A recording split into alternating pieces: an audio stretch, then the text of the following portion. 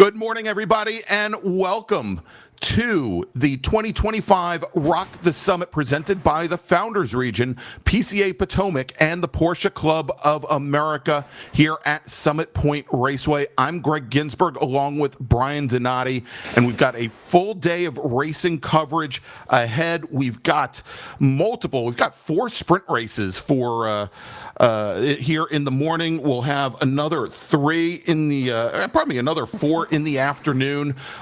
Great day of sprint racing, and Bryan, if it's anything like we saw yesterday to start off Rock the Summit 2025, we should be rolling into just another great day of racing. Yeah, Greg, we're going to have a lot of action-packed racing, and you're right. If it's what we saw as of yesterday going to be a predicament of what we're going to see today, I tell you what, you and I are both going to be at the edge of our seats, along with every fan and spectator out here going to be on the edge of their seats, because it is going to be a fantastic day and an extraordinary day of racing.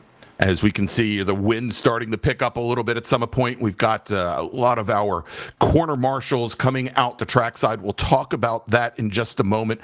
But this is a beautiful 2-mile, 10-turn racetrack. Has been in service since 1969. It saw some changes to the track layout, Bryan, in its very first year, but it is a spectacular circuit. Lots of speed, lots of flow.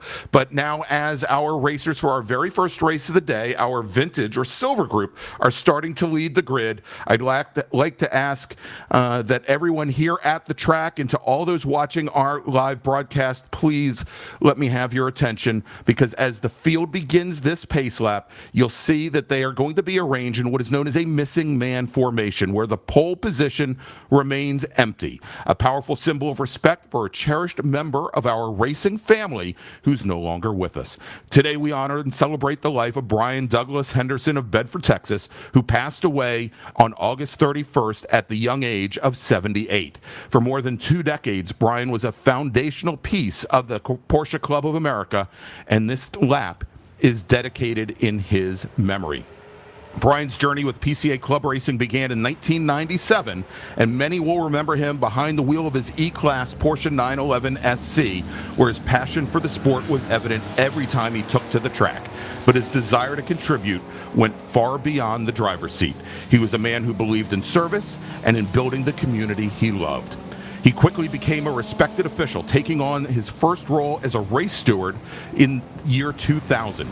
His leadership and deep understanding of the sport were undeniable. He rose through the ranks, serving our club as the chief national steward from 2007 to 2010, and then taking the helm as the PCA Club Racing Chair in 2011, where he held that role until 2014. In fact, the very rules that ensure our racing is fair and safe today were developed with his guidance and are still in use, and his lasting legacy. It is a lasting legacy of his commitment. Bryan's dedication to service was a theme throughout his entire life. Before his time with Porsche, he served our country as a Marine reservist for 39 years. He was an air traffic control supervisor and instructor with the FAA, a role where precision, calm, and safety are paramount, qualities he brought to every aspect of his life. And his commitment didn't stop there. He was a homeowners association president, served on the planning and zoning committee for the city of Bedford, coached 10 years of Little League sports, and was a member of the Knights of Columbus. He was a man who simply believed in making every community he was a part of better. Above all, Bryan was a devoted family man. He leaves behind his beloved wife of 33 years, Tricia, 3 children, Kelly, Charlie, and Nicole, 7 grandchildren, and 4 great-grandchildren who all will miss him dearly. Even after his final race as a steward in 2019, his impact on our club remains. He was an instructor, a leader, and a friend. In his memory and in lieu of flowers, his family has requested that donations be made to the Alzheimer's Association as well as the American Cancer Society. As pole sitter, Corey Friedman now will, as he comes onto the front straight, pull back into position, and as he does that, let us honor Bryan Henderson with a race that reflects the results he championed, a race that is clean, that is fair, and is filled with passion for Porsche that he so generously shared with us all. May his memory Be a blessing. All right, Bryan, let's run down the starting order for our very first race of the day. This is our vintage race group. They had a race yesterday afternoon. We'll talk a little bit more about that. But starting on pole today, driving the number 14 VGTX 1995 RSR, it's Corey Friedman. Starting next to him on the outside of the front row, our VO pole sitter, it's Shane Cease. He's in a 1976 911. Starting on row number 2, in third position, driving the number 531 1980 911 SC is Jared Jacobs, with Paul Amico driving the number 12 1971 911. Jason Nikic is our pole sitter in the 911 Cup class. He drives a 1984 model. He's in the number 27 car and starts 5th. Donald Enger, driving the number 50 1987 911, will start 2nd in the 911 Cup class. Then we move to Jeffrey Nieblum, starts 7th today. He's in the number 249 VO class 1969 Carrera RS, with Scott Bresnahan also in the VO class. He's going to start 8th. He's driving the 09 1988 Porsche 911. Eugene Basha, he's in the Pink Pig, the number 23 1986 911. He's in that 911 Cup class, along with Dwayne Moses, who's going to start next to him in 10th position. Dwayne's in the number 641 1982 911 SC. Then moving over to the VO class, it's Alan Friedman. He starts 11th. He's in the number 123 1973 911 RSR. Nader Fartou, he's in the VU class, and he is your VU pole sitter. He's in the 661 1972 Porsche 914.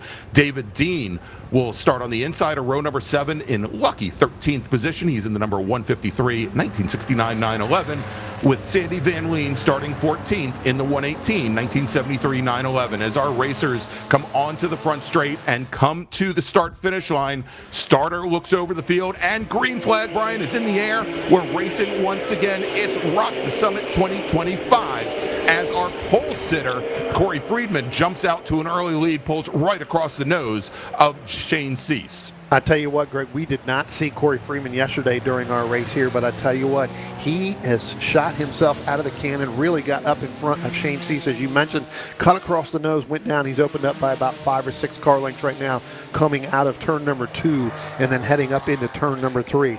Right now, we talked about him yesterday, Jared Jacobs sitting back in 3rd. Remember, him and Shane Cease went nose to tail for the first half of the race yesterday. He's dropped back a little bit because he ended up dropping back at the end of that race yesterday.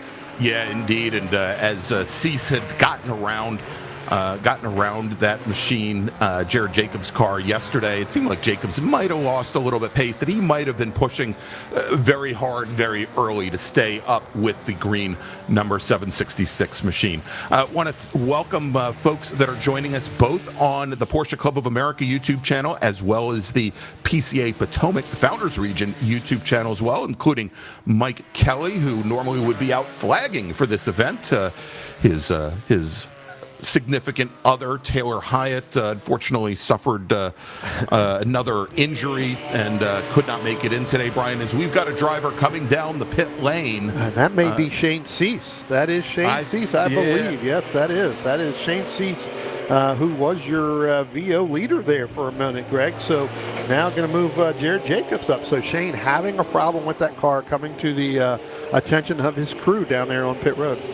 Yeah, so big change there. Goes from winning the first race yesterday to retiring after just one lap here today. So as you mentioned, the yellow 531 of Jared Jacobs now moves to the lead in VO. Then sitting right behind him in that light blue and pink number 27, that is Jason Nikic, who yesterday took the win in 911 Cup, but it wasn't without a little bit of drama, Bryan. Yeah, that is correct there. So evidently there was some drama there with Donald Anger, and that is, we got some big brake lockup coming down into turn 5 through there. So yeah, give Jason Nikic that win yesterday. But I tell you what, Greg, those drivers had a challenge getting across or getting ahead of Paul Amico yesterday. Jason got out in front of Paul Amico today. Going to drive by, don't want to have to sit there and battle with Paul. Again, that's a battle for different in class. When we've talked about this, when you get in multiple of classes, you've got to know who you're racing and where they are on the racetrack as well. Well, since they all look like older 911s to me, I couldn't tell you. But yeah, tell I mean, whether or not Nikic, great move there, getting ahead of Paul Amico early, and so not only is Donald Enger going to have an issue, but also a little bit further back, Eugene Basha and Dwayne Moses, they've got to find a way around Scott Bresnahan, who is also another one of our VO class racers, if they want to try and get up in that battle. Yesterday, for the longest time, great fight between Nikic, Enger, and also Eugene Basha, as well as Dwayne Moses. Again, we had some issues towards the end of that race that broke that entire field up. But we look forward to another close race today. But at the moment, those 911 Cup drivers and VO class drivers are going to have to. They don't have to find a way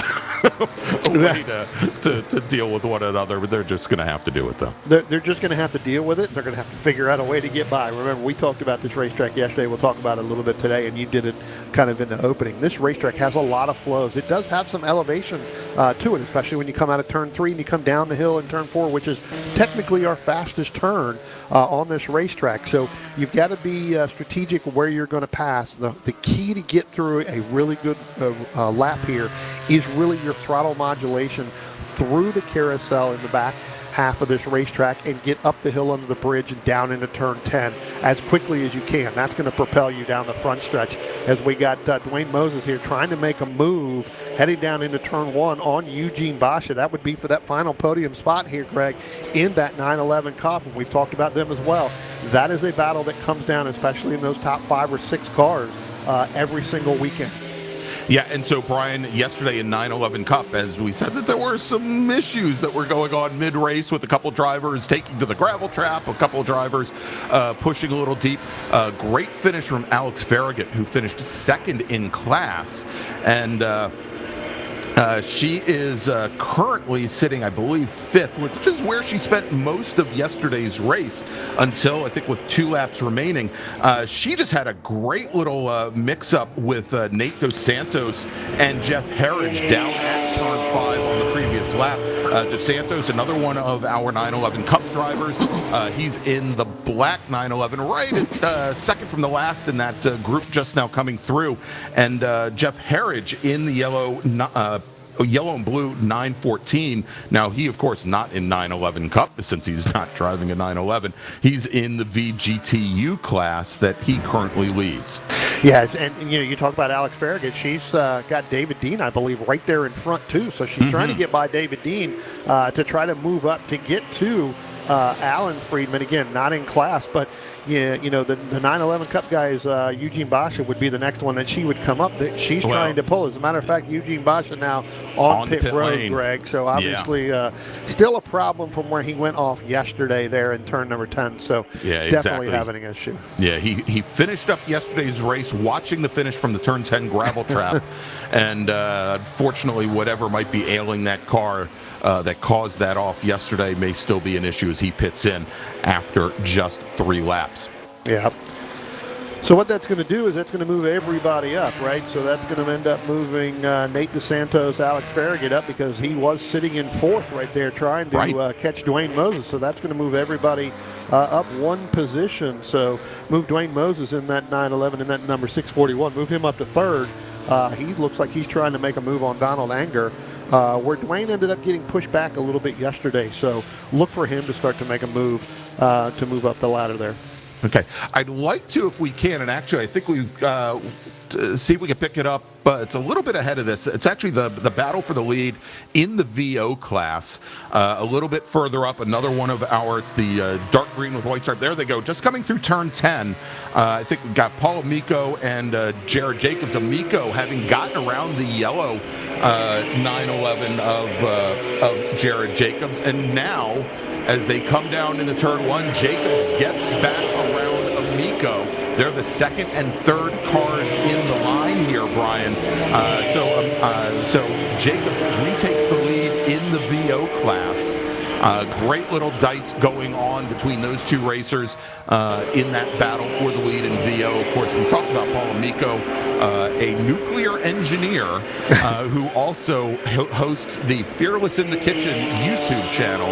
And I think he had a pretty big contribution to the social last night at Summit Point for our volunteers. Yeah, definitely shared his recipes, and I can tell you what, I had some of those recipes, and wow, fantastic food. I really didn't want to get up this morning because I was so full from that. The meatloaf, coming from a good Italian, very good. Very good meatloaf. Very good meatloaf. All right, so Paul Amico, and he has, I believe, over 300 episodes on YouTube. The channel is called Fearless in the Kitchen. Another battle that I've been watching, Brian, I was watching, but I think it's now opened up. I was watching in VU Nader Fortui in his silver 914, and then Dean Drewer in the green number 911. But that now has expanded out. So let's jump over if we can. And I think they're going to be coming down into turn one here in a moment. The white 964 chassis and the blue 911 of it's Bob Mulligan and Sandy Van Leen. And I believe, let's see if we can pick up. I think that's them. This is the battle that I couldn't find yesterday, Brian. They just came out of turn number 2, I believe, and starting to head up into turn number 3 just now. You've got the white 15 there. Yeah, there they are. Mulligan is in the 15 machine, and then Van Leen in the blue number 118. Just a little bit behind. So yeah, I think it's the second and third cars in that little grouping right now, coming down under braking into turn number 5. So again, great little fight going on there.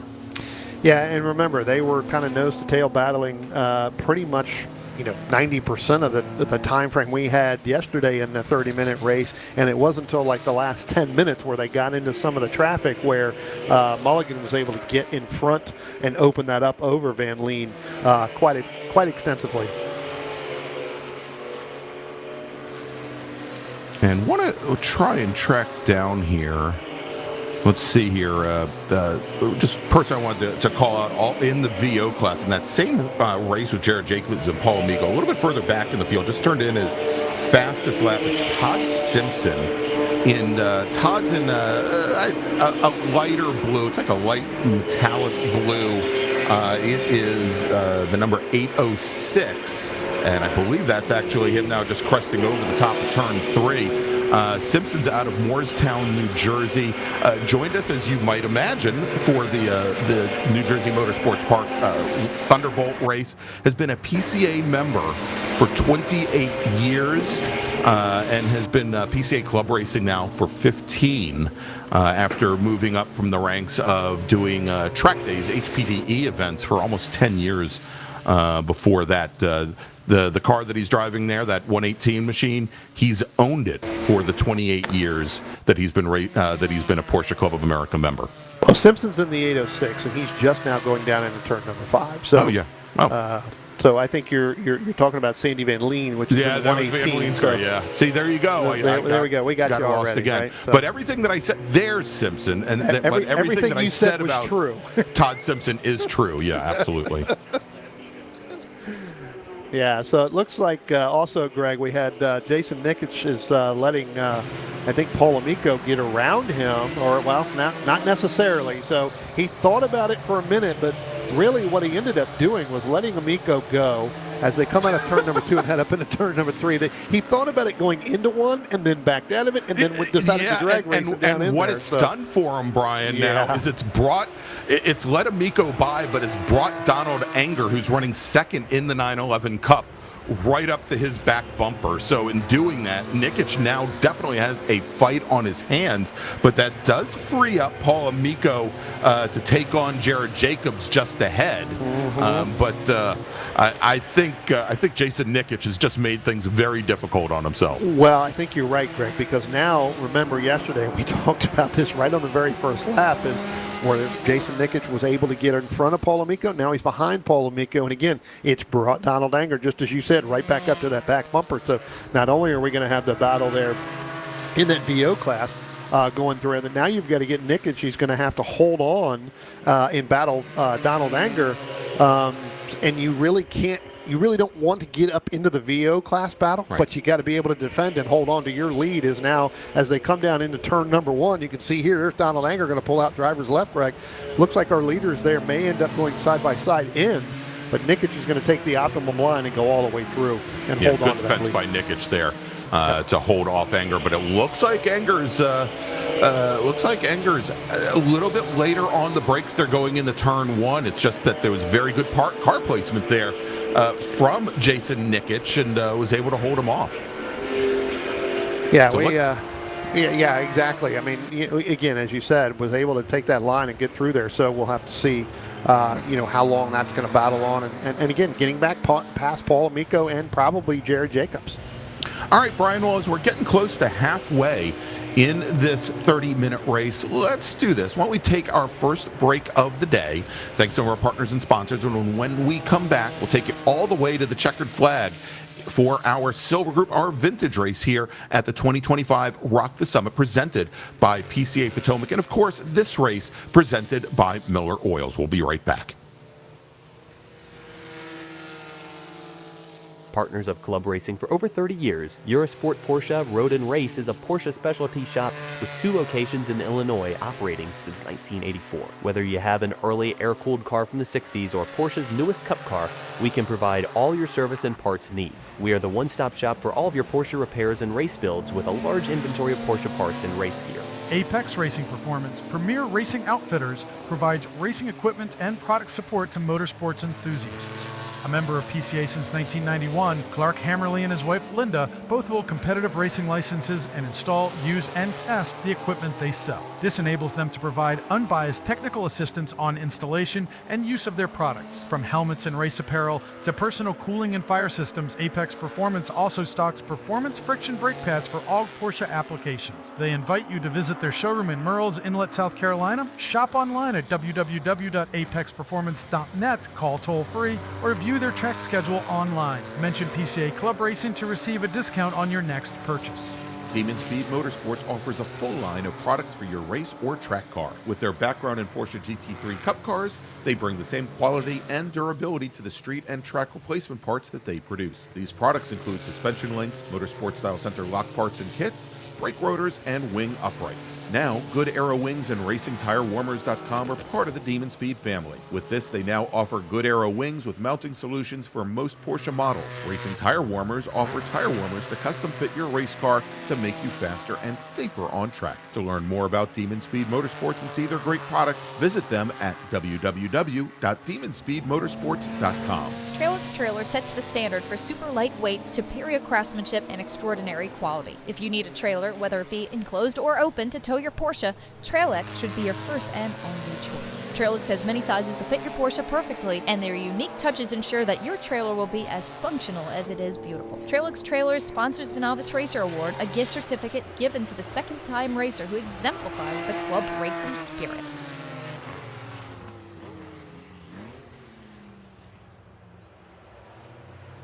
The Point Raceway, it's a 2025 Rock the Summit presented by PCA Potomac, and this race brought to you by Miller's Oil. And while we are at break, big changes there both in the VO class and the 911 Cup class, as Jason Nikic, our 911 Cup leader, puts himself once again between Jared Jacobs and Paul Amico, and one that makes things a lot more difficult for Paul Amico, but it now makes things very difficult for Donald Anger, who's running second in that 911 Cup class. As Amico, we talked about this yesterday, Bryan, where the bottom half of the course, the carousel, what some of us like to call the talent section of the track, has been a challenge for Paul Amico. And while he's got a lot of straight line handling, as we're going to see here as he comes down on the front straight, it's creating big challenges for Donald Anger as he watches Nikic start to open up his lead. Yeah, not only did we have that, Greg, but we did have a car that went off in 10 right as we were coming back from the break up against the tire wall. He has moved, that driver has moved down a little bit, kind of into the cutout there right before pit pit out. They're just kind of holding him. Can't get the number on there, but definitely has lost the underside of it, and now they're going to cut across and come back out here. So we'll get you that number of who that car is as they go by the window here, but definitely lost the splitter there in the front nose there, and that's the 00. Nate Dos Santos, I was just going to say is I think, and did he get the car back underway? He has. Yeah, because I showed that he just tripped the start finish line a moment ago, but that 911 Cup driver just lost a number of positions, lost 6 positions with that off. Yeah, well, the front bumper cover is sitting still up in turn 10 on the other side of the gravel trap. So next time you see him when we come through in the camera shot, probably the best is going to be down at the bottom of 4 into turn 5. You can see the whole front of that nose is completely gone. So, look for Nate probably to come down pit road. There it is. There's a good view of it right there, Greg, where you can see that whole front portion of it is still sitting up here in turn 10.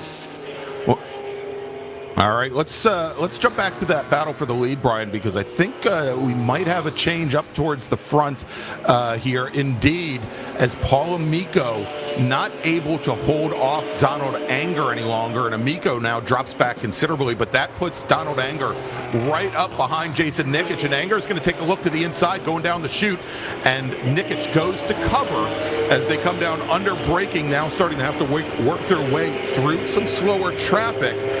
They've got the white Porsche 914 there just ahead of them, and that is I thought that was Nader for Tui, but I believe it's another one of our machines, as now they've made their way clear, but they've got some other slower traffic, in some cases too wide. Matter of fact, now Jason Nikic, Brian, he's challenging Jacobs there for second place overall. Yeah, no, and again, Greg, we saw this yesterday where Jacobs ended up falling back halfway through the run, and now he's falling back into the clutches again, as you just said, with Jason Nikic and Donald Anger. Remember, Donald Anger and Jason Nikic, they were going at it pretty heavy yesterday towards the end of that race when Nikic had that little slip up down there in turn number 1. Jacobs going to pull away, but now Nikic is going to get underneath one of our slower cars there as they come down into turn 1. That's going to bring, again, Donald Anger right back up, but Nikic is able to get better drive off of turn 2, Greg. Yeah, and so what we're seeing here, I mean, this is pretty amazing work here. Donald Anger really just filling up the mirrors of Jason Nikic as they were coming underneath that slower car going under braking into turn 1. Anger poked to the inside, and it really wasn't a move that would have been a high percentage move, Brian, but going back and looking at what happened yesterday where when Jason Nikic was under pressure in turn 1 and Nikic didn't handle it very well and took to the gravel trap momentarily. I think Anger's trying to pull that again. That being said, Nikic takes a quick look under Jared Jacobs, as Jacobs now is running almost 3 full seconds off of his earlier pace. Yeah, we've talked about, and again, 9 minutes left to go in this race, Greg. I tell you what, this is where we saw yesterday where Jacobs' car just didn't seem to want to handle the late portion of these races. All right, well, as we are now under 10 minutes remaining in this group, let me make a quick call to the grid for our next race group, Brian. Attention in the paddock, green group racers. Please start heading to the grid. Your race is next. Green group racers, this is your first call to the grid. You know, Greg, one of the drivers we haven't talked about pretty much the entire race, and that is our overall leader, Corey Friedman, in that VGTX. Well, the reason we really haven't is because he's on a lap by himself. He's lapped the entire field in this group. So Corey Friedman running basically by himself overall, and in that VGTX group all by himself.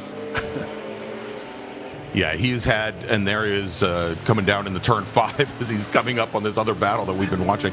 I mean, he has just been absolutely flying today. Brian, I want to, and actually this gap is opened up a little bit. I want to try and get back to we've been watching the battle for the lead in the VO class with Jacobs and Amico, but I want to cover the battle for third right now. Jeffrey Nieblum in the blue 249, and then we've got in the red 09911 Scott Bresnahan. And I think that's the. I think they're coming down the front straight now. Oh, I'm sorry. That's the 911 Nikic Cup. and Anger fight. Yep. So it looks like Donald Anger is going to make that move. We'll see. We talked about it with Nikic, whether or not he's got that drive off. I'll look for that battle that you were talking about a couple moments ago, right before we went back to that. But it does look like that now. Nikic, again, there's that drive off out of turn 2, Greg, that I've been talking about. Nikic gets such a run. Anger took a bad angle coming out of turn number 2, headed up into turn number 3, where that outside groove, and you know this, that outside groove will just give you additional speed through there, and it causes that inside guy to really have to get on the brake. All right, let's take a look here now, because I think they're going to be coming down to the chute here momentarily. That battle for third, Jeffrey Nieblum and Scott Bresnahan. There they are, the blue 249, and then the blue, the red with white and blue. The two 911s, and then a little bit further behind, we just saw him go through David Dean, who just turned in his fastest lap, currently running 4th in the VO class. He's in the 2nd of the 2 red cars in that shot. But good fight here as now Bresnahan starting to close things up a little bit on Jeffrey Nieblum, Brian. Last time by was about 0.4 of a second faster than the driver ahead. And the challenge for him, though, is he does have another racer directly ahead of him that is in another class that is, again, making things kind of difficult. Yeah, you've got the 257 there, Wyatt Isabel in the in that black machine there, trying to make things a little bit difficult for Nieblum and Bresnahan. Nieblum is able to open that up for that 3rd and final podium spot there. Over Bresnahan, but it comes back with that 257 machine kind of in there as they go through out of turn number 2, and the 257 machine just doesn't get a good run through turn 3, but that enabled Scott Bresnahan to get right back around him. So move those 2 cars right there in that blue, and then that next red car, as you talked about, that's Scott Bresnahan, so starting to make that move again. Yeah, and so as you mentioned, that darker colored car, that's the 257 VGTO machine of Wyatt Isbell. He's currently running 21st overall, and I would be shocked if the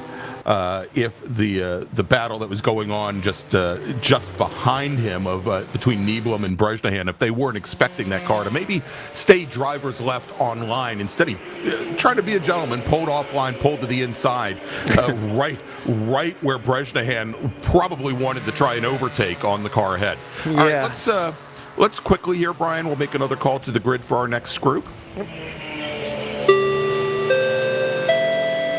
Attention in the paddock, green group drivers. This is your 2nd call to the grid. Green group drivers, please head to the grid. Your first race of the weekend is next. And Greg, I tell you what, if you look back up here, Jordan, if we can, let's stay right there. That's the battle for the 911 Cup lead with Jason Nikic and, Donald Anger. I tell you what, Paul Amico's gotten right back into it, because Donald Anger and Nikic, every single lap now, coming out of turn 10 down into turn number 1, they end up going side by side. And what that does is it's almost a big parachute that comes out. And then they've got Jared Jacobs right there in that number 531 machine just ahead of him.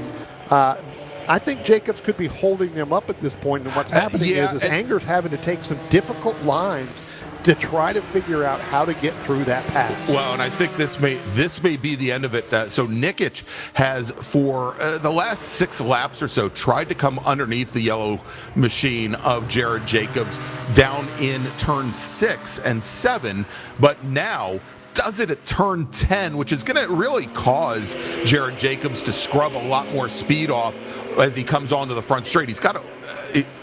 the problem is Jason Nikic just doesn't have any top end in that car, and even Donald Anger is able to at least get it nose up. The one advantage that Nikic has had is he's just been a lot more aggressive under braking than Donald Anger.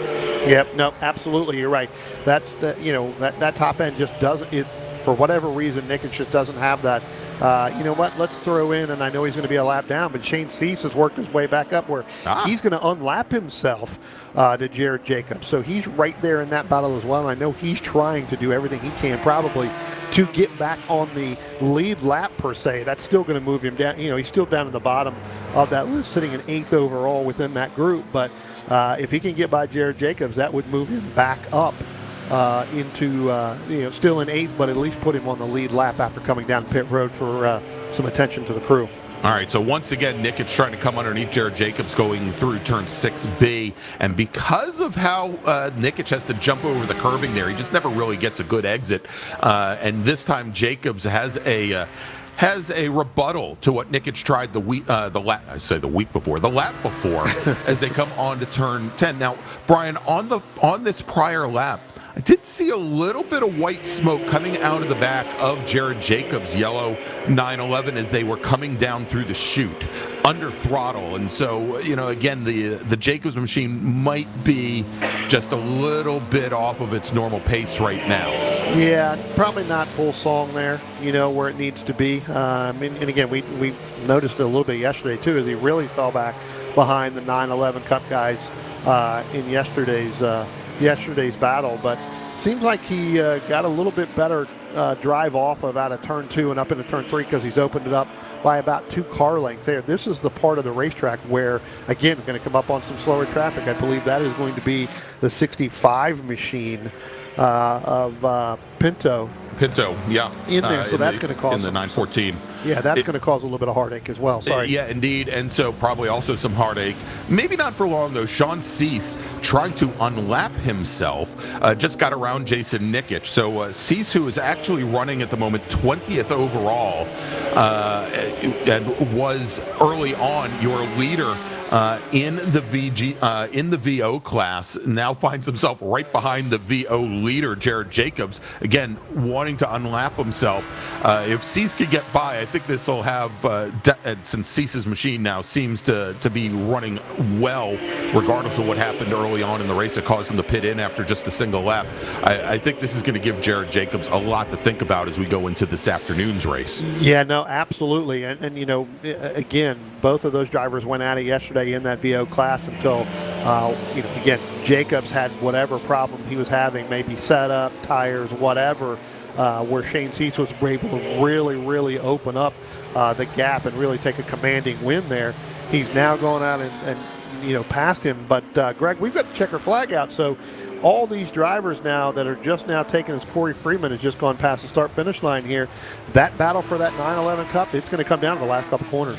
Yeah, I was going to say, as he was a lap up, had lapped the entire field in his VGTX 993 RSR. Congratulations, Corey Friedman, our winner here today. Didn't make our vintage race yesterday afternoon, but he wins race number 2 with the overall win, and of course wins VGTX. Now look at this as they come through the carousel, Brian. Donald Enger gets around Jason Nikic as they come through the carousel and come out of turn 8 up the hill towards that Toyota bridge. Only one turn remains, and we've seen where Nikic just does not seem to have the pace. And as they come out of turn 10, it is going to be taking the win in VO, Jared Jacobs. But Don Enger, your winner here in race number 2 in the 911 Cup class, takes the win over Jason Nikic. Paul Miko, he's going to come across the line 5th overall, finishes 2nd in VO. Jeffrey Nieblum, who is just now coming to the line, he's going to take the last step on the podium in the VO class. Scott Brejnahan, 1900ths of a second back from Nieblum, will finish just off the podium in 4th. Jeff Harridge will take the win. Pardon me, does he take the win? Yes, takes the win in VGTU over Nando Silva Pinto in his number 65 911. In the VU class, Nader Fartui in his Porsche 914 takes the win over Dean Drewier. And then we've got Bob Mulligan, the race I can never seem to find, Brian. Bob Mulligan takes the win over Sandy Van Leen. VGTX, Corey Friedman, as we mentioned, our overall winner, Michael Ballo will finish second in class. Wyatt Isbell, our sole VGTO leader. And as we look at VO, as we mentioned, Jacobs, Amico, Nieblum, Brejnahan, and David Dean will round out the top 5. All right, so Bryan, as we get ready, let's make a final call to the grid for our next group. Green Group drivers, this is your final call to the grid. Green Group drivers, please head to the grid.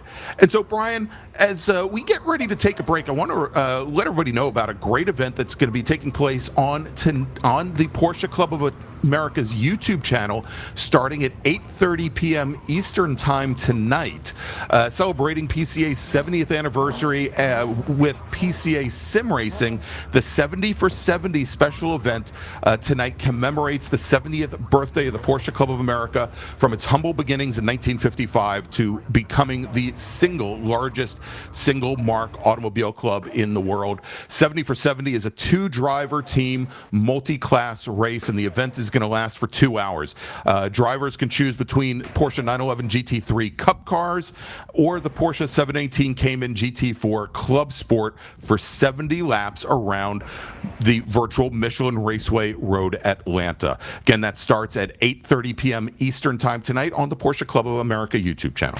All right, so let's take a quick break. We'll be back here in just a few moments with our Spec Boxsters, our green group, here at the 2025 Rock the Summit, presented by the Porsche Club of America and the Founders Region, PCA Potomac. We'll be right back.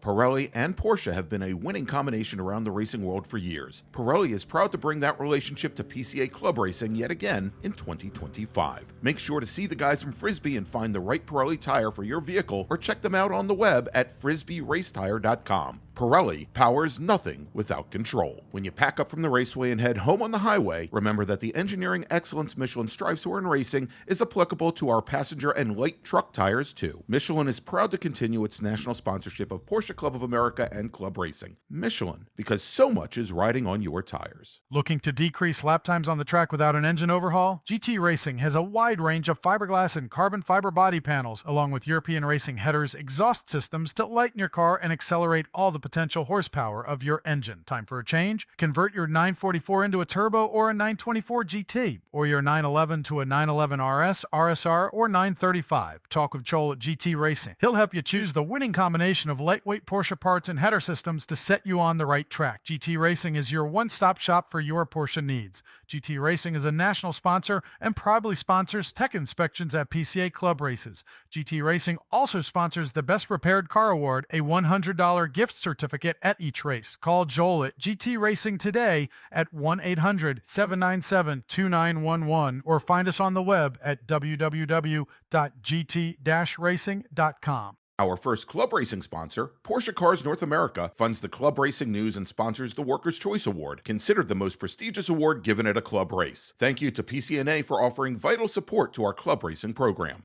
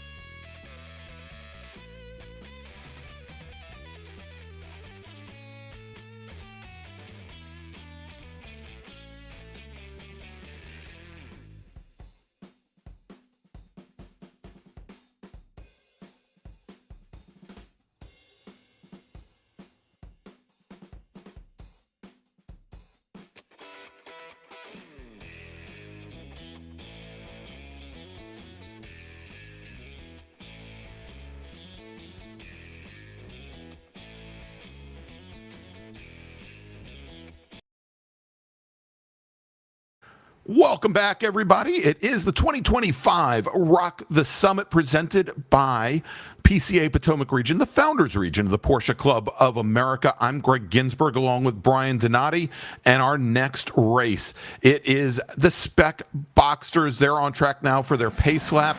Let's run down the starting order. Starting on pole today, driving the Care Bear car, and you just finished sending messages over YouTube to us from the pit lane. It's Robbie Wilson. He's driving the 029 machine. Starting next to him on the outside of the front row, driving the 771 1999 Boxster, it's Daniel Rubel. Hunt McMahon will start third today. He's in the 611 car. That's also a 99 Boxster, with Ryan Farragut starting on the outside of row number 2, starting fourth in the number 29 Boxster. Of course, they're all Boxsters, so I'm going to leave that out going forward. Lawson Wilder will start fifth. He's in the number 161 machine, with William Calcagno starting in sixth. He drives the 56 car.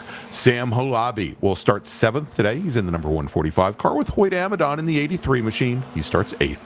Peter Kaufman will start ninth. He's in the 671 car, with Ian Bryant starting in 10th. Ian's driving the 414, with John Beadler on the inside of row number 6, starting 11th, driving the 410. Bill Thomas is in the 144 Porsche. He starts 12th today, with Mark Francis, who works for our sponsor, OG Racing.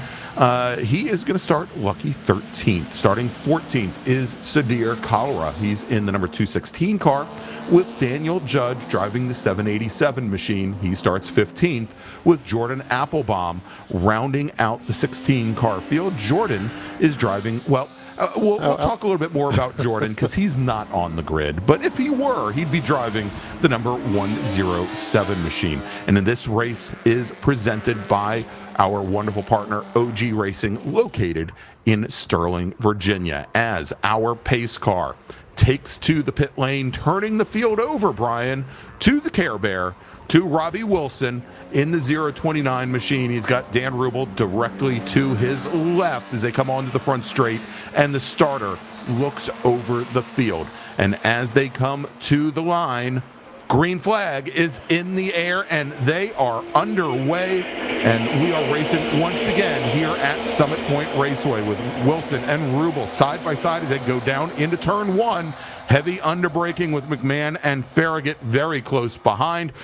And should be a very good fight today, Bryan, although as we saw in qualifying, Robbie Wilson qualified almost a half second ahead of the rest of the field. And as they come down out of turn 2, heading through that oil dry into turn 3, it is Wilson, it's Rubel, McMahon, Farragut in the orange machine. And then we've got Lawson Wilder, William Calcagno, as they come through all that dust and dirt and oil dry and head down into turn number 5. Well, I tell you what, Greg, as they went through turns 1 and turns 2, Daniel Rubel and Hunt McMahon, they were kind of side by side, as you talked about, with Robbie Wilson out in front. But Hunt McMahon really didn't get the drive off out of turn number 2, which enabled Daniel Rubel in order to get back in front in that 771 machine. So, again, currently put Daniel Rubel in second. Robbie Wilson, as you talked about, our leader. Hunt McMahon kind of got stuck out there a little bit. Now you're going to see a little bit of side-by-side action there with Lawson Wilder and Ryan Farragut in that the 29 machine and in that 161 machine.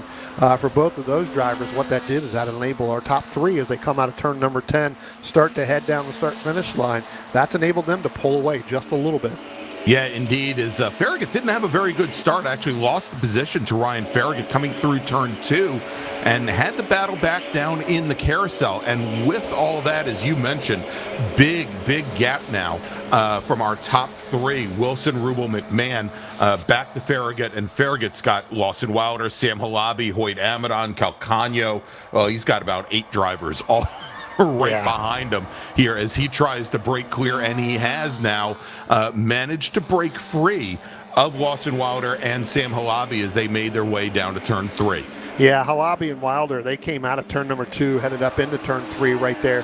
they were side by side, which enabled Halabi to really get on the outside and go around. Well, Lawson Wilder had to get hard on the brakes, took that line that we don't really like to see that line, Greg, because you really have to get hard on the brakes to make that turn, because while it seems like it's a nice left bending turn in a fast corner, it's really not. There is some turn there. You have to get on the brakes to set the nose of that car to get that turn in. And if you are on driver's left, it is going to be hard to get that car to turn over those rumble strips.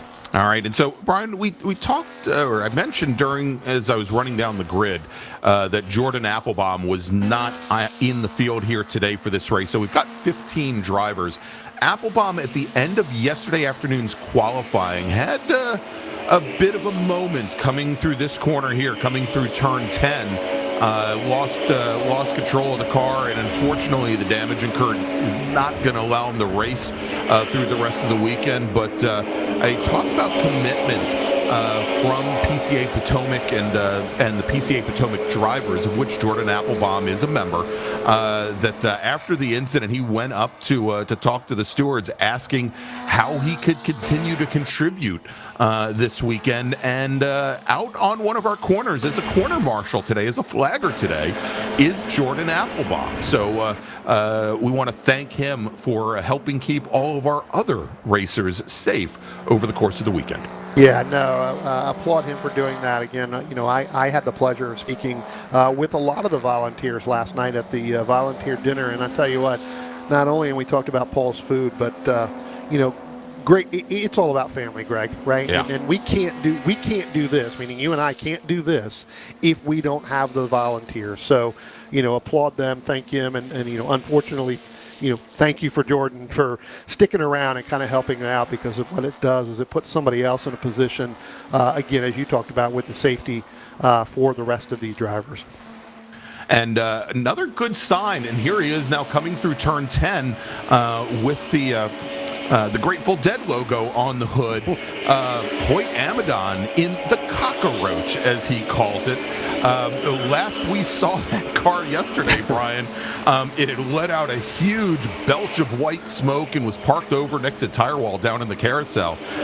We thought maybe Hoyt had lost an engine in that Porsche Boxster, but he indeed is back out on track today and racing. So, again, talk about perseverance. And my understanding is he got help from a number of racers in the paddock last night to get the number 83 car back up and running. Yeah, right now sitting in the sixth position, just ran his personal best on his third lap. Right now, 125.815. So look for that to come down as everybody's really starting to get a feel for this racetrack. And again, right now at 11 o'clock, right? So we're the heat is really starting to filter in here and starting to get into this racetrack, Greg. So this is going to be the group where we're going to be able to tell what this racetrack is really going to do for the rest of this day. Is it going to pick up a little bit of speed? Is it going to slow down? How is it going to do as we go back a little bit further, and you see here side by side with Lawson Wilder right there. Lawson starting to fall out, and it looks like we have one car going off through there, and I'm not sure if that's Peter Kaufman in the 671. I was going to say, I think that's Kaufman in the white 671, putting in a big tank slapper. We'll see in a moment here up at turn 10 if he comes through. Yeah, he's not coming through. So that was definitely him. Well, I think that's him. Maybe now, the first white car coming through there. So again, Peter's got a lot of track time here on this racetrack. Not only here in Spec Boxster, but definitely in other forms of cars out here with other organizations. So Peter able to hold off on that, make that complete 360 and keep going, kind of like the spin and win, but I think for Peter it's kind of spin and hopefully I hold on to the top 10. Exactly. Well, and unfortunately, Bryan, he's fallen out of the top 10. He was running 8th. He drops back to 11th position as John Beadler, Ian Bryant get by him on that exchange, as again he spent more time going up the hill sideways than going up the hill and up the hill forward. Well, again, Greg, we've talked about this. There has not been any rain here in this area except for I think maybe one day last weekend or the weekend before. where we had some significant rain. This track is really, really dry on the outside. So as you come up out of that turn number 9 and start to head up the hill, you can see there on that driver's left, which is really where you want to track out right there. That is nothing but dirt. That is like just running on ice right there. If you get that left rear in that dirt, it will spin you around. Well, looks like now is we're going to see him come under the Toyota bridge there, right there. He's getting back on pace, and he now has Bill Thomas there very close behind, but he's got a long way to go now, Brian, to catch back up to Beadler, Bryant, Wilder, and Calcagno up ahead. Yeah. Tell you what, the car that I'm looking at here, Greg, and that is Sam Halabi, and that's in the 5th position right now, where we saw him and Ryan Farragut kind of going a little bit there. A couple laps later now, Sam had dropped back, but he is starting to close that gap. He's now back within a second of 4th place in that 29 Ryan Farragut. So Sam Halabi right now, a little bit slower on the last lap, but has started to make ground. So look for that to be a battle here as this race continues on for that 4th position. Yeah, and so Sammy's been a PCA member now for, I believe, 13 years, Brian, since 2011, but this is only his first year of racing with Porsche Club America and a great car provided by Provost Motorsports, and I'm sure he is certainly looking to get into this fight. Now, one of the racers who has not fared so well today, at least so far, Brian, we'll watch him come through the final corner right now. That is Mark Francis in the black number 91 machine. Again, Mark, a longtime associate at OG Racing, our race sponsor. And he started off today's race back in 13th position. And, he finds himself still in 13th. He just hasn't been able to advance one bit, even with some of the issues that the other drivers ahead have had. Yeah, I tell you what, he's got a pretty good battle now going down into turn number 1 right now with Bill Thomas just in front of him, and that's for, like you said, 12th and 13th with that 144 and that 91. So Mark Francis getting through turn 10, closing that gap, just went his personal best on lap number 6 as well as Bill Thomas. So where that gap kind of moved in a little bit, really wasn't able to close it, but a pretty good battle between both of those drivers. And then a little bit further ahead of that, that's that Peter Coughlin machine that they're really trying to reel into throughout this race. But again, this is a class, Greg, that we've talked about and we've seen many, many times. You can utilize the draft with these cars when you come out of turn number 10 down the front stretch. So if you can get close to a car, you will feel the effect of that draft to help you either push you or pull you through where you need to be. So this is one of those groups where you kind of need to have a partner throughout the entire race. Unless you're Robbie Wilson, then you don't need a partner. You just take off and go, right? I mean, exactly. or you chat with us on YouTube. Well, whichever works best for him. Yeah, you chat during the delay, and you just say, "Hey, it's really hot in here," and open your door. You got a couple minutes. You're going to go fast, so you'll cool off. That's right. And so Robbie, again, our overall leader in that 029, the Care Bear machine, and you really have to see this car up close. And I'll tell you, our camera work just does not do the livery on that car justice, Brian. But he's been racing now with PCA for 11 years. Started in karts and moved to autocross. He's got 8 different PCA track records as well as 3 different national championships. And he lists his occupation as being a rocket scientist.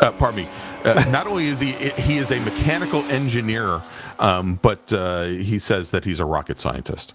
Well, there you go. Well, we're all rocket scientists? We all are. We all are, right? Everybody's a rocket scientist. It's just whether or not you really pursue into really what you want to get to, right? So that's right.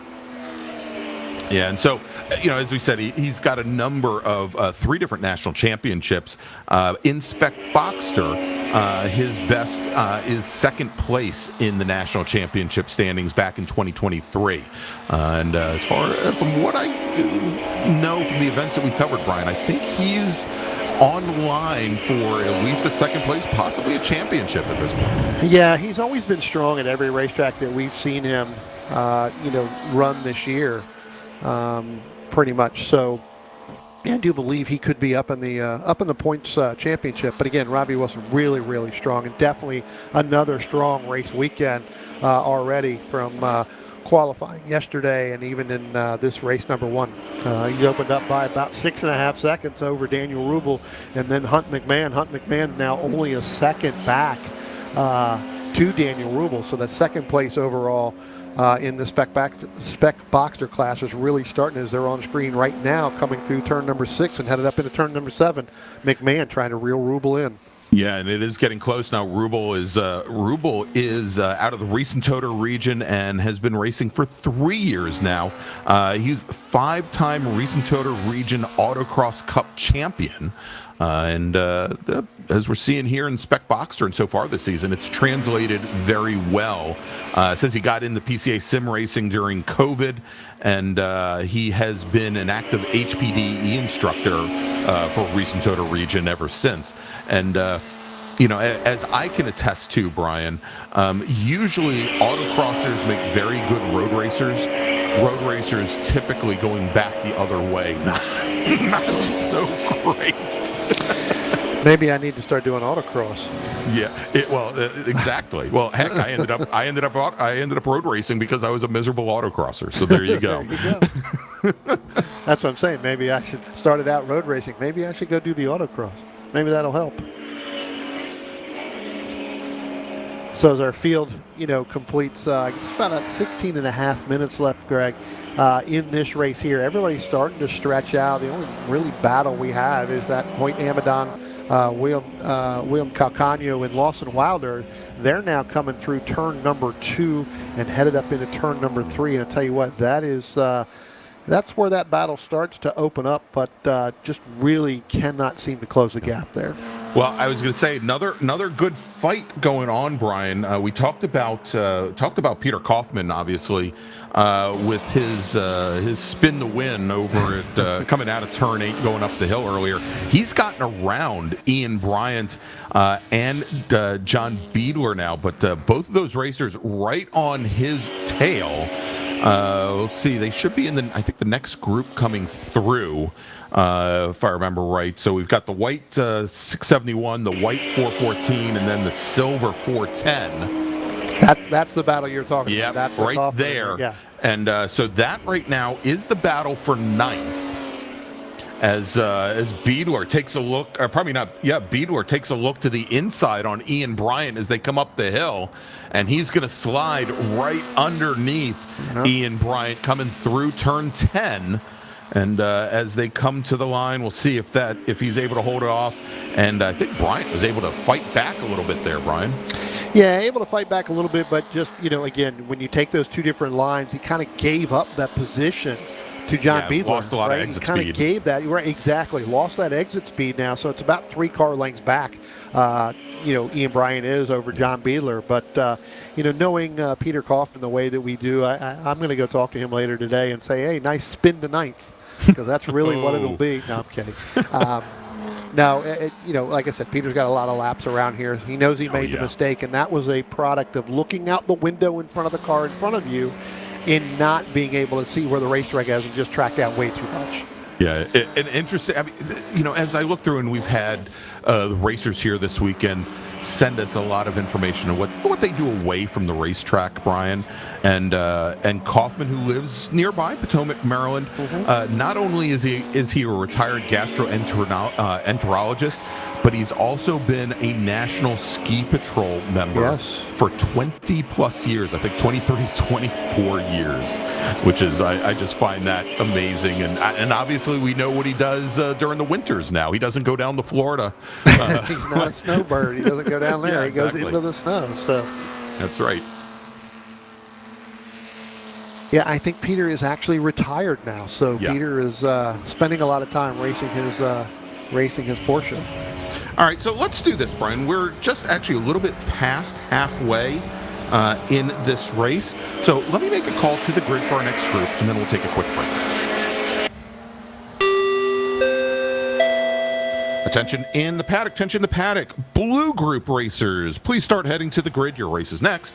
Blue group racers, please start heading to the grid for your first race of the weekend. And with that, we're going to take a quick break. We'll thank some of our partners and sponsors. And when we come back, we'll take you all the way to the checkered flag here at Summit Point Raceway, where it's the 2025 Rock the Summit. Please stay with us.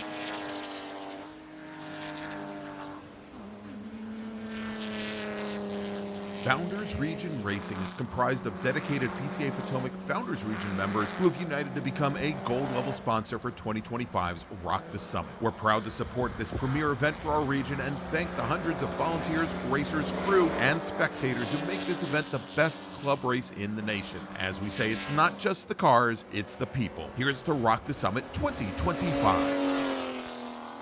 Kansas City region is excited to host their second annual club race in the rolling hills of the Ozarks. The 2025 Race the Roller Coaster Club Race will be held on September 27th and 28th at Ozark International Raceway. The challenging 3.97-mile, 19-quarter course has almost 1,500 feet of combined elevation change per lap. The track is in Gravois Mills, Missouri, a few hours from Kansas City. There will be 3 sprint races, one on Saturday, followed by a happy hour with drinks and refreshments, and 2 on Sunday. Both days will have charity parade laps during lunch and give friends and family a taste of the roller coaster. The points races at this club race will earn points towards the 2025 Mid-America Series as well as the 2025 PCA National Championship Point Series. Register at clubregistration.net.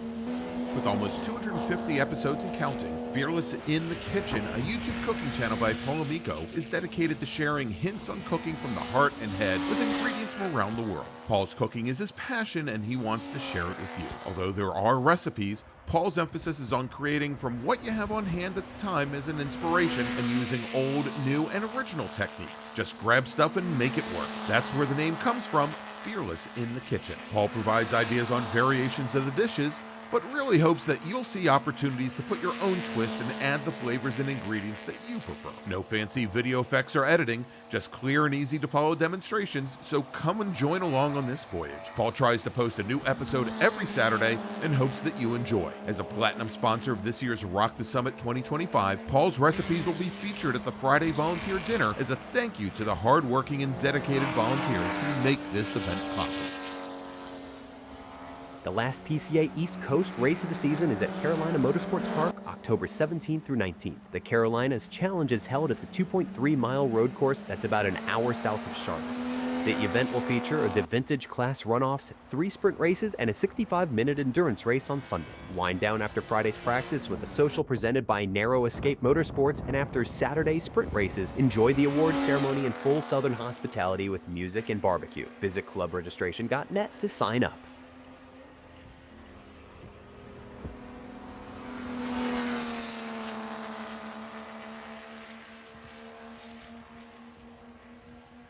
It's the 2025 Rock the Summit presented by PCA Potomac Region, the Founders Region of the Porsche Club of America. I'm Greg Ginsburg along with Bryan Donati, and we are deep into our Spec Boxster race. And Bryan, we've been watching a great fight for second here in Spec Boxster between Daniel Rubel and Hunt McMahon. Rubel in the blue, white, and red 1999 Boxster, McMahon also in a 99. That's the silver, green, and black machine. And look at that. Just as we jump to it, Hunt McMahon takes over second place in Spec Boxster. Yeah, I tell you what, that was a really good pass, really good smart pass going down into turn 1. And it looks like Daniel Rubel may have just let him go at that point, even though that is a battle for position, because Hunt McMahon had the preferred position and the preferred line to go down into turn number 1, got the drive off of turn 2. There was nothing that Daniel Rubel in that 771 machine could do just in order to get right back on the back of Hunt McMahon and follow him through the best he can. Again, now it's opened up by about a car length and a half. Last 2 laps, Hunt McMahon has made up over 2 seconds a lap, 2 seconds within those last 2 laps. So just under a second a lap to put himself now officially in second position behind Robbie Wilson, who is about 20-some seconds ahead of this group right here, or of this race right here. And so, Bryan, when I was talking about Dan Rubel before, and you know how great autocrossers turn into great road racers, I was tempted to break out the little baby violin when for Daniel, but turns out not only is Daniel Rubel a real estate agent, he plays bluegrass and plays the banjo. Man of many talents. Absolutely. I should break out a little sound effect for banjo here during this race. But I some people are gastroenterologists. Some people are rocket scientists, and they're banjo players. So. Tell you what, Greg, and if we can, Jordan, let's go a little bit further back. This is actually going to be for 6th and 7th. That's Hoyt Amadon, who we talked about probably having that motor issue yesterday, and William Calcagno in that 56. Last time they came by, they're just now headed probably up over the hill. I think that's them there going down into turn number 5. Calcagno looked to the driver's right going down into turn 1, but wasn't able to make that stick. Got down to about the 300-foot mark, thought better of it, moved back over. So Hoyt Amadon and William Calcagno in that 56 machine, they've been battling. You can see that Sam Halabi just ahead of them. They're starting to catch Halabi just a little bit, a couple laps before. Now that they're starting to battle, Halabi's starting to pull away just a little bit in that 5th. Yeah, I was just going to say, probably going to open up just a little bit more now as all three of them come through turn 10. On the previous 2 laps, all 3 of those racers were lapping within a couple hundredths of a second of one another. But this is definitely going to give Halabi, who's in a little bit of a pocket right now. He's got Farragut almost 6 seconds ahead of him. He's got this battle between Amadon and Calcagno about 3.5 seconds behind him. He can, now just instead of having to watch his mirrors, maybe just put his head down a little bit as Amadon and Calcagno now go door to door, side by side into turn 3 with Calcagno to the outside and a great pass from the outside over Hoyt Amadon. And Brian, we talked yesterday about when you're going side by side with somebody into turn 3, if you're that inside car, if you've got the room, you want to be almost center of track, and that time through, Amadon was almost hugging the white line all the way to the left of that pavement, and when you do, it makes turning in for turn 3 so hard because there's a lot of camber there, and it will actually kind of pop you out of the groove if you stay all the way to the inside. Yeah, no, absolutely, Greg. You're 100% correct. And, we've been talking about this, and, again, we'll talk about it again, is even on camera it looks like it is just a bending turn that you could keep speed, it's not. It's pretty much a heavy braking to set the nose of the car.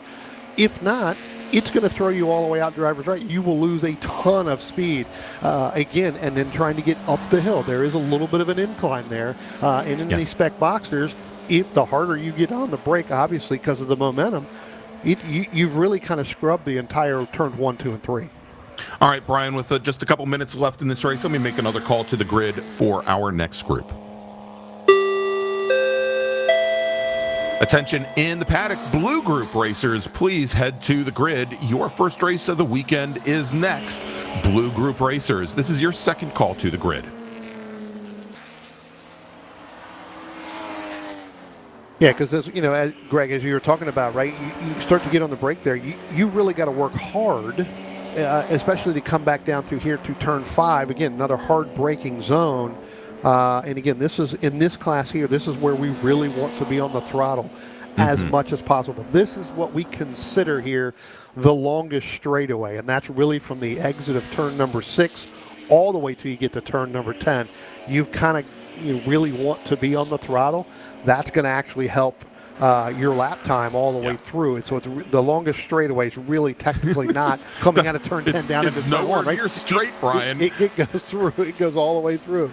Yeah, it's nowhere near straight, but that entire section down there, especially with these Boxsters, you want to be continuing to feed in more and more and more throttle, and so that when you do get up to turn 10, you can carry as much speed through there. The other part is, when these cars start to come down the hill through that chute, that is the fastest corner, or it should be the fastest corner on the track, and I think these Boxsters probably doing anywhere between 115 and 120 miles an hour at the apex, whereas they only go through turn 10, Brian, at about 85 to 90 miles an hour at the apex. And what makes it so incredibly difficult is that they do have to slow down as they come through here, and you can see the rear end stepping out a little bit on the car as they get into the throttle, is because is this next corner, turn 5 at the bottom of the hill. That's the slowest corner on the course, and they're going through there at about 45, and that's why we've seen so much brake lockup there all day long.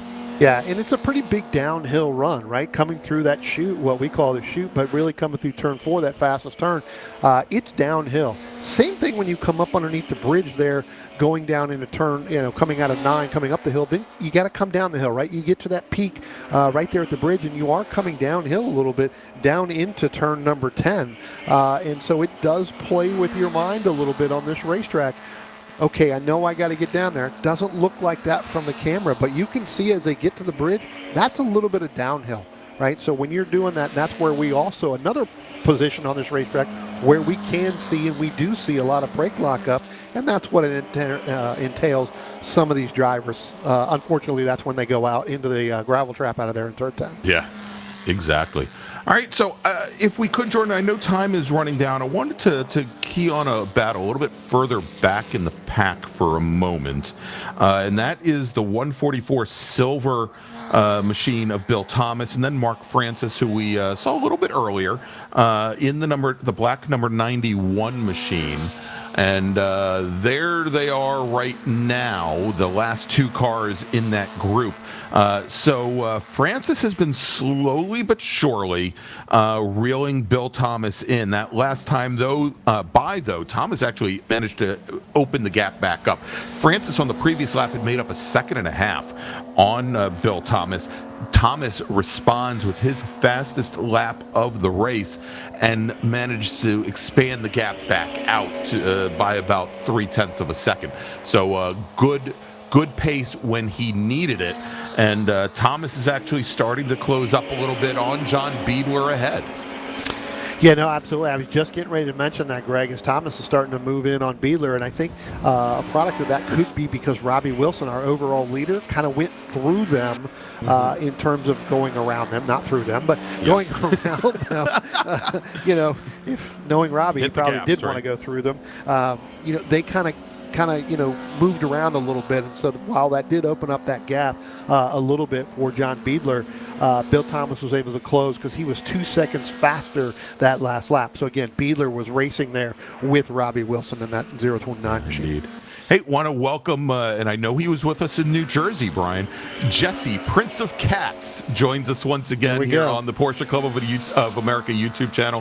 Thank you, Prince Jesse, for joining us.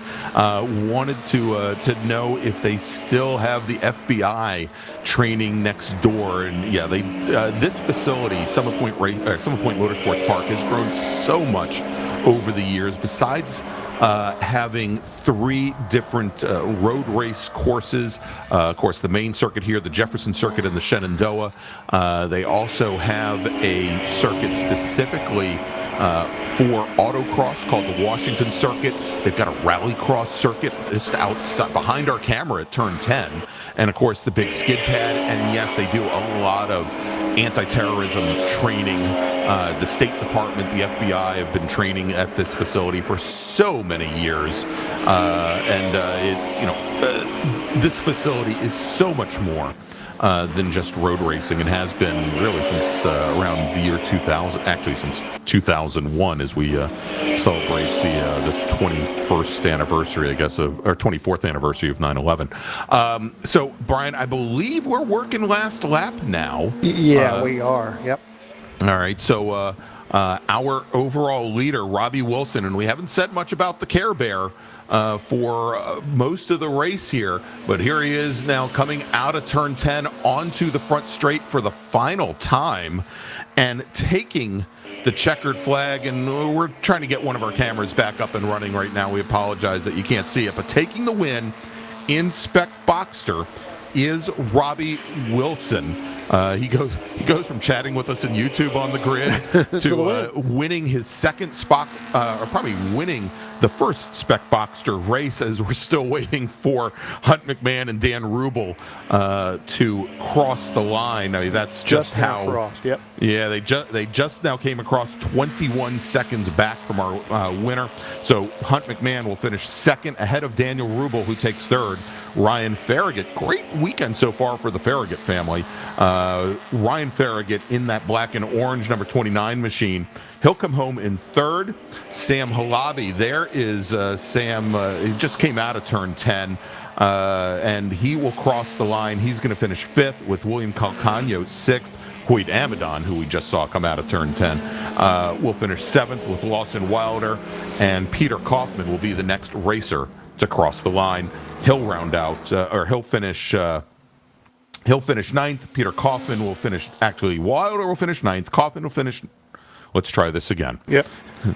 Amadon will finish in seventh. Wilder will finish eighth. Kaufman will finish ninth. And now that I've gotten through all of them, Ian Bryant rounds out the top 10. We're just gonna edit this part out of the YouTube feed, you know. Ian Bryant will be the last car that took the checkered flag. Everybody There else you is go. taking it because Robbie Wilson. They were all lapped down. Yep, Exactly. correct. Yep. All right, so that's going to wrap up our first of two Spec Boxster races today, Brian. Scheduled to start Spec Boxster race number 2, scheduled to start about 2:40 because of the delay that we had because of the oil cleanup. That may change by a couple minutes or so, but that's when they're going to be going back out preemptively. Let's see here. So what we're going to do, let's make a final call to the grid for our next group. Final call for race group blue. Blue group, please head to the grid. You're going to be on track here for your first race of the weekend in just a few moments. Matter of fact, they've just given the 5-minute warning. So if you haven't made your way to the grid, you need to do so now. And with that, Brian, let's take a quick break. And we'll be back in just a few moments with more racing action from 2025's Rock the Summit.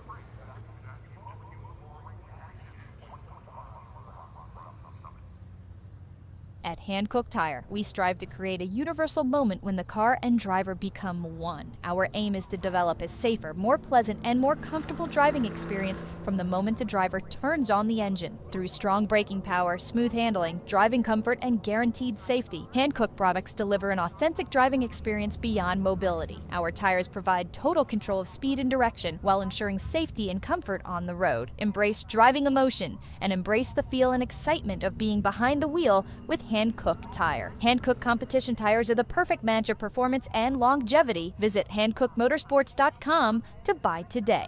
OG Racing has been a national sponsor of PCA Club Racing since 1998. Headquartered in Sterling, Virginia, and staffed by PCA members and club racers, OG Racing has always carried the industry's best in racing safety equipment and performance parts. The best products from manufacturers like Sparco, OMP, Alpine Stars, helmets from Bell, Stilo, Rue, brake pads from Performance Friction, Paget, and Hawk, just to name a few, and are always in stock and ready to ship from their 12,000 square foot warehouse. Give OG Racing a call or visit them at www.ogracing.com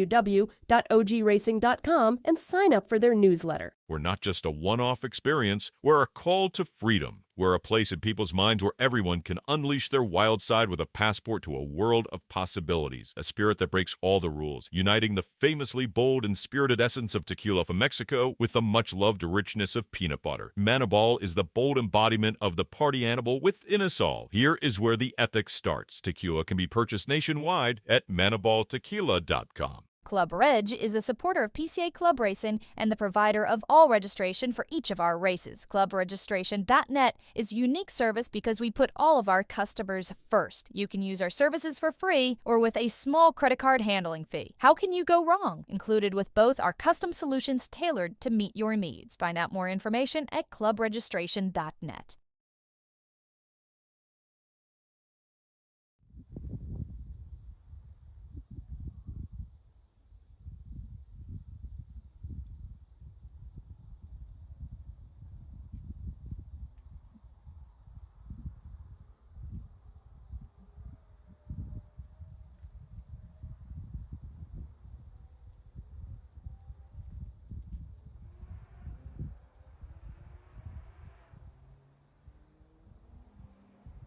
Welcome back to Summit Point Raceway, the 2025 Rock the Summit, presented by PCA Potomac, the founders region of the Porsche Club of America. I'm Greg Ginsburg along with Brian Donati. Next up, our blue group, and let's run down the starting order, Brian. Starting on pole today, driving the number 777 J-Class 2010 911, it's Franklin Prey.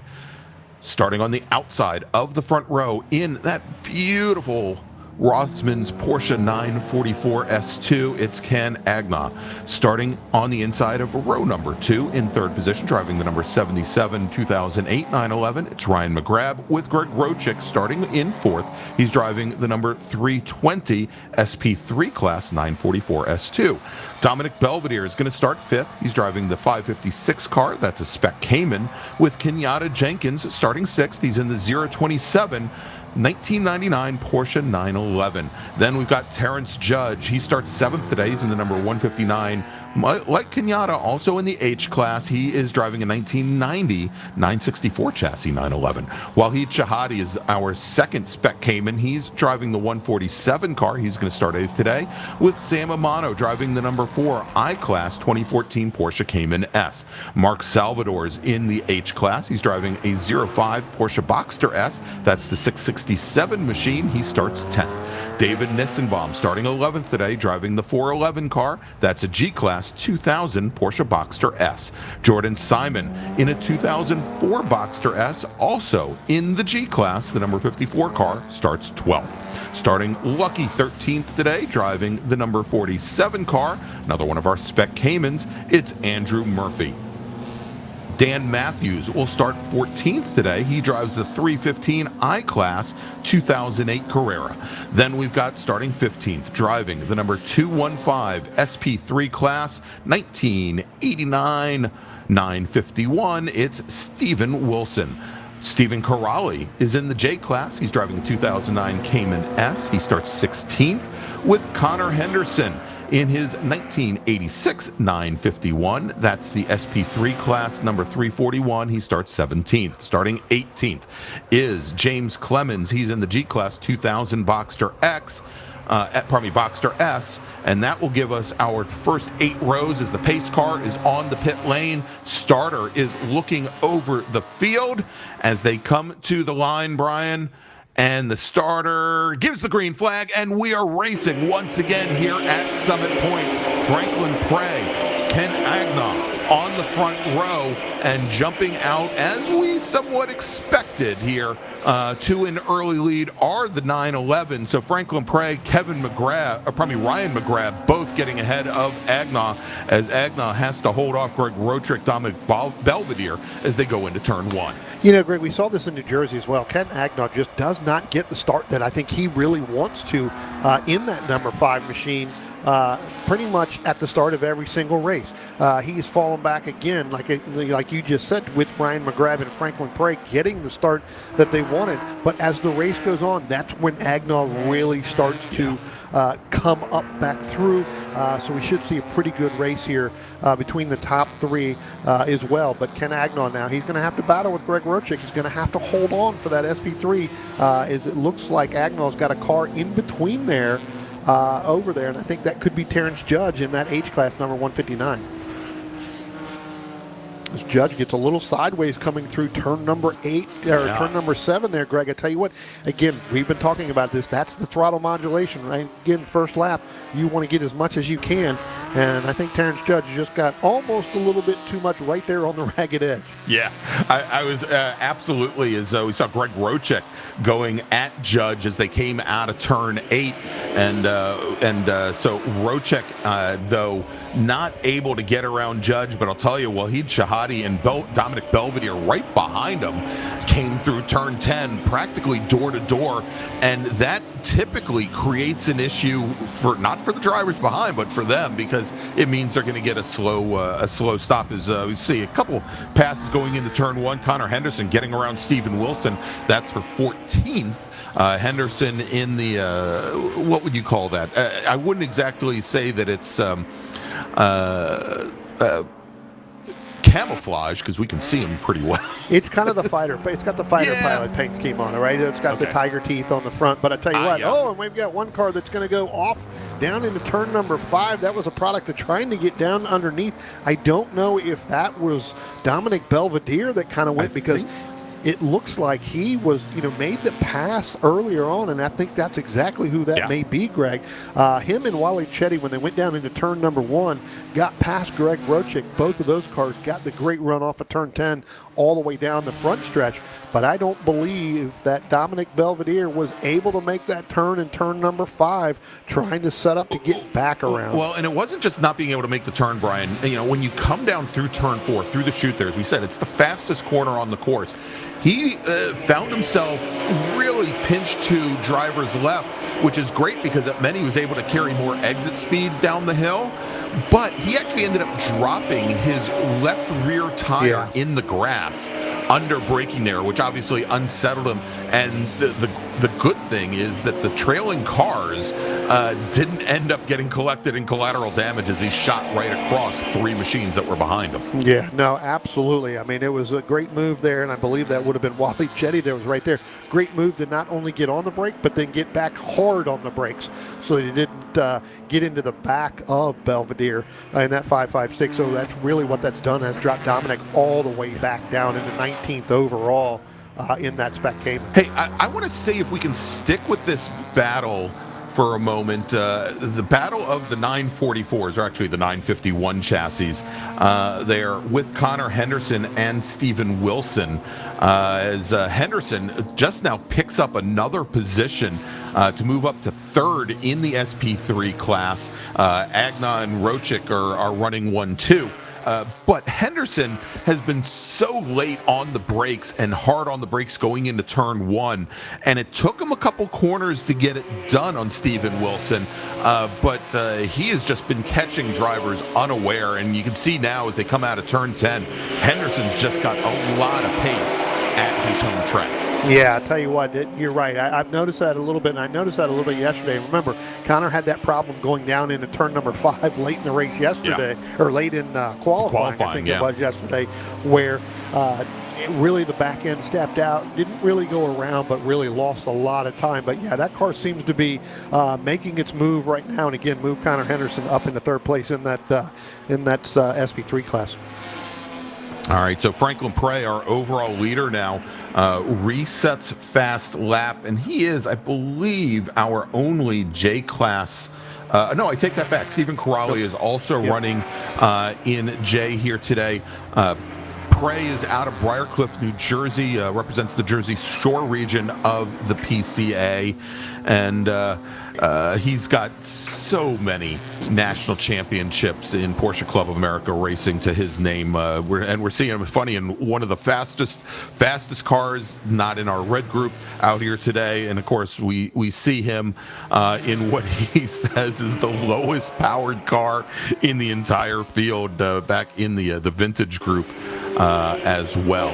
But he's also former winner of Skip Barber Open Wheel Series many moons ago. And, we talked to him, or at least I talked to him at length down before the Road Atlanta round, Brian. And he is a very invested person in PCA club racing. When he's not here racing, he's another one of the PCA stewards. Yeah, no, absolutely. And, I talked to him on Thursday when he was entering, and you were talking about in that other car, that number 20 car. Remember, he was the one that had that incident down into turn 1 yesterday, I believe during qualifying in that silver group, which ended up basically cutting that qualifying group short. I think they only got like 3 or 4 laps as a group. And that car did not come out today for the silver. I think that car may be done for the weekend. We have one car that's coming down on the pit lane. I'll get you that number. But Franklin not able to get that car back together in that silver. So really dependent on this and having a good run. All right, so fast lap now, Brian, has just been reset by Waleed Shahadi in the 147 Spec Cayman.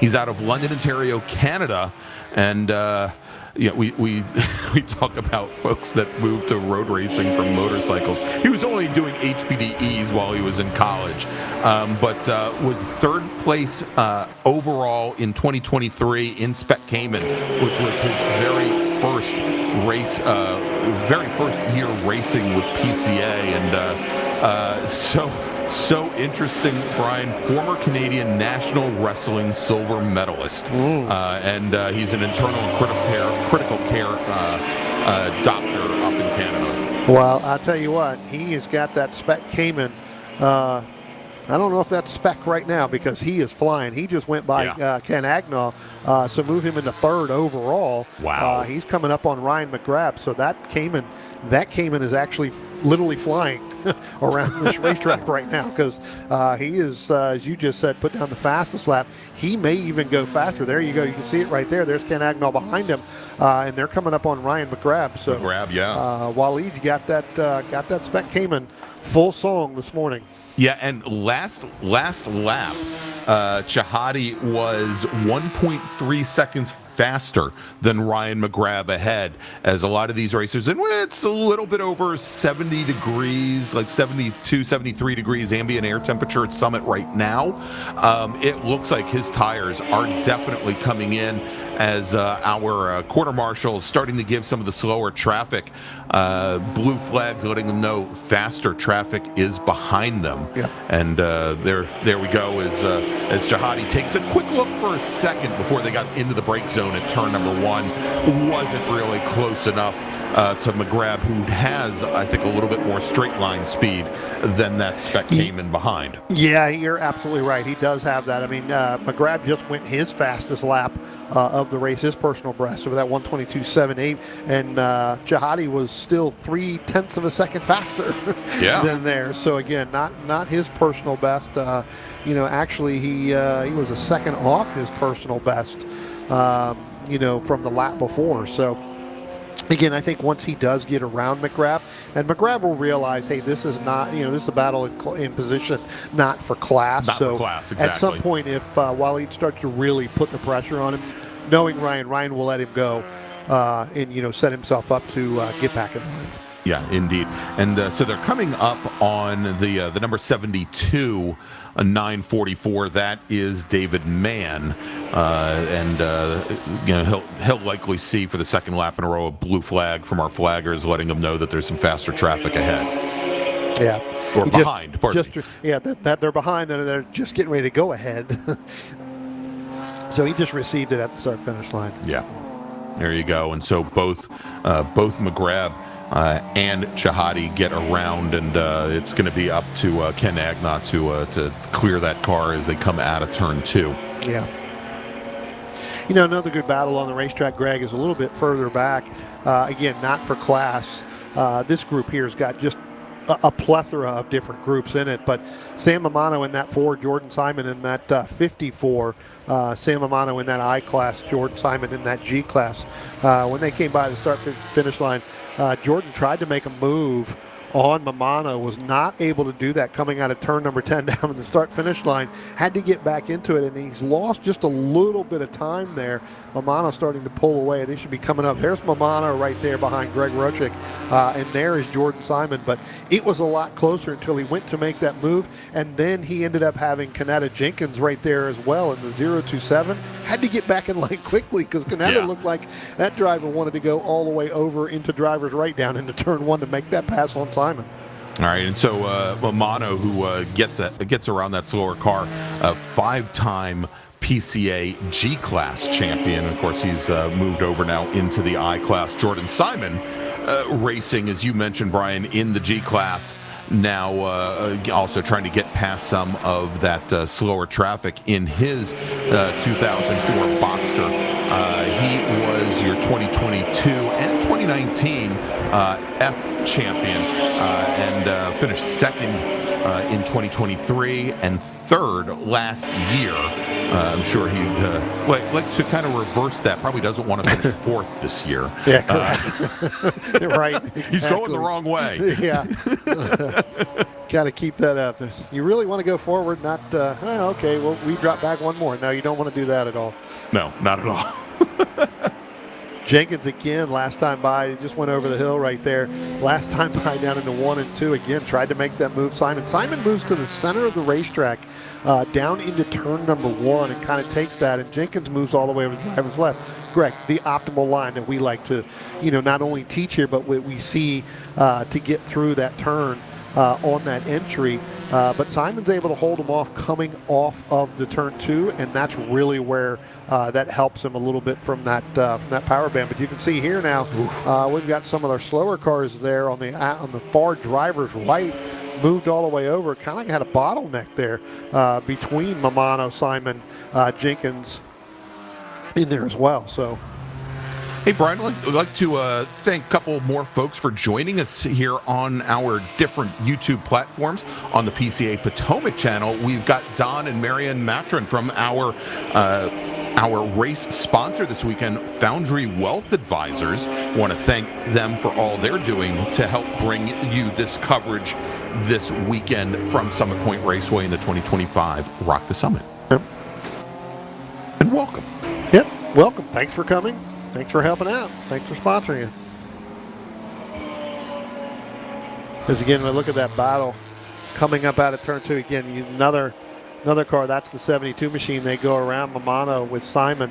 Jenkins falling a little bit further back overall, and again, that's just trying to get set up coming out of turn number 3. But Mamano's got his hands full. Again, not for the battle in the class, in that I class, but he's definitely got his hands full with Jordan Simon. But Brian, I was going to say right back behind him, Simon in G, Jenkins in H, Nissenbaum in G, Salvador in H. So there are two different class battles now forming up right behind them. As some of these racers are again making it through the lap traffic. I mean, they're all right there. We definitely want to continue to watch. We've got the white and orange machine in Nissenbaum, the 411. He's got Jenkins directly ahead. He would love nothing more than to get around Kenyatta Jenkins and really give Jordan Simon a fight at this point, as Simon is continuing the fight with Mamano as they're all coming down the front straight now across the start-finish line. Yeah. Well, I tell you what, you talked about, with Salvador and Jenkins, right? That's the battle for the last podium spot here in H class. So Salvador falling just a little bit further back. Last time it was about a second. Now it's about another, 2 seconds back behind. So, again, that's kind of open up. And, again, that's the product of coming up on some of this traffic as we get later on in this race. And, Greg, we got side-by-side action here right there just out of your screenshot with Simon and Jenkins. Jenkins ended up going really far driver's right. You and I have done a lot of stuff here. That's where you don't want to be. No. He was really driver's right, ended up with that right rear kind of on the rumble strip there, going up to the top, almost the Tristan Herbert line, and that car got really, really loose. That's not where you want to be. He was inches away from the gravel trap, to his right. His right rear touched the gravel trap, and so really got loose. And so really powered through that. You can see it doesn't look like he lost a lot of time coming up over the hill, but I think that was a product of him just powering back through that car with everything he had, because that was a really good save, because that really could have gotten ugly, got there at the top of the hill of turn 3. Yeah, we typically see, and we talk about other cars with other organizations that have considerably less power than that machine. And you can actually put 2 wheels in that gravel trap and be somewhat safe, because the track, it actually meanders and winds back to you. If you just straighten up the steering wheel, you'll end up right on the back on the race surface. The downside is you try to feed in throttle coming out of this corner, coming up turn 3. You don't get a lot of grip. Even with a limited slip, you don't get a lot of grip with that gravel trap there. And you can see where Terrence Judge just took, I don't want to call it evasive action, but I think he ended up ripping the car back over to the left-hand side, because I think he felt he was going to probably end up there in that gravel. Yeah, no, agreed.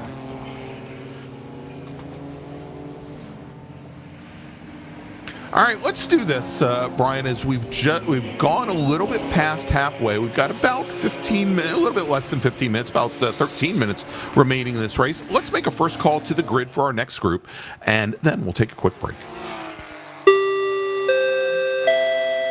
Attention in the paddock. First call for the red group. Red group drivers, please head to the grid. Your race is next. Red group drivers, your first race of the weekend is next. Please head to the grid. And with that, we're going to take a quick break. We'll be back in just a few moments with more racing action from Summit Point Raceway in our blue group, sponsored and presented by MCS, in just a moment. Stay with us.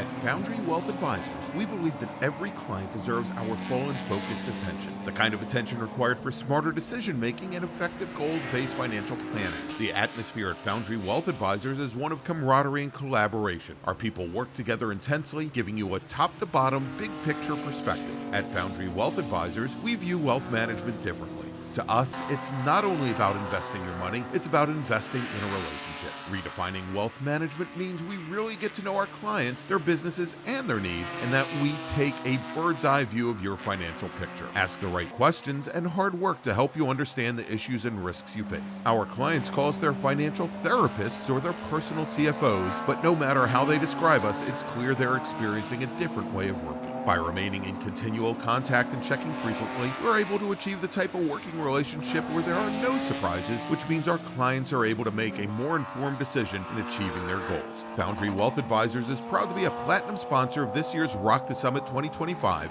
and we thank all the volunteers, racers, and crew for their participation.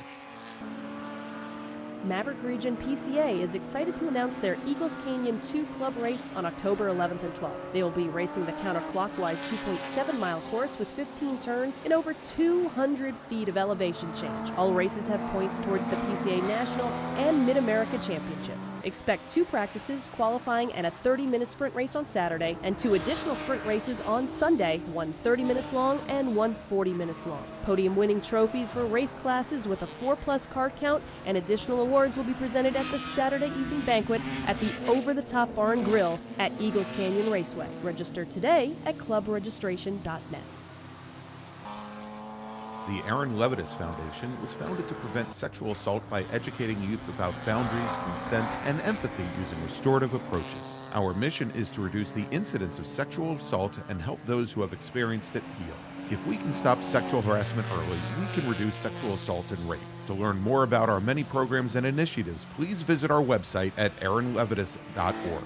The Aaron Levitas Foundation is honored to be the charity partner for this year's Rock the Summit PCA Founders Region Club race. We thank all the racers and volunteers for helping support our cause. Please check out our auction in person or online by scanning the QR code. All monies raised help support our mission.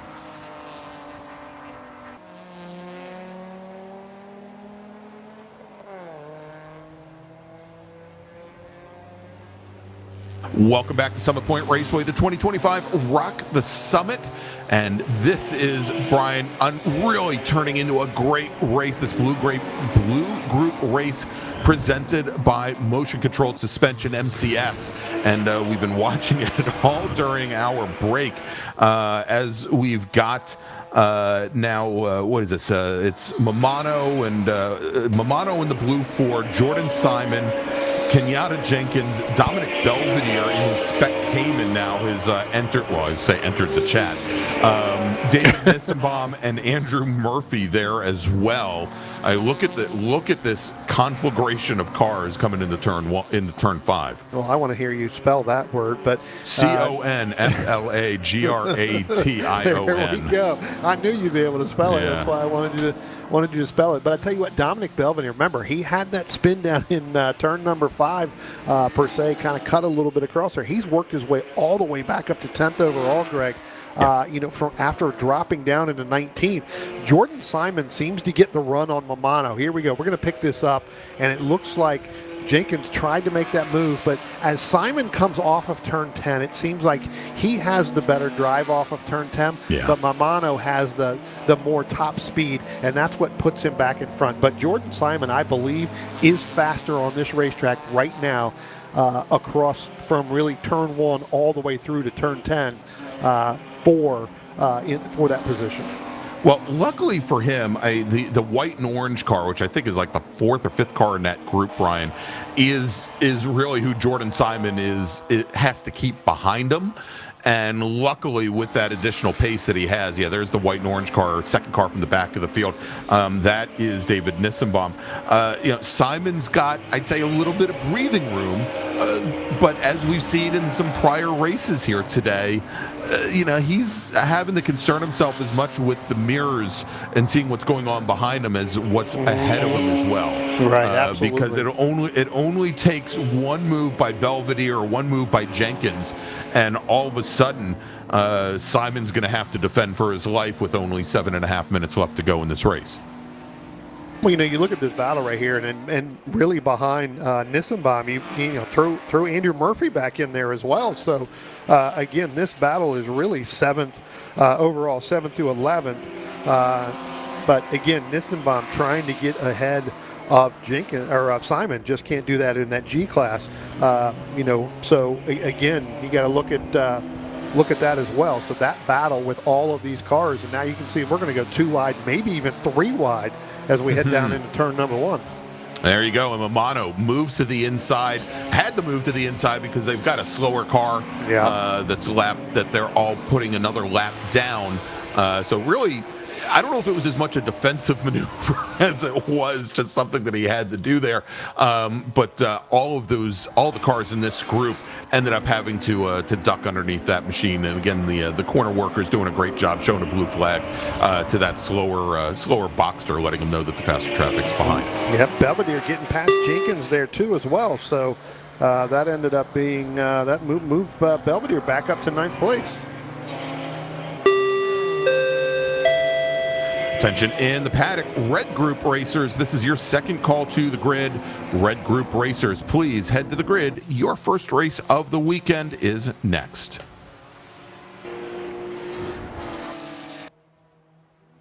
Again, move Murphy ahead of Nissenbaum there for 11th overall, Greg. So closing the gap a little bit in that G class.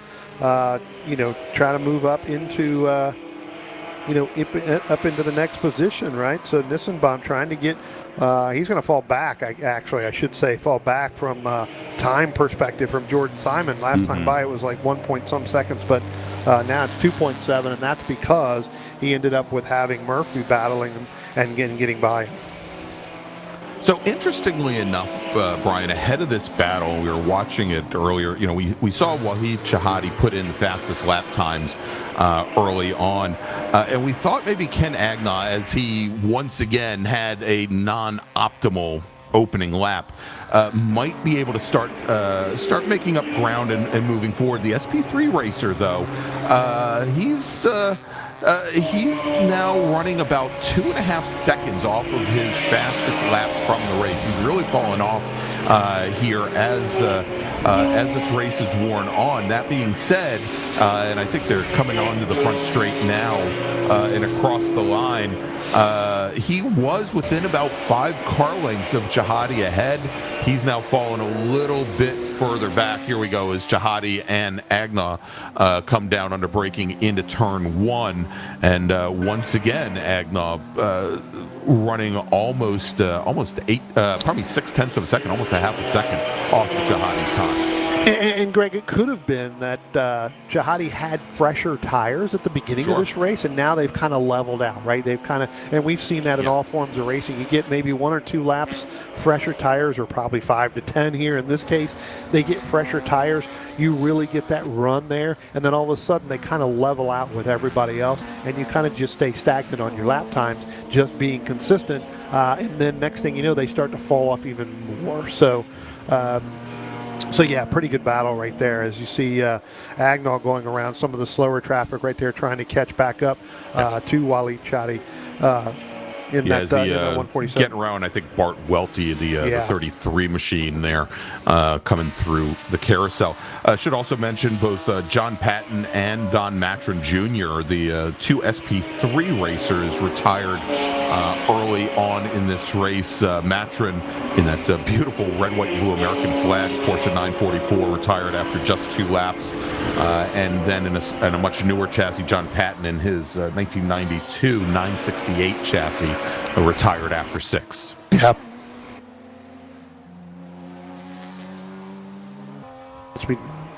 Franklin Prey here now going across down in turn number 4. Franklin on his Sunday run right now, Greg. It's just kind of nice and even and consistent. Looking at his lap times the entire race, pulling them out kind of right in that 122 flat range. So on average, so pretty good run by Franklin in that machine. Yeah, and he has just been the sign of consistency, Bryan, in that 997 chassis here every race where we've seen him take it out or bring it out.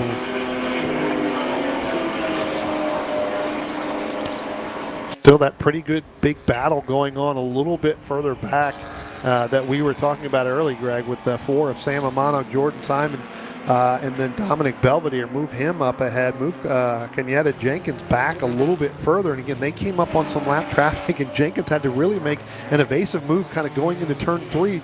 We've talked about this being product of drivers left going into turn 3. Had no choice, had to go drivers left, and really had to get hard on the brakes to get through that turn if they wanted to be able to make the turn. If not, it would have washed all the way out had that not happened.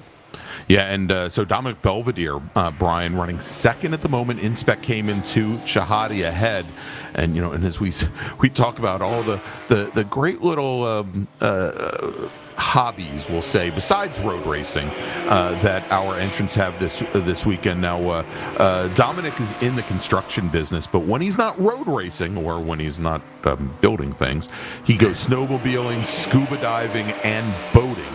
And he's a member of the Metro region. He's out of Miller Place, New York. This is his very first season of road racing with the PCA. Talk about boating. Boating is like just taking and there you go. There's Belvedere with a really big brake lockup going down into turn number 1. I went from boating to looking swimming at the in the gravel trap at turn 1, wow. Bryan. Talk about boating. That's right. Kind of locked up that right front going down into turn 1, but boating, it's like taking a bunch of money and just setting it on fire anyway, right? That's like the top 3. It's funny when we talk to racers who talk about club racers that talk about the endless money pit that road racing is. I always say that there are only 2 things that are financially maybe a worse proposition. 1 is owning a racehorse, and 2 is owning a boat. Well, 3 an RV. Trust me. Yeah. And oddly, most of these folks, besides owning race cars, they own an RV to tow them with. All right, we are, I believe, Bryan, probably going to be working our last lap in a moment. Next time, Franklin Prey. Actually, I think Prey has already crossed the start-finish line.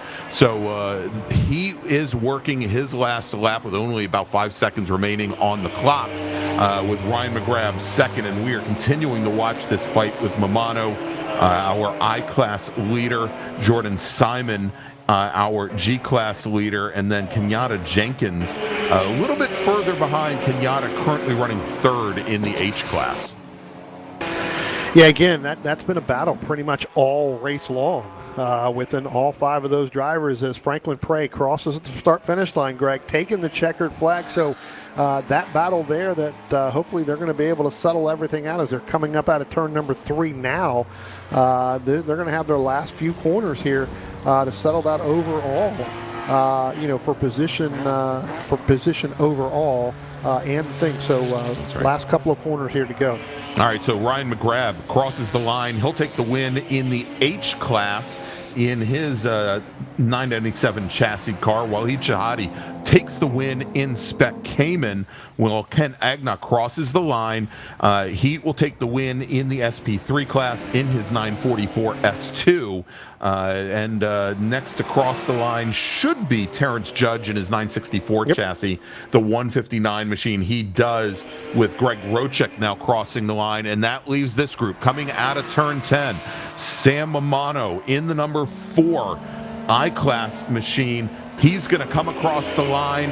He'll take the win in I, while Jordan Simon, only 26/100ths of a second back, will take the win in G. Kenyatta Jenkins comes across the line, takes the silver in the H-Class, with Dominic Belvedere finishing 2nd in Spec Cayman.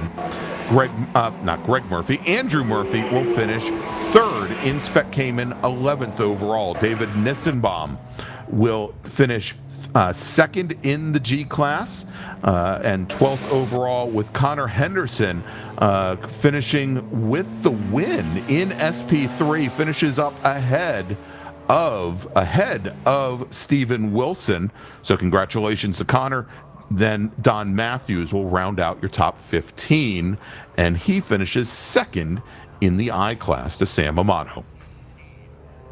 All right, Brian, let's make a final call to the grid for our next group. Attention in the paddock, final call for the red group racers. This is your final call to the grid. And so, Brian, let's take a quick break. Thanks to our partners and sponsors. And when we come back, one more race before lunch here at Summit Point Raceway. It's the 2025 Rock the Summit, presented by the Porsche Club of America and the Founders Region, PCA Potomac. Stay with us. OG Racing has been a national sponsor of PCA Club Racing since 1998. Headquartered in Sterling, Virginia, and staffed by PCA members and club racers, OG Racing has always carried the industry's best in racing safety equipment and performance parts. The best products from manufacturers like Sparco, OMP, Alpine Stars, helmets from Bell, Stilo, Rue, brake pads from Performance Friction, Paget, and Hawk, just to name a few, and are always in stock and ready to ship from their 12,000 square foot warehouse. Give OG Racing a call or visit them at www.ogracing.com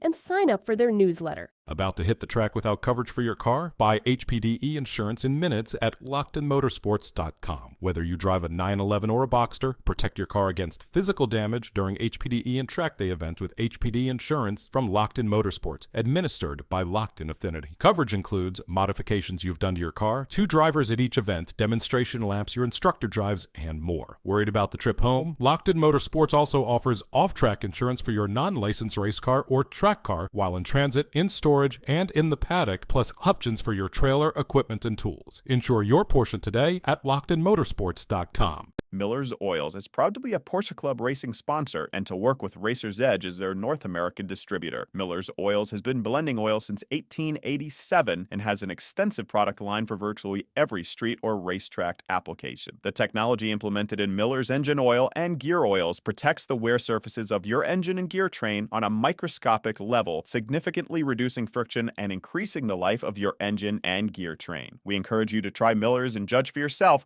with the help of an oil sample analysis. As they say, the proof is in the pudding.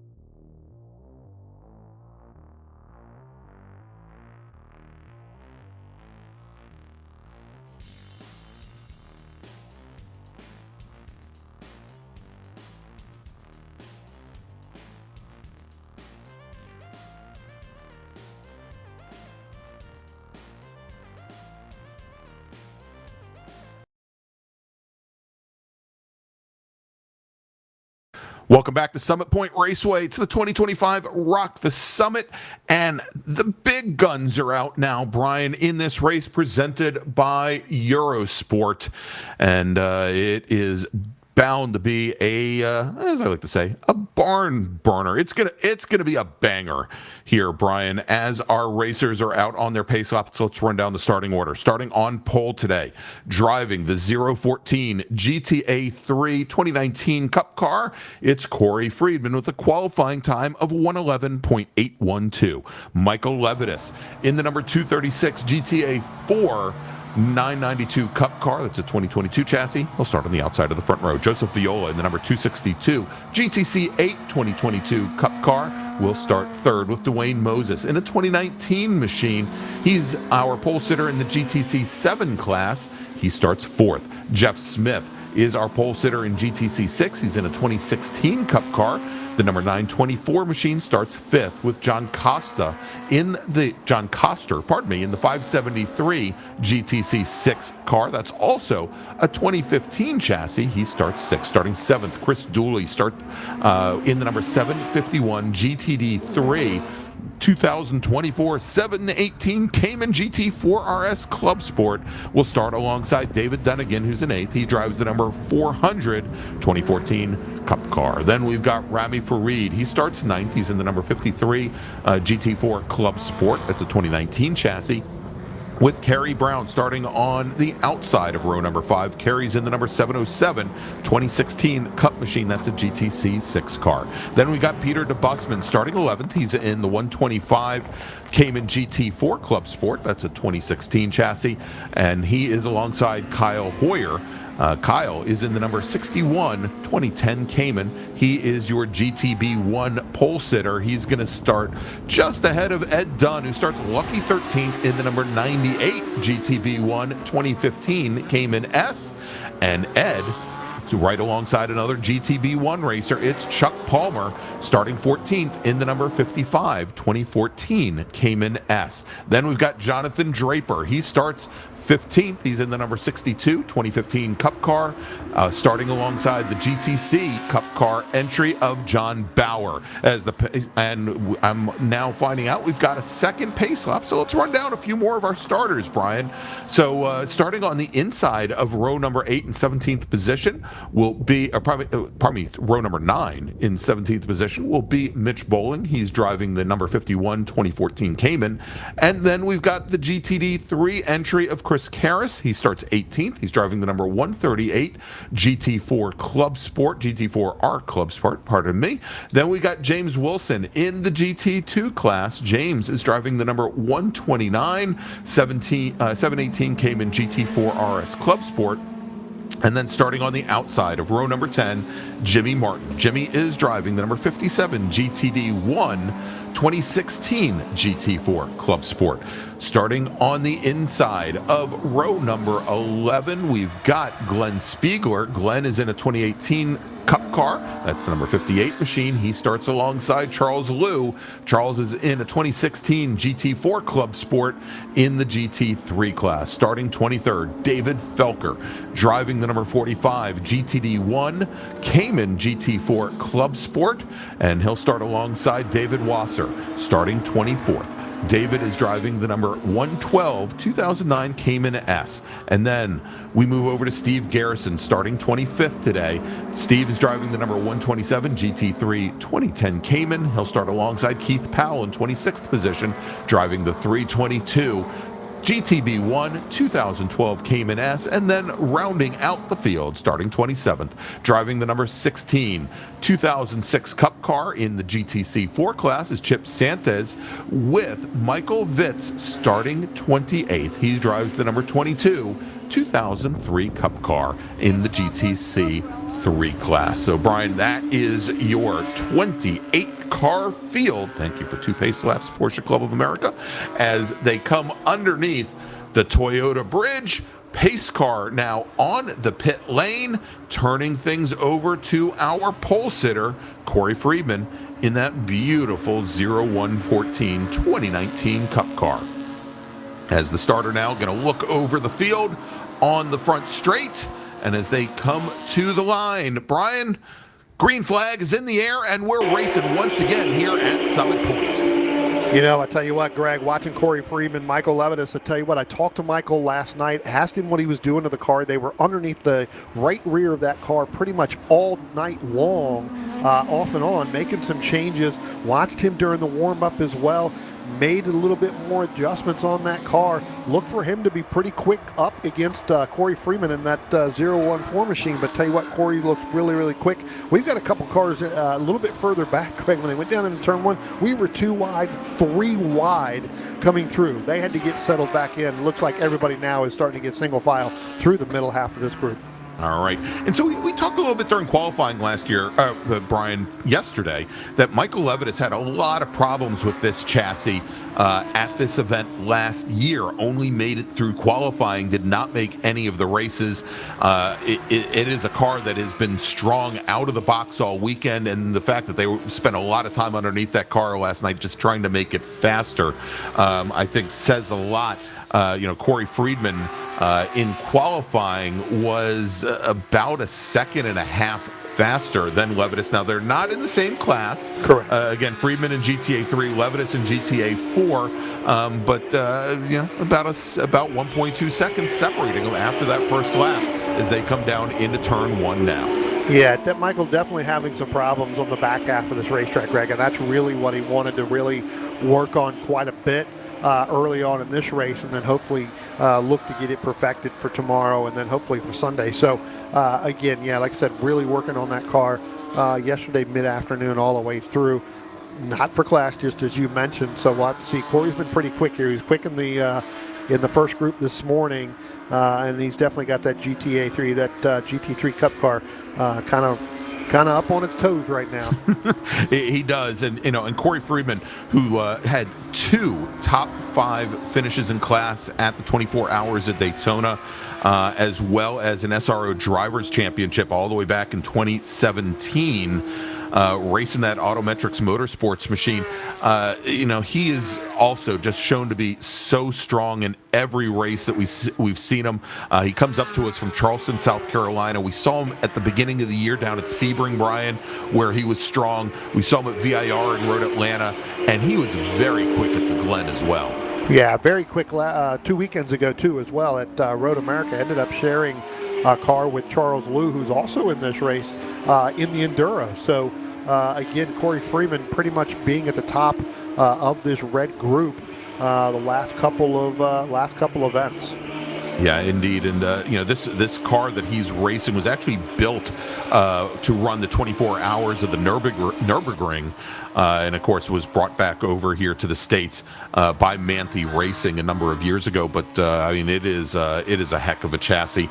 As things are now, again early on, we had a lot of fights there at about mid-pack going down into turn 1 for the start. Things are starting to ease up a little bit around the middle of the pack.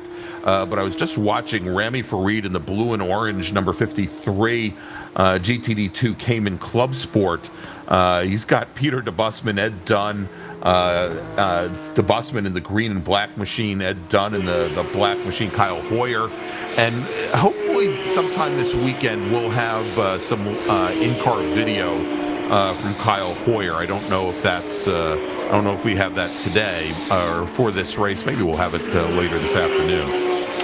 Tell you what, good battle going on a little bit further back there, Greg. It's the 2 white 991 Cup cars there. The 64 of Dwayne Moses and Jeff Smith in the 924. When they came out of turn number 10, Jeff Smith was right on that back bumper. You can see Dwayne Moses opening up just a little bit more over Smith. Again, that's not for a battle in class, but a battle for position. That's a GTC 7 with Dwayne Moses compared to Jeff Smith's GTC 6. So pretty much, as you said, everything's starting to spread out in single file out here. That was the closest battle right now that we have for position within the group. Yeah, and so Moses, who comes to us from, I would say right outside the gate, Alexandria, Virginia. He's a PCA Potomac member. There you go, Bryan. Going from motorcycles to cars. He's actually a former motocross racer that has been doing this now for in cars for over 30 years. Was second place in the first ever 24-hour WRL race held at Sebring, and has been focusing a lot more on the sprint racing in the last couple of years. He was your GTC 3 national champion in 2015, 17, and 18. Nice nickname that he has too there within the bio there. Dr. Awesome. Dr. Awesome, and he's driving the car.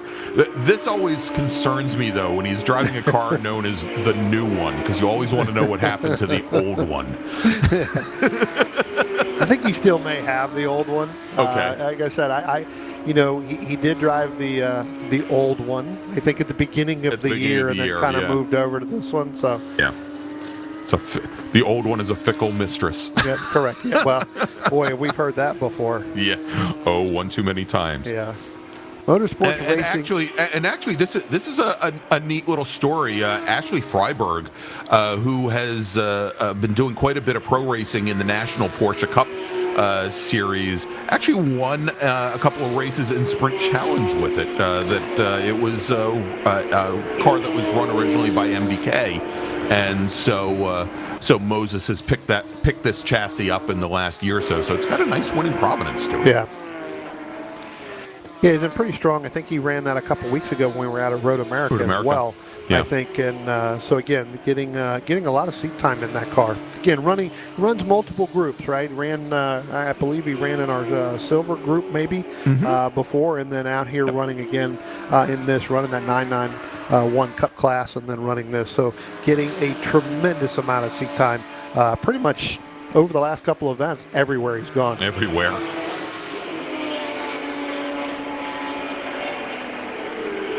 Pretty much everybody here single file all the way across. And Greg, a little bit further back, one of the drivers that we've seen quite a bit, definitely saw him up in New Jersey in that 129 in that blue Cayman GT. James Wilson also runs in other organizations with that exact same car. So good to see James out here running this as well. Along with the other organizations. So again, running that same car, getting the most out of it.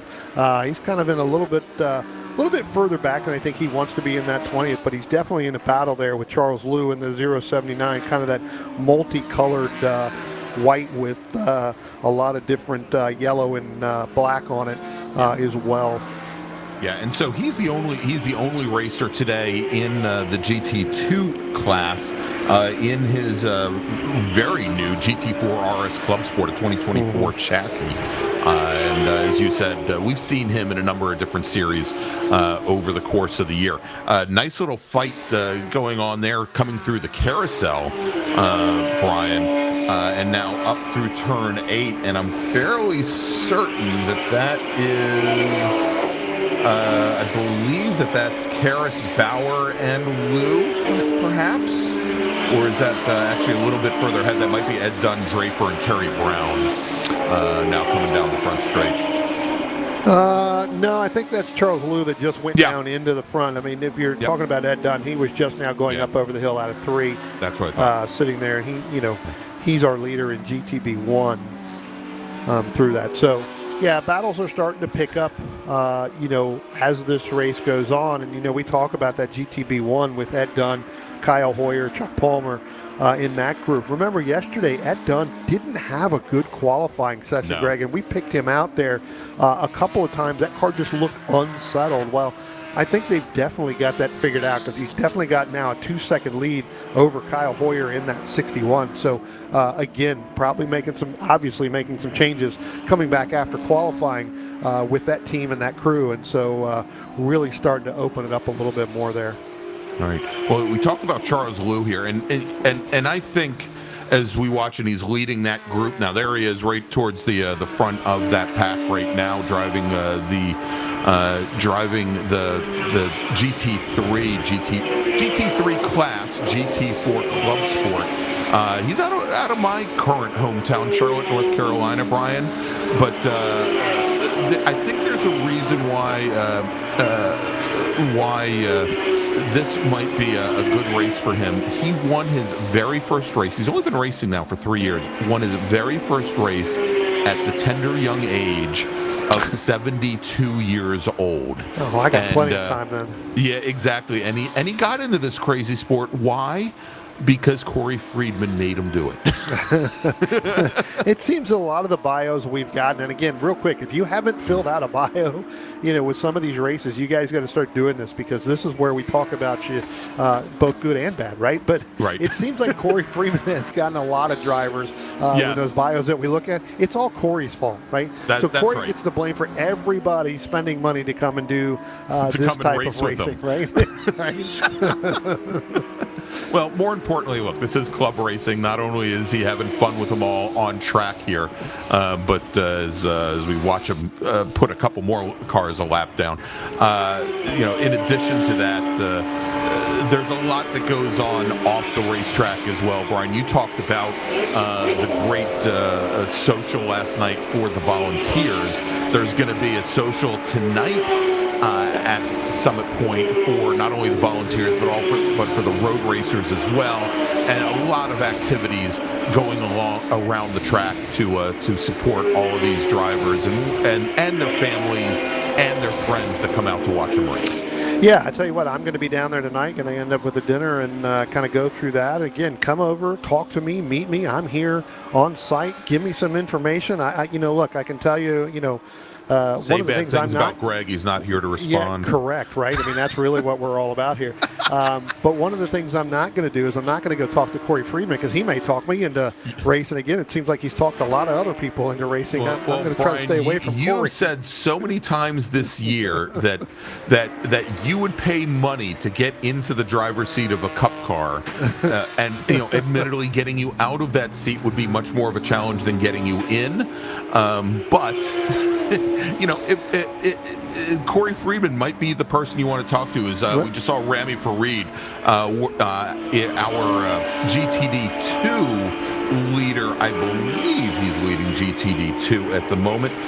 Just make a nice pass going down into turn one. Actually, well, he better be the GTD2 leader because he's the only one in the class at the moment. But he just turned in his fastest lap at a 1:17.7. Great run for Farid, who we talked a little bit about yesterday.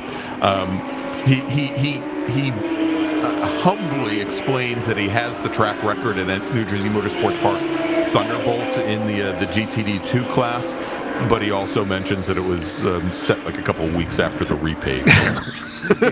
Pretty good. Wasn't able to get down to his track record time about a month and a half ago when we were there for the Thunderbolt round of the Porsche Club of America Club Racing Series. Yeah. Tell you what, Greg, if we go back and we look, and Jordan's been having that on screen, and that is that battle in that GTB1 class there with Ed Dunn, Chuck Palmer, and Kyle Hoyer in that 98, 55, and 61. That has really started to take place, within the last 3 laps here, as now Palmer's gotten around Kyle Hoyer as they head down into turn one. Again, Ed Dunn leading, but tell you what, Chuck Palmer has really been closing the gap a little bit lap over lap, been the most consistent of those 3 cars. Just can't get enough as they come out of turn number 2 and start to head up into turn number 3. Right now you get one of the slower cars in there in that 22 machine. Palmer tried to make that move on Dunn, couldn't do it, had to get back. Yeah, just wasn't close enough. Yeah, and then Hoyer ended up he was the unfortunately the odd man out there because he got stuck behind that 22 machine coming through turn 2 and just could not get close enough. Yeah, so Hoyer's the car just ahead of the one that went through, and I will call it the German flag liveried 2010 came in there, white, red, black, and yellow, and he works at Microsoft. Bryan, he's out of Manassas, Virginia, and let me add one more to the list of what adrenaline junkies might do.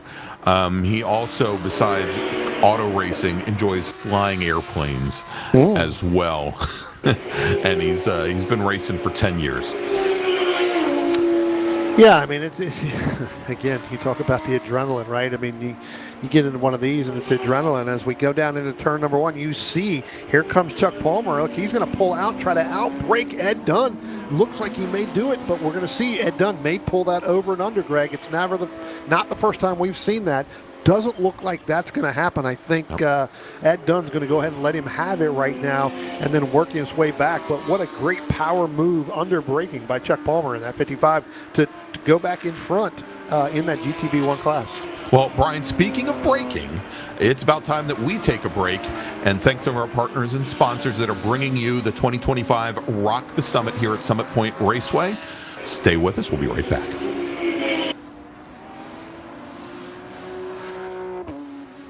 Located in Gaithersburg, Maryland, and serving the entire Washington Washington, D.C. metro area for over 20 years, Europro's Collision Center is a family-owned and operated business specializing in high-end European and Asian collision repair. Their owner, Derek Ford, and his team of highly trained certified technicians are dedicated to providing exceptional service and ensuring that your vehicle receives the highest level of care. As a certified collision center for Porsche, Audi, and Lexus, and accepting all major insurance coverage, Europros is well known for its expertise in luxury vehicles, utilizing state-of-the-art equipment and techniques in conjunction with OEM parts to ensure quality repairs and customer satisfaction, returning your vehicle to pre-accident condition. To find out more, visit them at europroscollisioncenter.com or call them at 301-977-7475. As a gold sponsor of this year's Rock the Summit 2025, Europro's Collision Center is pleased to support PCA Club Racing in this premier annual event.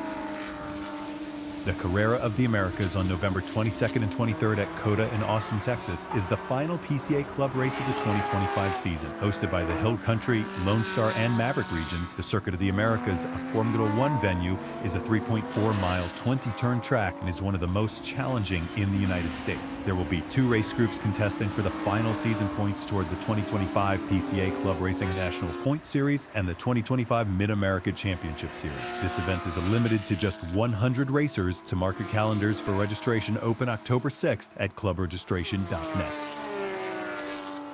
Radial Tire Company is your trusted provider of high-quality, new tires, custom aftermarket wheels, and tire repair and maintenance services. We are dedicated to giving you the very best tire experience, focusing on upfront and honest quotes, timely response to issues, and quality products and parts. Since 1976, Radial Tire Company has provided the Washington, D.C. area, including Bethesda, Arlington, Washington, and surrounding areas with quality tires and the most exemplary service. We have earned a reputation as the premier specialist in hard-to-find performance tire and wheel applications, stocking tires from all top manufacturers for whatever you drive, from small economy cars to SUVs and trucks. Our mission is to assist you in getting the most out of your tires and car. For more information, visit radialtirecompany.com or call them at 301-585-2740. Radial Tire Company is pleased to provide gold-level sponsorship to this year's Rock the Summit 2025.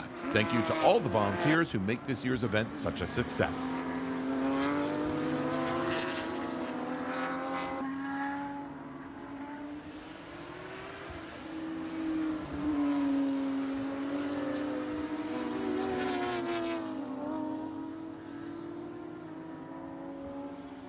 Welcome back to Summit Point Raceway, the 2025 Rock the Summit, presented by the Porsche Club of America and the Founders Region of the PCA Potomac. I'm Greg Ginsburg. He's Bryan Donati, and making us do stuff we want to do and some that we don't want to do is Jordan Worth, our director here today. As we're watching this great red group battle going on right now, and I'll tell you. In GTC 6, Jeff Smith has opened up almost a 20-second advantage over John Coster, and David Dunnigan. But another one that we might want to jump back to is a nice little fight between David Felker and Jimmy Martin, both in the GTD1 class. The red, white, and blue Cayman of Felker. Then we've got the white Cayman of Jimmy Martin. We'll try and pick those up here. If we can, in just a few moments. They should be coming to the line now, I think. They just came by. Yeah, there they are, right on the front straight. They are the second and third cars in the line. Yep, Wilson leading that group there, but I think they're passing him, so that could be a part of that. But yeah, you're right, Greg. Felker and Martin, they started to go nose to tail. Like I said, they're passing the 29 machine there. Of Wilson, they started to pass him, then they had to get hard on the brake going down into turn 1. So, that car ended up where Martin ended up falling back just a little bit further. Yeah, well, let's track these guys for a couple laps. Obviously, as they've got, as you mentioned, Robbie Wilson just ahead of them.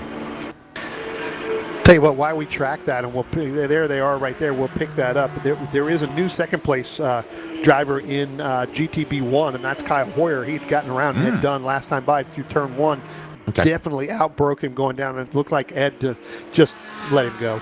I mean, it was one of those products. If you've got the spot, I'm going to let you go.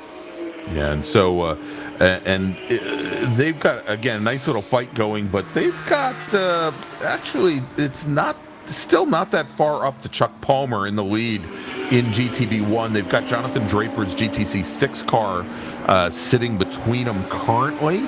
But things are starting to close up a little bit in GTB1 because Mitch Bowling, as Hoyer and Dunn have been fighting, Mitch Bowling in his 2014 Cayman started to close the gap down just a little bit. He's sitting fourth in class right now, but not that far back from it. Yeah, he's got about 12 seconds back a little bit, but you're right. I mean, he's made up a ton of ground over the last couple of laps, with Ed Dunn. And again, Ed Dunn was battling quite a bit there with Palmer and Hoyer for a couple of laps. Here comes Dunn. Here comes, actually, you know what? Now move Ed Dunn back. He's gotten back around Kyle Hoyer. We'll see where Bowling is.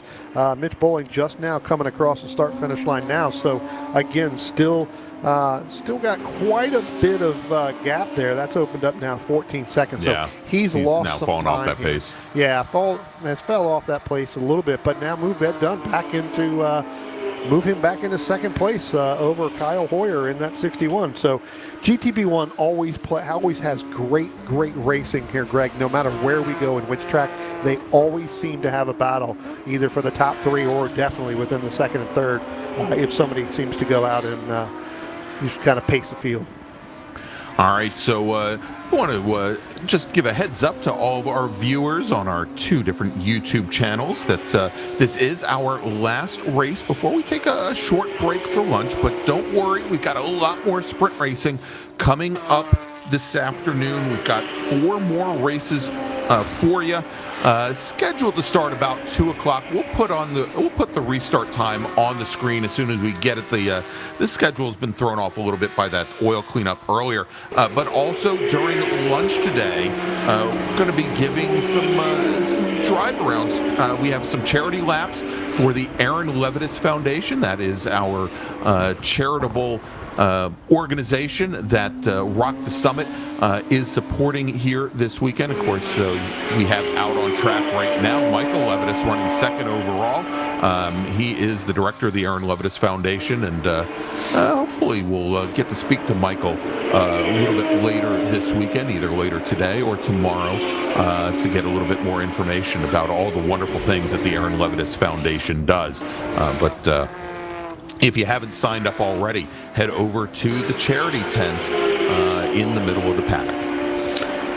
Yeah, and you'll be able to get, if you want, for a $500 donation, Michael, as soon as he gets out of this, and give him a chance to get a drink of water, because I'm sure he's going to need it as he just went by the start-finish line. But, give you a ride in one of the vehicles that they have down there. It's a $500 donation. Michael will take you out here and do some charity laps. He's also going to do some coaching later on today, some tips as well. So, again, pretty good individual and driver there to get some tips from.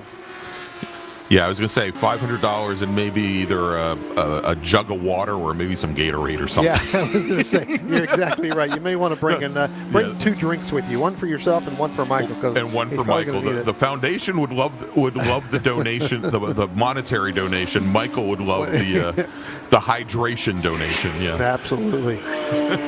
Greg, one of the things that we were just talking about, I was like kind of looking down in turn one, looking down at the camera, and we talked about in that GTB1. I'm wondering if the handling and or the tires are starting to go away on Kyle Hoyer's car, because he went down into turn number 1 and just could not get that car to turn in, and ended up missing basically the entire turn and stayed all the way out to driver's left. You could see there as he got down on the brakes a little bit, started to lose the nose a little bit. Yeah. See what happens here when they come out of turn number 6, when he goes to get back on the throttle. If that car is a little loose, it seems to be a little tight kind of in the center of that corner of that car right there. Well, and as he comes through turns 6A and 6B, almost center of track, I think we'll probably see him start to adjust his line a little bit, maybe open the wheel up a little bit more.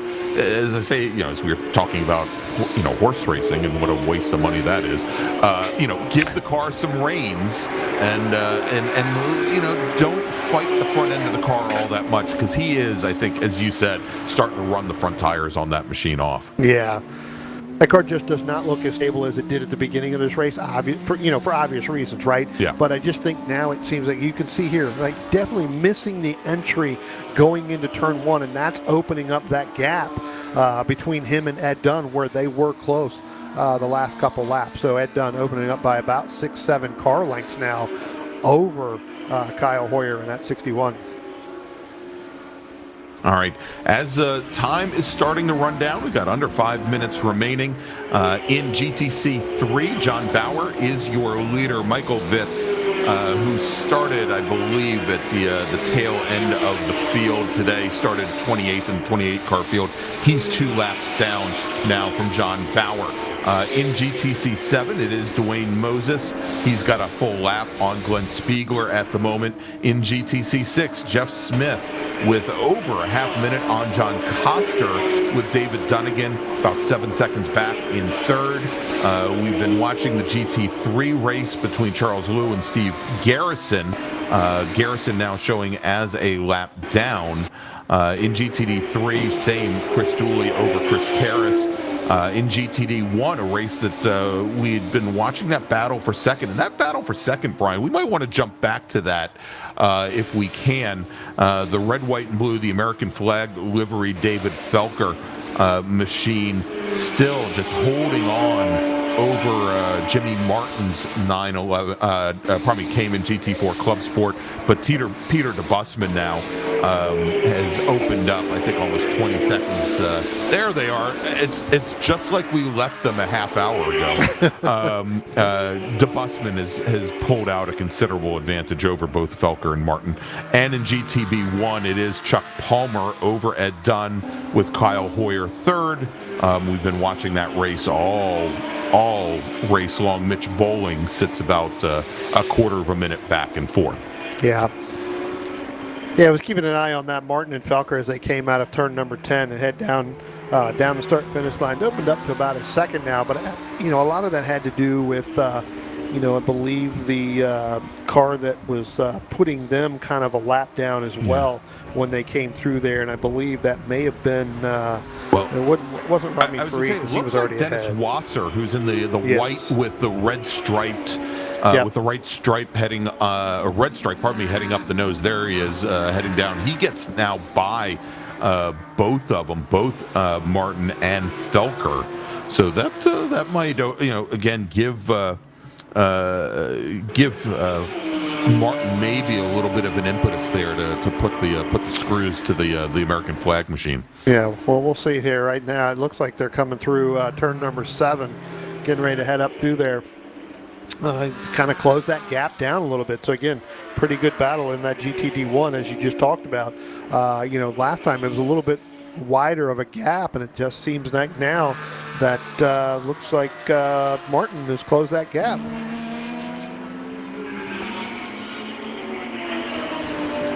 The checkered flag is now officially out, so they just took that. So it looks like they we either really talked a lot, Greg, or they may have just cut this through a couple minutes we were early. still about a minute short there.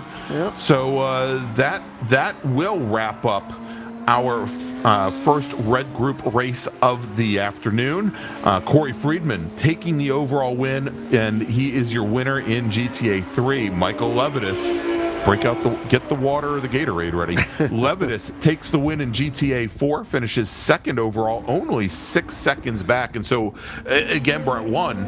I think he certainly found a lot of pace over the course of this race with a fast lap of 1:13.1 for Levitas, a 1:11.4 for Friedman. Joseph Viola takes the win in GTC 8. He's going to finish third overall, with Dwayne Moses, your GTC 7 winner, finishing fourth overall. Taking the win in GTC 6, finishing fifth overall, is Jeff Smith, with John Coster finishing right behind, well, not right behind him, about half a minute back, finishing fifth overall. And second in GTC 6, David Dunnigan, now finishing a lap down, third in GTC 6, seventh overall.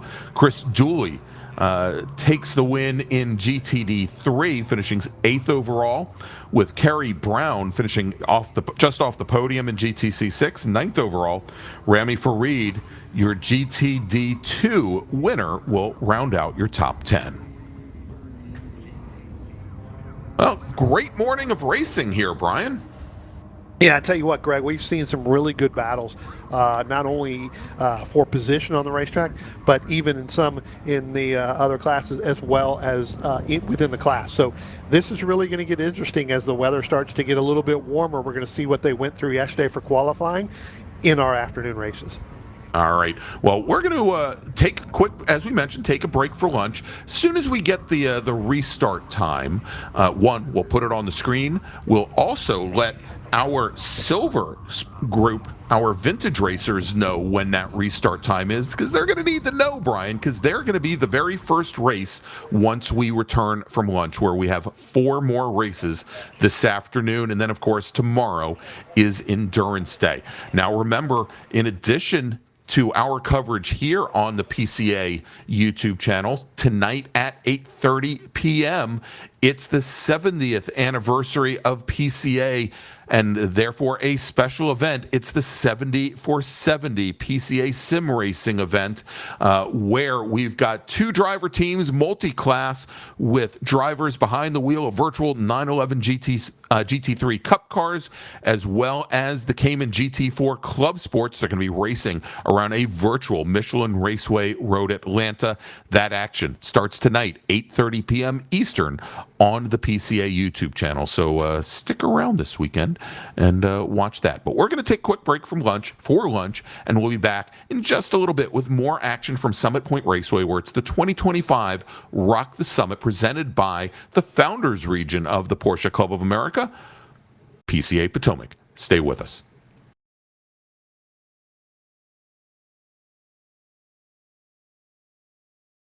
Pirelli and Porsche have been a winning combination around the racing world for years. Pirelli is proud to bring that relationship to PCA Club Racing yet again in 2025. Make sure to see the guys from Frisbee and find the right Pirelli tire for your vehicle, or check them out on the web at frisbeeracetire.com. Pirelli powers nothing without control. Based in New Jersey, Precision Motorsports, or PMR, is a supporter of club racing and a new national sponsor for 2025. From the latest Cup cars to 944 racers, PMR has supported them all here at the track. True experts in their craft and dedicated to performance. Find them on Facebook at Precision Motorsports. New for 2025, Isringhausen will be sponsoring the GTD 1, 2, and 3 classes. Our group here at Club Racing are thrilled to have them on board. Over the past 30 years, Isringhausen has become synonymous with quality vehicles and superb service. The Isringhausen way of doing business has been one of offering excellent products at fair prices, coupled with service that goes above and beyond what anyone would expect from a typical car dealership. We believe that good service is comprised of 2 components: a willing and helpful attitude, accompanied by competency in your field. We try to support an environment where each person who works here strives to serve each customer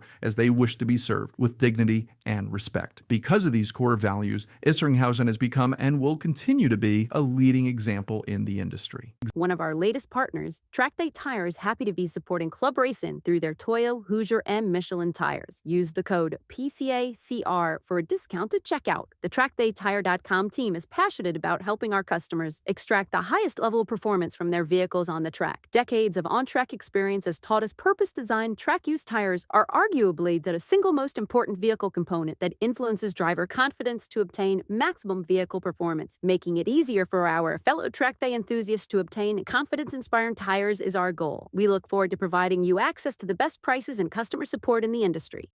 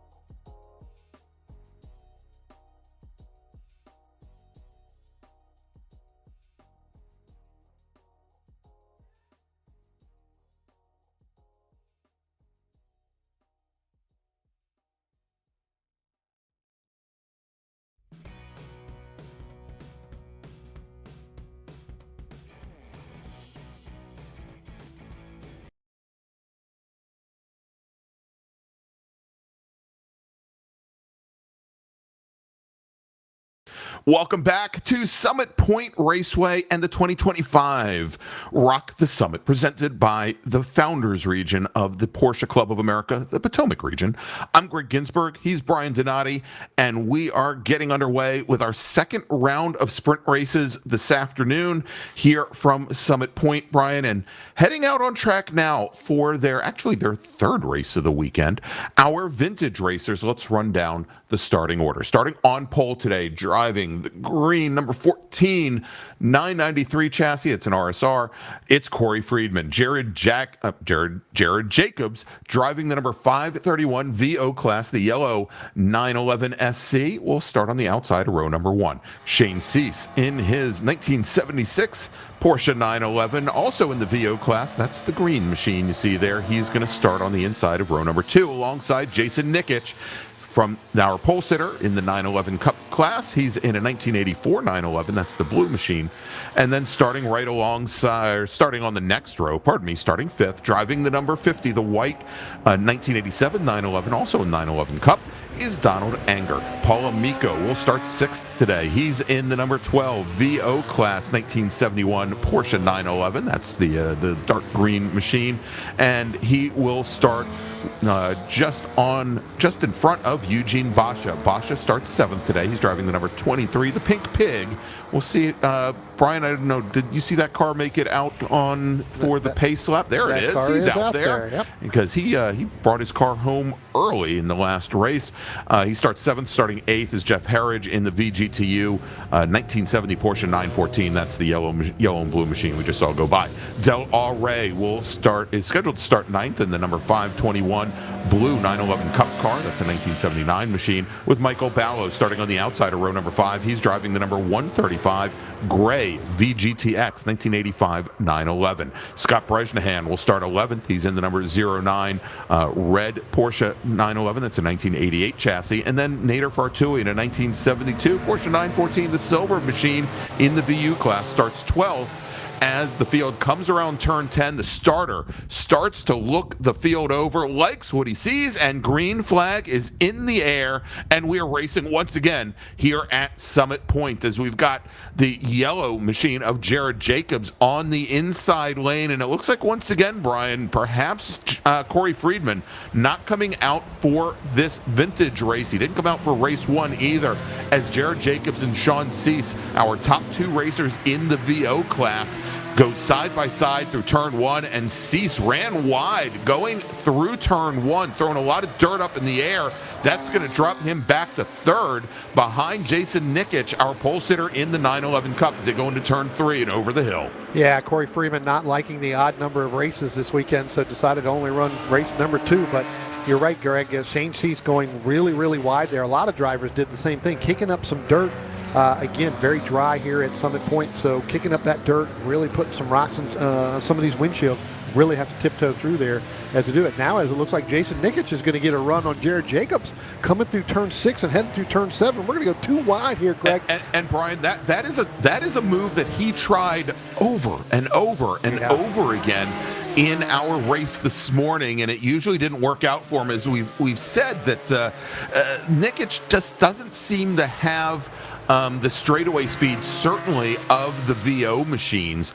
But also, in addition to that, it seems as though he may be down on power compared to some of his 911 Cup competitors as well. And I think he wanted to get around Jacobs as early as he could, possibly to hold off a charge from Donald Anger, who has been his nemesis all weekend long. Sean Cease, who retired from our morning race after 2 laps and actually got around Jared Jacobs to unlap himself at the end of our morning race. He, after that pretty disastrous start, he's hanging in there now. He gets back around Nikic, rolls up in the 2nd place behind Corey Friedman, behind for the lead in VO. Yeah, no, absolutely. Cease having to go back behind Nikic on that 1 lap. And you're right, Greg. Jason Nikic trying to get around Jared Jacobs as early as he could there. Going through, as it looks like we got a little bit of brake lock up there. That may have been the Alex Farragut machine going down to turn 5. But, again, there's been that battle really all weekend long, even during qualifying, even during the first 2 races here that we saw, one yesterday and then obviously the one this morning. is that Jared Jacobs starts to back up, right? The car starts to slow down a little bit, tires start to go away, handling starts to go away, and what ends up happening is that puts that 9-11 Cup battle right in the middle of that, and they want to try to get ahead of him because they know he's more than likely going to back up, has been evidence over the last 2 races and even during qualifying.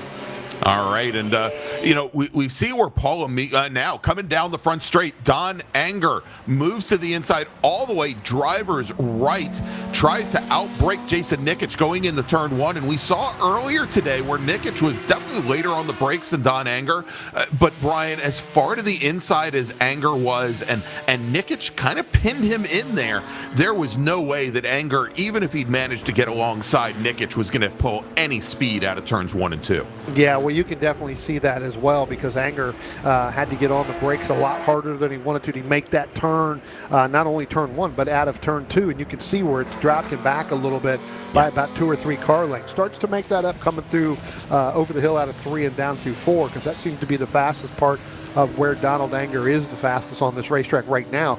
But again, Jason using that to his advantage, kind of cutting off the line here, going down into that turn in order to keep Donald Anger behind him. All right, and Eugene Bosch out of Short Hills, New Jersey. I think all the hills in New Jersey are short. He's trying to take advantage of that. He's cleared himself from Paul Amico and his next competitor, Del Rey, and he's definitely making up some ground on both Anger and Nikic ahead as they continue to fight for position as they complete lap number 3 and start to make the run down towards turn 1. And this time, Anger, he's just going to sit in line here behind Nikic. A little bit further back now, and maybe taking a quick look at Paul Amico, Del Rey there, and actually I think that was that Dwayne Moses in the 911 Cup making a nice little move down the inside. Might have picked up a spot on Scott Bresnahan's VO machine. Yeah, kind of still side to side. Now you've got Alex Farragut and Dwayne Moses side by side, so they've put it up. And Alex Farragut goes off in turn number 3 down on the left-hand side of the race course here, Greg. You can see the car still moving right now, but that was a product of still going too wide. Her and Dwayne not wanting to give up that position early on, and that car just did not hold on to the racetrack.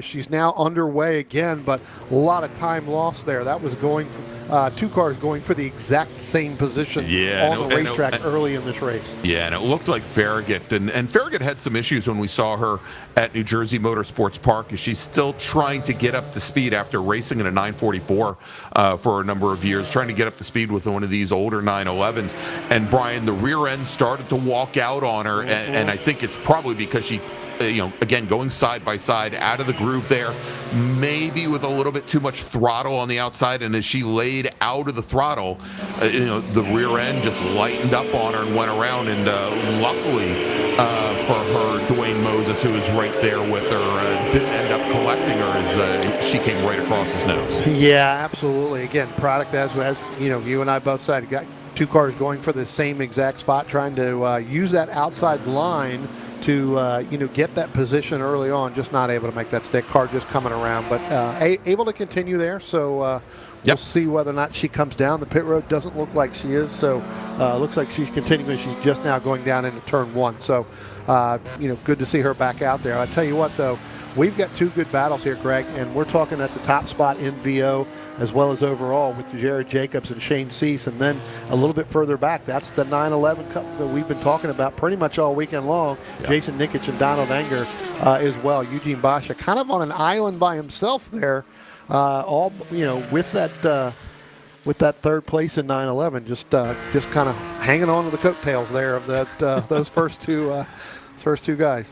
Yeah, and so Jared Jacobs, as he comes across the line to complete lap number 5, just resets fast lap, Bryan, turns in a 1:21.86, just almost exactly 0.2 faster than Shane Cease. But, if I'm Shane Cease, I think at this point, and having seen what we've seen over the last 2 races for this group, if I'm Shane Cease, I just want to be able to stay close to Jared Jacobs, until we get maybe halfway, because there has been this just marked drop-off from the yellow 911 once we get about 15 minutes, 20 minutes into a race. The problem is it's about a 30-minute race. Yeah, correct. As we get to the back half of the races, that's where that car starts to fall off pretty considerably. All right, here is, again, we watch this fight now. Just behind them, Jason Nikic and Don Anger.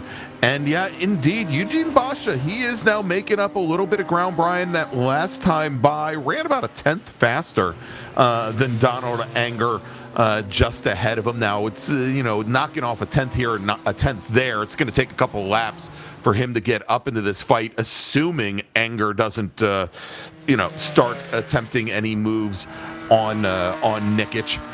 But we've seen in the past where Anger has not been afraid to show the nose and attempt to pass early on, even if Nikic isn't necessarily in a vulnerable position. And as we watch now, as they're both coming down the inside, as Nikic went to defend, and Anger now moves all the way back over driver's left. Nikic, he has a little bit of room to move over, but again, late on the brakes. We'll see if Anger can get the over-under done, and he's just not able to pull close enough. I was expecting Nikic to maybe move a little bit more to the inside there to really shut the door on Don Anger. It didn't happen, but it didn't really need to happen. Yeah, Jason Nikic, when he comes down the down the front stretch, Greg, when he goes down into turn number one, kind of stays center of the racetrack. So, Donald Anger really doesn't have a position which way to go. That one there, he ended up going and staying driver's left, which is the exact position you want to be to make that turn. And you saw on entry, he was able to make that up. But Nikic just has that, and I said it earlier this morning, just has that much more drive off out of turn two that Donald Anger just can't hold on. But again, what's that's doing? That's bringing Eugene Basha right back into the race when these guys go too wide down into one. All right, as this field, they're all starting to work their way past, I believe that's Nando Silva Pinto in the number 65 machine. And being shown the blue flags. The corner workers doing an amazing job this weekend, Bryan, keeping our drivers aware, letting them know when they've got faster traffic coming up ahead. As once again, Jason Nikic moves to the inside center track, and there is now a local caution at turn one as one of our cars has gone around. That is actually Jared Jacobs that has gone off down into turn number two, just outside of our camera. It looks like he may come back on that road there, but doesn't. Nope. There he is actually parked down outside of the camera. You can see him just off to the right there. So something definitely happened with that machine as he went down into turn number one, pulled all the way over there really to the tire barrier, trying to get as far out of the way as possible. Yeah, and that's a good thing, is Don Anger might have had his view of the corner workers somewhat obstructed by Jason Nikic being a little bit to the inside, caught it. That we don't want any passing under a local caution down there. And that has maybe given a little bit more of an advantage now to Jason Nikic as they come through the carousel. And look at this, Eugene Basha, Bryan, he's a-coming. Yep, he's definitely, as we like to say, he's definitely got that pig on a roll. He is rolling that pink pig forward. Hey, look, another thing, Del Rey. Remember, Del Rey at the end of our first race this morning ended up putting some oil down turn one all the way into turn three. Seemed to be pretty good right now as he's starting to catch Eugene Basha as well, as it now looks like Donald Anger is going to be able to make that move headed down into turn number one, and he is driving the Jason Nikic line, Greg, staying center track going into turn number one. And he gets it done. And as you're talking about Del Rey there in the 521 machine, Bryan, in that kind of light bluish machine, that last time by, he was a second and a half faster than Anger, than Nikic, and Eugene Basha. Yeah, and he's coming.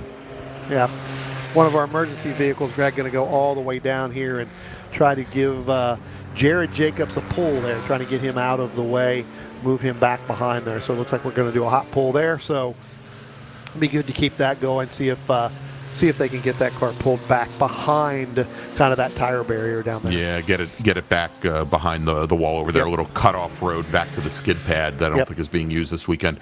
So as we watch this, and we should have mentioned also, Brian, of course, with Jared Jacobs going off track there and being disabled. Of course, that moves Shane Cease to the VO lead.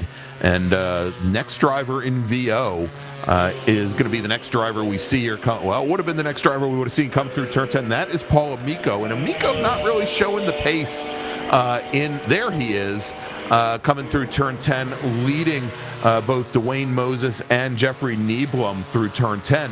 Nieblum currently running third in the VO class behind Paul Amico. And I was going to say Amico hasn't really shown the pace early on that he typically shows early in these races, as he's now fallen almost 12 seconds back of Del Rey.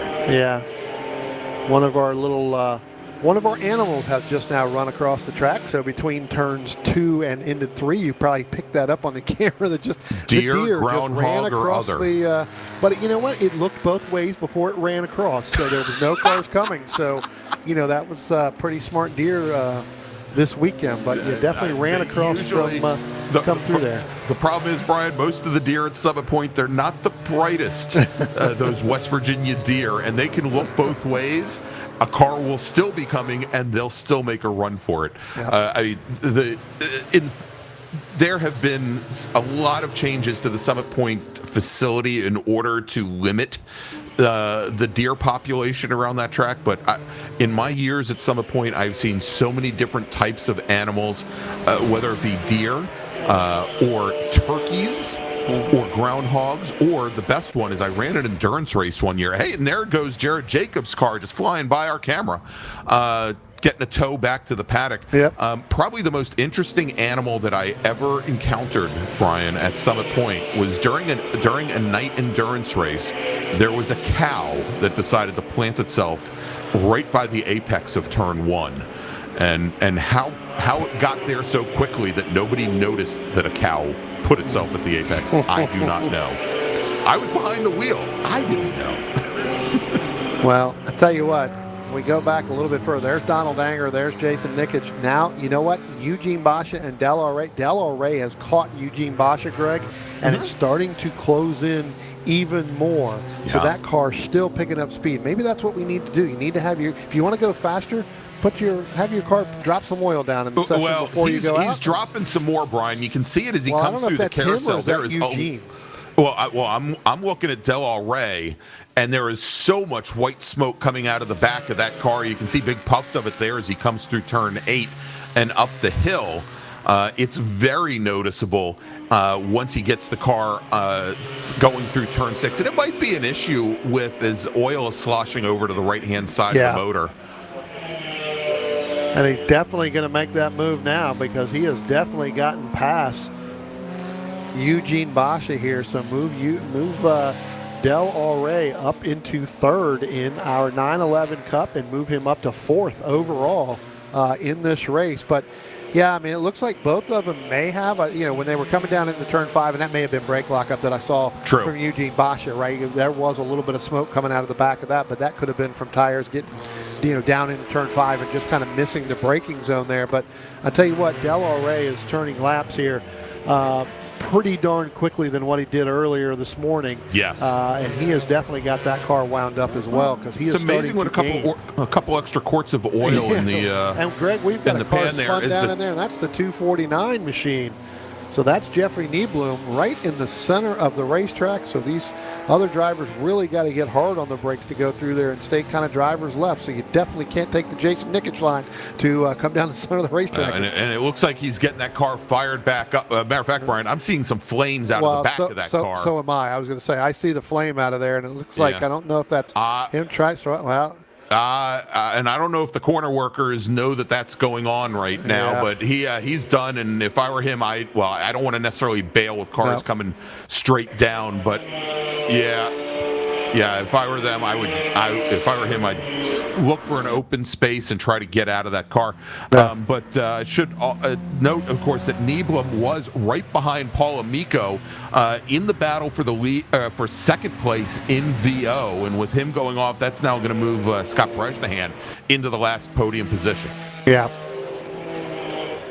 Yeah, so a lot of things happening here in the last minute and a half, and it does look like, Greg, we are going to a full course caution here. All right. For that Nieblum machine down there in turn number 1. So, all right. Well, Brian, as we go to a full course caution, let's do this. Let's make a first call to the grid for our next group and then take a quick break. Attention in the paddock, first call for the green group. Please start heading to the grid. Green group racers, this is your first call to the grid. And with that, as we have the emergency services workers heading out to look at the Nieblum machine, we're going to take a quick break, and we'll be back in just a few moments with more racing action here from Summit Point Raceway to the 2025 Rock the Summit. We'll be right back.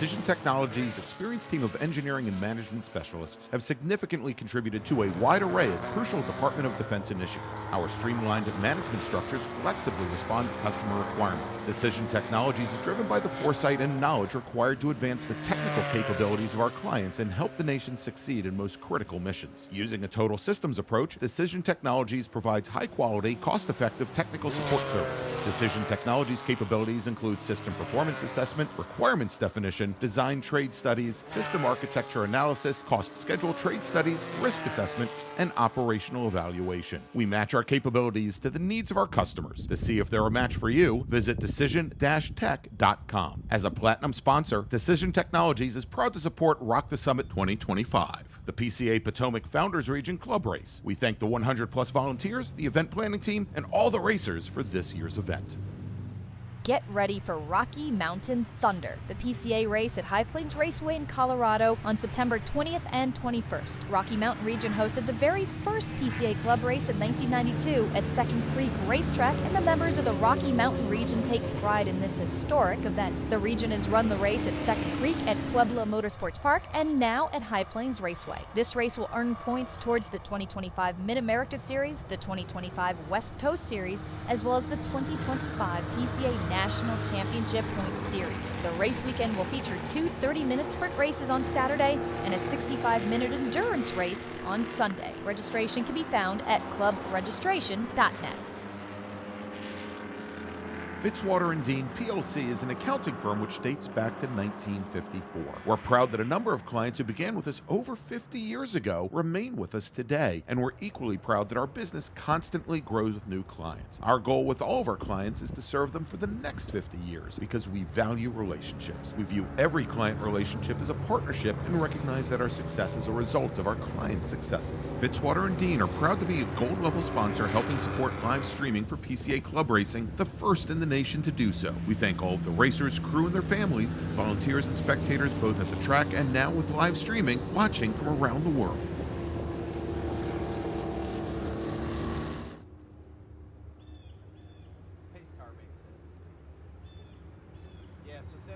All right, welcome back, everybody. It is the 2025 Rock the Summit presented by the PCA Potomac Region. And this race, this third and final vintage race of the weekend presented by Toyo Tires, as we're under full course caution. Quickly, we'll run down some of our class orders here. In VO Plus, Sandy Van Leen is your leader over Bob Mulligan in 911 Cup, a race we've been watching quite a bit here. Donald Anger, Jason Nikic, Del El Rey, your top three, with Eugene Basha and Dwayne Moses. And we are going back to Green Flag Racing, as we've got a couple drivers that brought their cars down the pit lane. We'll try and pick those drivers up here in just a moment. In VGTU, Jeff Herridge, your leader. In VU, Nader Fartui, your leader. And in VO, Shane Cease, Paul Amico, Scott Bresnahan, David Dean, and Todd Simpson, your top five. trying to get the number on those cars. It looks like, you know what? Is that Del Alray in one of them? No, yes, that is. Yeah, I'm pretty sure that Alray was one of the drivers to come down the pit lane. That's Todd Simpson. Todd Simpson in the 806 came in, which was in the kind of the light blue silver, almost the same. Okay, got it. The same car, and then also Lenny Stan, I think, in the white one, the white car just ahead as well. Yep. Yeah, kind of a lot of moving actions going on there. For that, as some of them were coming down the pit lane as the green flag was coming out. So, again, that's one of those, Greg, you product of a driver. The person in front of you comes down pit lane as the green flag starts to come out. You're like, what do I do? Where do I go? Right? It's like, are we doing, are we bringing it down here? Because you really can't see if you're coming through turn 10, the flag stand. Exactly. All right, so as we go back to green here, and Bryan, this full course caution has brought the 911 Cup drivers closer together, as Del Alray, who had been coming into that full course caution, I think the fastest of the 911 Cup drivers, was able to close right up to the back of Jason Nikic there with Donald Enger just ahead. Eugene Basha falling a little bit off that pace after one more lap under green. Then we've got the VGTU leader. That is Jeff Herridge, and he's got a lot of ground that he doesn't have to worry about anybody else in class for quite some time. But in VO, Scott Bresnahan has Paul Amico right there with him once again. They're going to be coming up over the hill here in just a moment. There, the red, white, and blue machine and of Bresnahan, and then Paul Amico in the green number 12, the dark green number 12 directly behind. And then Nate DeSantos right behind him. In there, so a good battle as well as for that, and good. Unfortunately, the double yellow that came out for the car that was down there in turn 1, Jeffrey Nieblum. What that's done is that's allowed Alex Farragut to come back up. So she's starting to make a charge. You can see her right there coming out of turn number 9 and headed up the hill.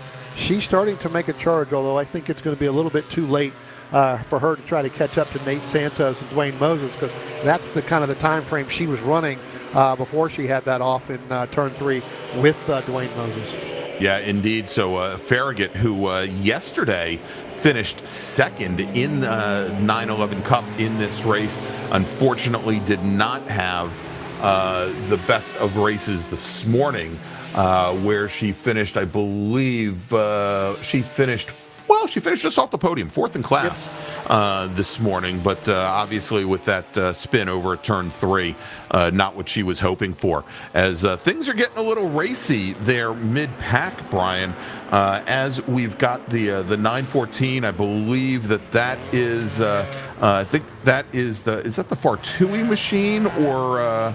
I think that's the actually it's machine. Jeff Herridge. Yeah, Jeff Herridge in that yellow with purple machine was taking a look to the inside on Dwayne Moses a couple times there, going out of turn 2 and then into turn 3 as well.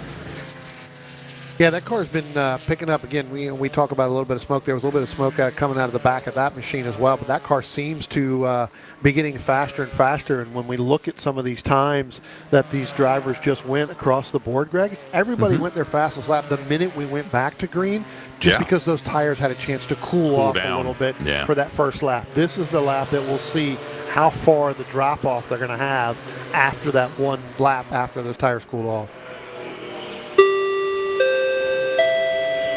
Tension in the paddock. Second call to the grid for the green group.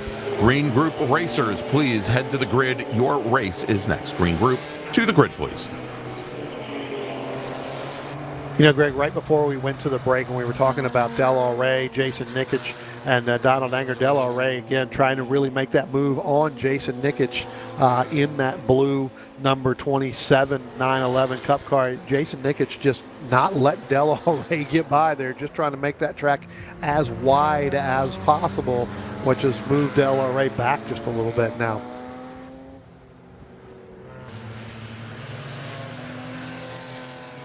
Just behind them, that's the battle that we were talking about. Dwayne Moses, Jeff Herridge, Paul Amico, Nader Fatui, and then Scott Bresnahan. Again, some of those are for a battle in class just behind here with Eugene Basha. You see them getting ready to come through there. These drivers have been kind of nose to tail the entire time. There's Moses right there, I believe, and then you got Harridge behind him, Paul Amico. Again, as you were talking about with Nader Fatui and Scott Bresnahan, those guys, they kind of started to make a move, and when I say they, I'm talking about actually Scott Bresnahan tried to make a move on Nader Fatui as they were going through the carousel, couldn't make it stick, and basically had to almost get completely out of the throttle. Yeah. You saw the car get a little bit, kind of moving side to side, and that's because when he got out of the throttle, the car just wasn't set correctly doing that, trying to use the throttle to turn the car. All right, so Paul Amico now looks to the inside on Jeff Harridge, gets the pass made as they come out of turn 2, making their way to turn 3. Good move there. I don't think Harridge put up much of a fight.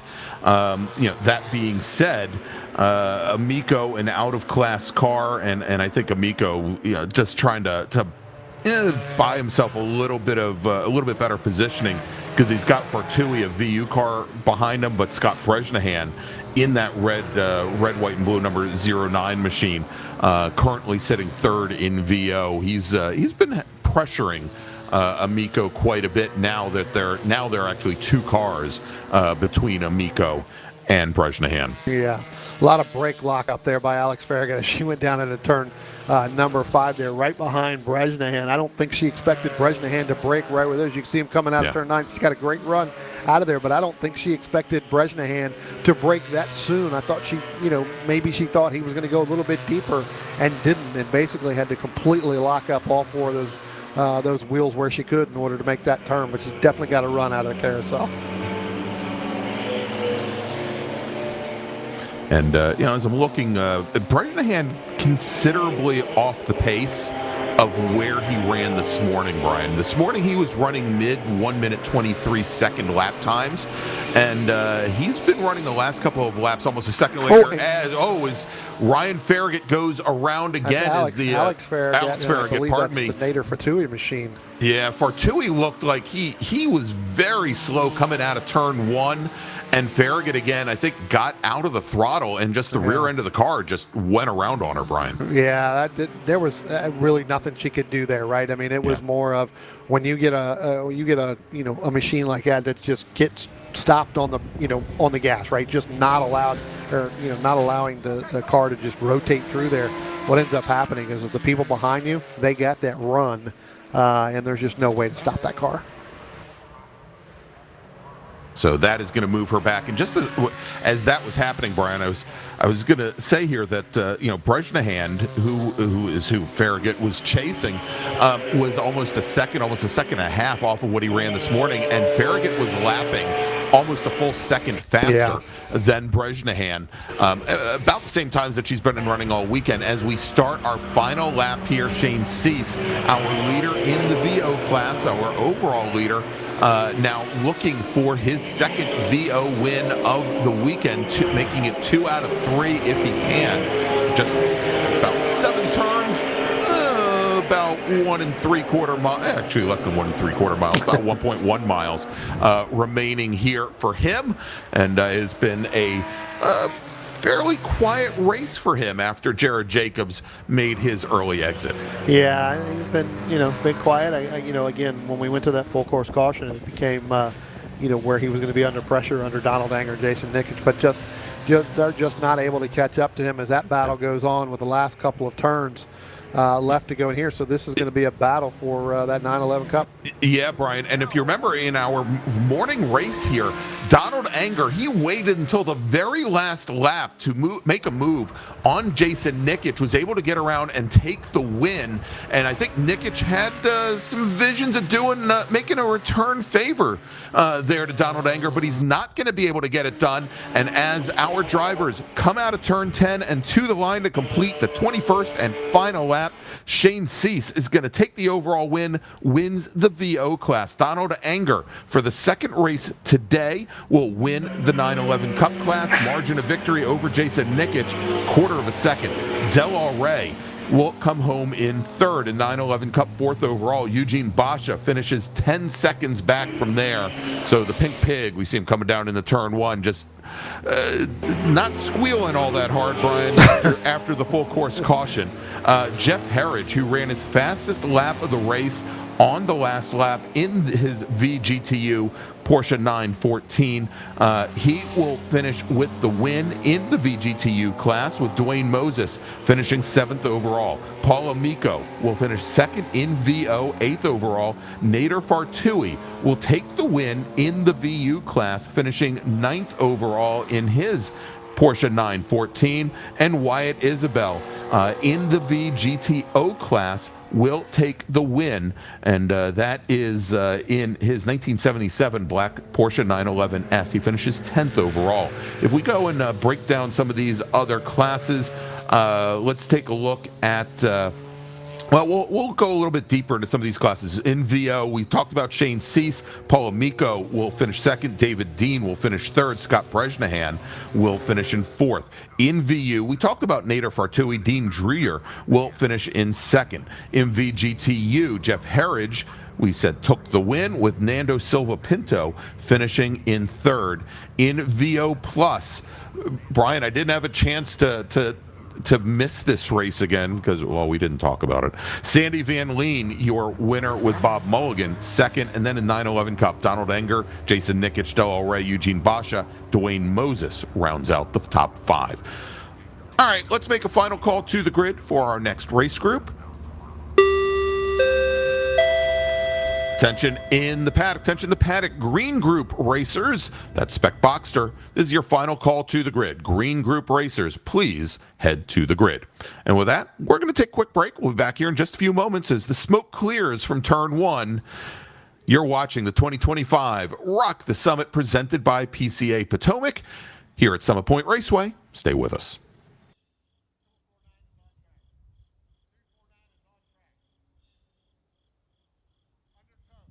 A household name in U.S. road racing for nearly 25 years, Toyo Tires has forged a reputation for winning, performance, and consistency. From the company's legendary Proxys RA1 to the two-groove Proxys RR, they have a history of getting drivers to the winner's circle. Their quality and performance extends beyond the track, offering owners a full line of premium tires for coupes to Cayennes. They are proud to build many of the tires right here in the United States at their state-of-the-art factory in Bartow County, Georgia. We thank them for their support of Porsche Club of America through club racing and the high-performance driver education program. Be sure to check out their contingency program if you race SP1 or Spec Boxster. To learn more about the full line of Toyo tires, visit www.toyotires.com. Stable Energies takes pride in offering racers the very best in motorsport performance and safety equipment since 1978. Owner Bob Kikasik has been a PCA member for over 35 years and started club racing with PCA during its very first season. Located in northern New Jersey, Stable Energy stocks a wide variety of racing gear and motorsport products from top-quality brands like O&P,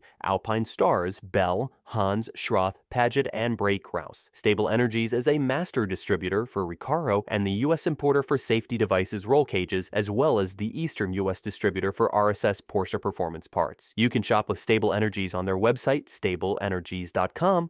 You can call and speak to a knowledgeable salesperson. They're happy to answer any of your questions. Or you can have one-on-one personal attention at their retail location just 10 minutes from New York City. PCA members receive special deals, so be sure to mention PCA Club Racing. Whether your fire system needs to be serviced, you need advice about a new race seater radio system, or you want to try on the coolest looking new driver suits, Stable Energies has you covered. Motion Control Suspension, or MCS, has proven to be the evolution of premium motorsports damper systems. Their team is continuously developing and refining damper technology that is vastly different from other manufacturers, developed through hands-on involvement in GT and touring car racing. While their roots are in the highest levels of professional sports car racing, their products excel in all environments, from enthusiastic street driving to autocross track days to club racing and far beyond. MCS is much more than just a great product. They have many years of practical racing experience, both on and off the track, extensive knowledge of vehicle dynamics, and an understanding of driver expectations and needs. MCS is proud to be a sponsor of Porsche Club Racing and invites you to lean on their expertise for setup support and consultation.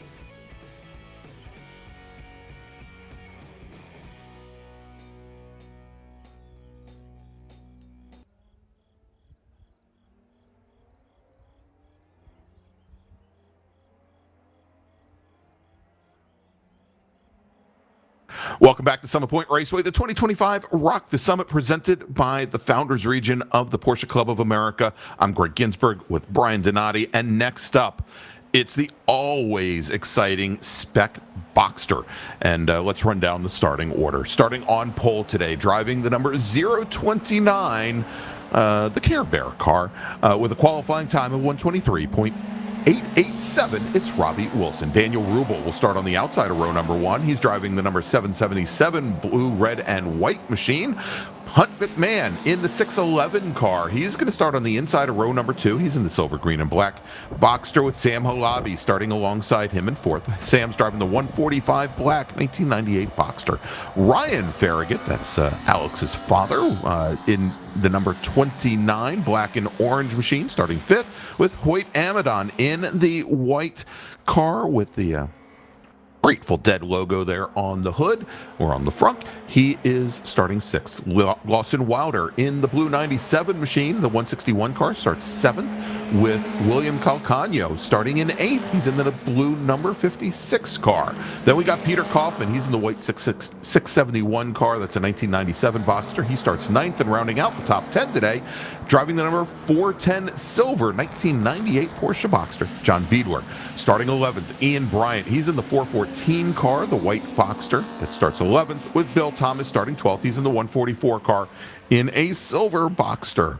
Then we got Mark Francis. Mark starting lucky 13th. He's driving the black number 91. Sudhir Kalra will start 14th today. He's in the orange and black number 216. And then finally, Daniel Judge driving the number 15 machine, and driving the 787 machine. Daniel will start 15th as the pace car heads to the pit lane and turns things over to our race 1 winner from this morning, Robbie Wilson. As they come around turn 10, Wilson and Rubel side by side, door to door, as the starter looks over the field. And if he likes what he sees, we'll have the green flag and we'll go racing. Does he like it? Does he like it? Yes, he does. Green flag in the air. We're racing once again from Summit Point as the inside lane, Bryan, seems to get a nice little jump there as Robbie Wilson's pulling Hunt McMahon along with him. But Daniel Rubel, he fights back. He's right to the door of Robbie Wilson, but as they come through turn 1, Wilson, even from the inside, carrying a lot of speed through that corner, and Hunt McMahon now pulls right up alongside Dan Rubel, and he might have a bit of an advantage as they come into turn 3. No, he can't get by as Hunt McMahon has to deal with Sam Halabi right at the apex of 3, and going wide, going off. Ryan Farragut through the gravel trap goes the number 29 machine, second race in a row where he just hasn't had a strong opening lap, Bryan. Yeah, I kind of struggled there, right, coming up through there. But I tell you what, Greg, on the start, Sam Halabi I don't know if he missed his shift or whatever, but he has dropped all the way back into the back half of this field. I think he may have been taken under surprise there, so he's going to have a hard fight to get through there. But yeah, Ryan Farragut trying to do as much as he could to try to make that pass on Hunt McMahon in that 611 machine. Ended up getting the car really, really loose up into turn 3 and up through the gravel trap, able to continue, but he's going to have his work cut out for him if he wants to get back up into that top 3 position. Yeah, and as you said, Sam Halabi, who started 4th today, the rookie driver out of Philadelphia, Pennsylvania, he drops back a number of positions. We'll see here as our racers come across the line, and Halabi drops back in the 7th position, as we do have one driver now coming down the pit lane. Looks like they're calling it an early end to today's race. We'll get the number on that car in a moment, but I think it might be Lawson Wilder. Yeah, we'll have to take a look at that. I know Lawson's had some problems, again, early on yesterday, and I believe even this morning, and it definitely is the Lawson Wilder machine. So his day is now officially done for this race. Hopefully we can see him come out in tomorrow's Enduro as well. But yeah, Lawson Wilder calling it quits and didn't even really complete a lap here. All right. Hoyt Amadon now, Bryan, who had his issues in qualifying yesterday. We thought that, we thought he might be done for the weekend.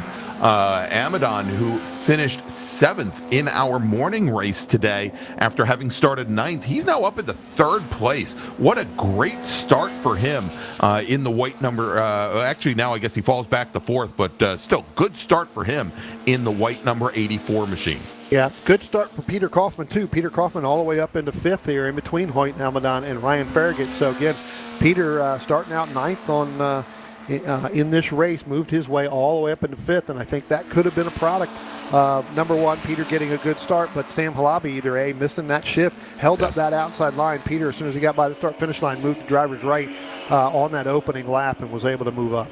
Yeah, and so Kaufman, who had that spin about midway through our morning race, ended up finishing up 9th, but was showing a lot more pace, was considerably faster than most of the racers just ahead of him, was actually running about a full second faster than the 4 cars that 4 of the 8 cars that finished ahead of him. So we'll see how he does here today, as he is an instructor with the PCA Potomac region for their driver's ed classes, and he's been racing now for 15 years and probably has as many laps around Summit Point as anybody we know, Brian. Yeah, no, absolutely, and he just gave up 2 positions back to Ryan Farragut and Sam Halabi going through turn 1 and turn 2, and it seemed like that was pretty uncontested. I think Peter just let them go because he knew they had their run. Again, we've talked about this a little bit. You can utilize this spec Boxster class, Greg, and you come out of turn 10 down the front stretch. You can use the draft, and that's exactly what both of those drivers did, was utilize the draft between both of those, and they went right by Peter Kaufman as they got down into turn 1. Yeah, and I mean, there's an advantage to that. Instead of him having to push the car and spend early laps in this race, again, it's a 30-minute race, defending against those racers, let them draft by you.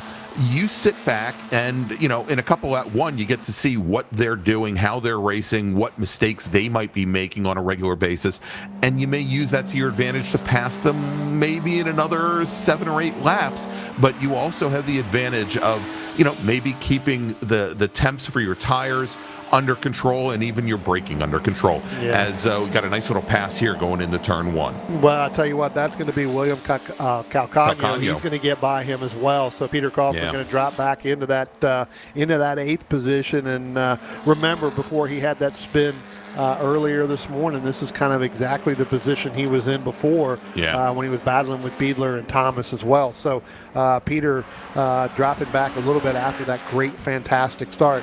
Ryan Farragut now moved up to 5th after that off in turn number 3, still trying to run down Hoyt Amadon, and he just set his personal best on that lap 3, so he is definitely reeling in that 83 machine. Yeah, last time by, picked up about 0.3 of a second on Amadon ahead, so again, Farragut has had issues, and we saw it obviously this morning, but we've seen it at some other races this year as well, where his opening laps maybe put down the full race effort, and he's usually having to fight back. He's on the back foot, as they say, having to spend almost 3/4 of a race fighting back to where he started. Yeah. Ran really well in New Jersey. Again, that's their home track. Did really well on that Thunderbolt. Ended up finishing 4th, I believe, in both of those races. So again, very well raced there. And again, unfortunately, had that incident off now. So Anwy's really got to fight back. Had a decent run this morning. Again, finished 4th this morning. So that seems to be the number that he's trying to get back to. All right, as we watch here, it is Robbie Wilson now, and on that last lap, Wilson lapping about 1.2 seconds faster than Daniel Rubel in 2nd, now with about a 3.5 second lead to round out or to finish up our race this morning. And there goes the Wilson machine, the Care Bear car. Wilson had an advantage of 21.5 seconds when the checkered flag came out over the rest of the field. I mean, he is just shown to be head and shoulders above our other spec Boxster drivers here this weekend. Yeah, pretty dominant right now by Robbie Wilson. We talked about, Rubel and McMahon. Remember, McMahon was in the same position last race as well. And then once we got to that halfway point, it was kind of go time. That's when he was able to run down Daniel Rubel in that 771 machine. And with that battle that went on, you're right, that enabled Wilson to open up that gap even twice as much as what he did on his own. And Rubel is there much sooner than he was this morning. It was McMahon. Pardon me, that McMahon is there a lot sooner than it was this morning, as McMahon ended up pulling out, I think the at the line, it was something like 0.2 of a second was the margin that McMahon had over Rubel. And Rubel, again, taking it somewhat easy here early on in the race, managing his pace, not challenging Daniel Rubel, every single lap, every single turn here. And I think that was his strategy this morning, and it played out very well for him as that car started to drop off. Yeah, no, absolutely. Take care of that equipment to get to that halfway, and then it's time to go. Because some of these drivers, I know it's a 30-minute sprint, it's a full-out sprint, but there are some of these drivers pretty strategic that they can take care of their equipment pretty decent through the first 15 minutes, and then once they get to that halfway, then it becomes go time. And it's amazing to watch the lap times. Those lap times come down faster and faster with every lap as they take care of that equipment. All right, so Bryan, and they're going to be coming to the line here, and I'm interested to see what the difference in lap times are between Hoyt Amadon and Ryan Farragut. And that last time by, Farragut still picked up about 0.08 of a second, not much, as he comes under the draft right to the back of the white number 83 machine.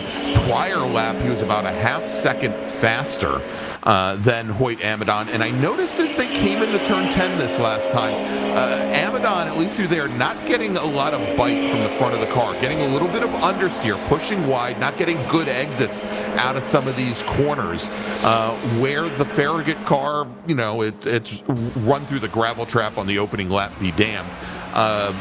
He seems to have a car that is, at least at this point of the race, set up quite a bit more. He's also doing things, if you notice at turn 5, he actually moved out just a little bit to driver's right at the entrance to turn 5 to not load up those outside tires as much. And he didn't really lose anything time-wise to Amadon ahead, but once we get to the end of the race, little adjustments like that are going to serve the number 29 car well.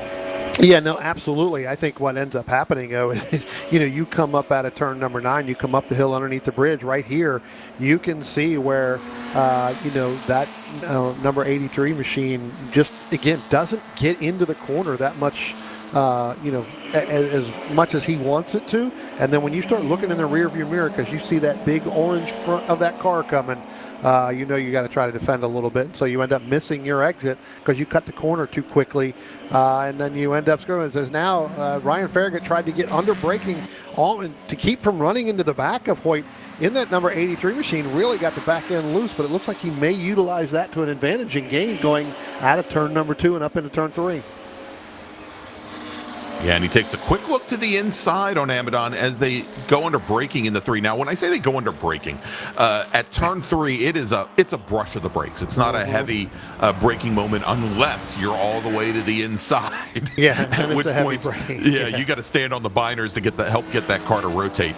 But it's still looking very good. But even now, as they seem to be fighting, Sam Halabi, Peter Kaufman, they're now starting to show where they have maybe at least the same pace as Farragut and Amadon ahead. At least Calcagno and Halabi do. Yeah, exactly. Calcagno's, they were, he was a second and a half faster that last lap there. So again, you can see the difference where Hoyt Amadon and Farragut, Amadon trying to defend, Ryan Farragut trying to get around him, and then Calcagno and Halabi, they're just running their exact same line. They're staying in line as quickly as they can, and they are utilizing a little bit of that draft to run those two down.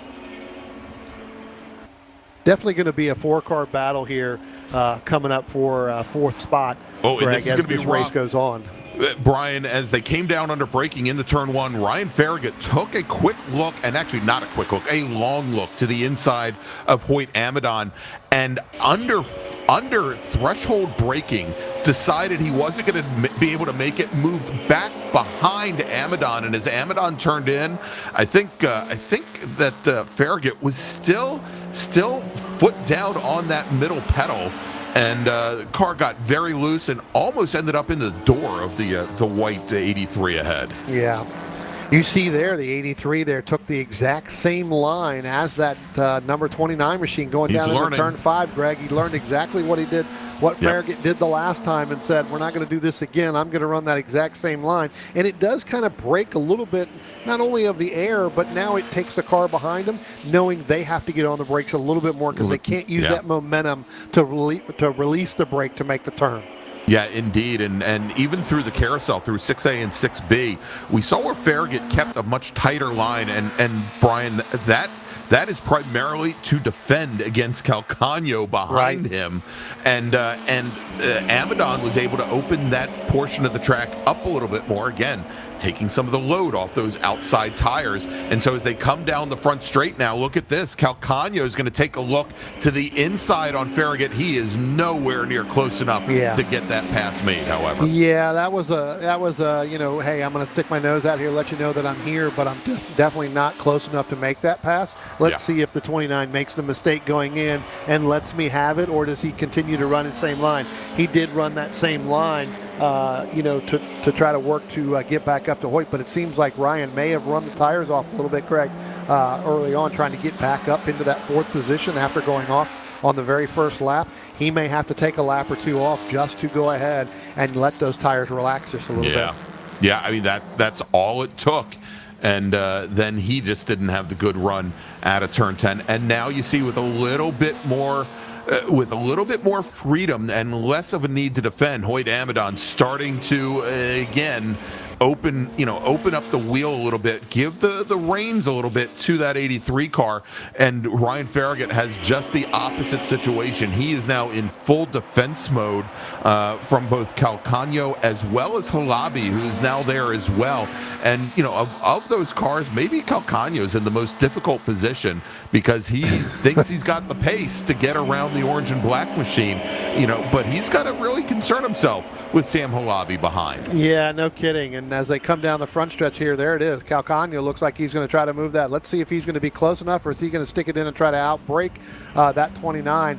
Again, we went to that new kind of camera angle, Greg, that we have coming up underneath the bridge down into turn 10. Mm-hmm. You can see that 29 of Ryan Farragut. That car is just very, very unstable under braking coming down through there. That whole front end is just really moving right to left down in there. So that car makes it very tough to turn when that car is like that. Now, he pulls away a little bit here, but when we get back to the backside of this racetrack, we'll try to pick that back up and see how does that work with Calcagno and Halabi, whether or not they just kind of stick nose to tail and try to work together to get by him.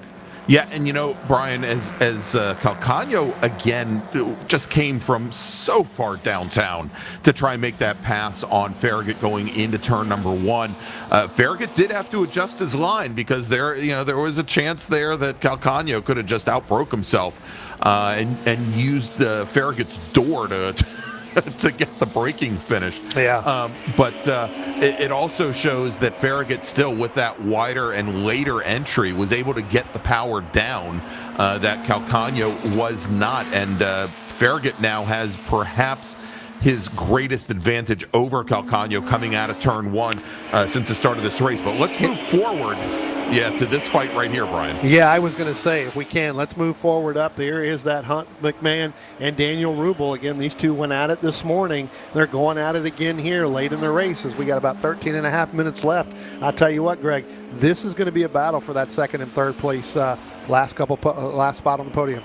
Yeah, I was going to say, this is the battle for best of the rest in Spec Boxster as Robbie Wilson once again has just absolutely walked away from the rest of the field. He's up by now about 10 seconds.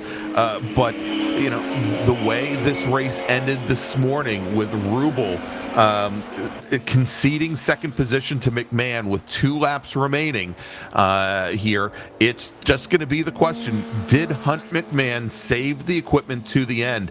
And we're only about halfway through this race. And Bryan, since we're going to take a quick break, thanks to our partners and sponsors, but we're going to still be able to watch this action as all that goes on. You're watching the 2025 Rock the Summit here at Summit Point Motorsports Park.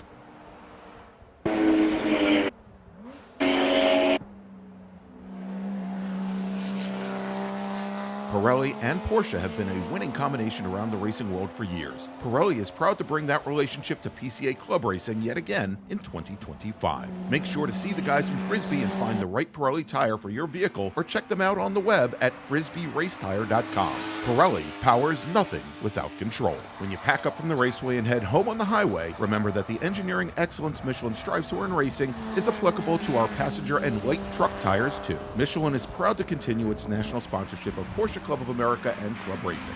Michelin, because so much is riding on your tires.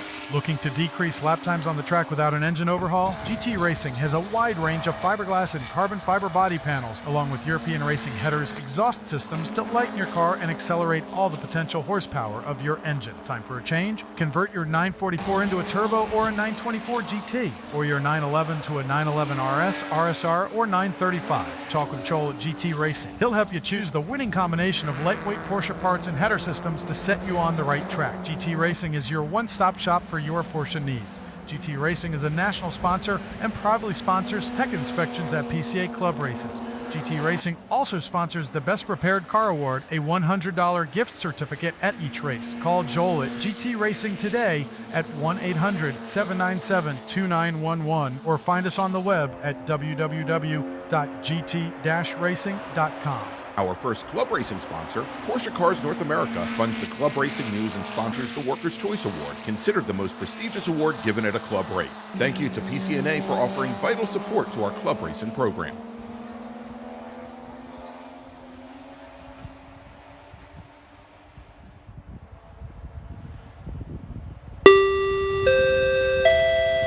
Attention in the paddock, Blue Group racers, please head to the grid for your race.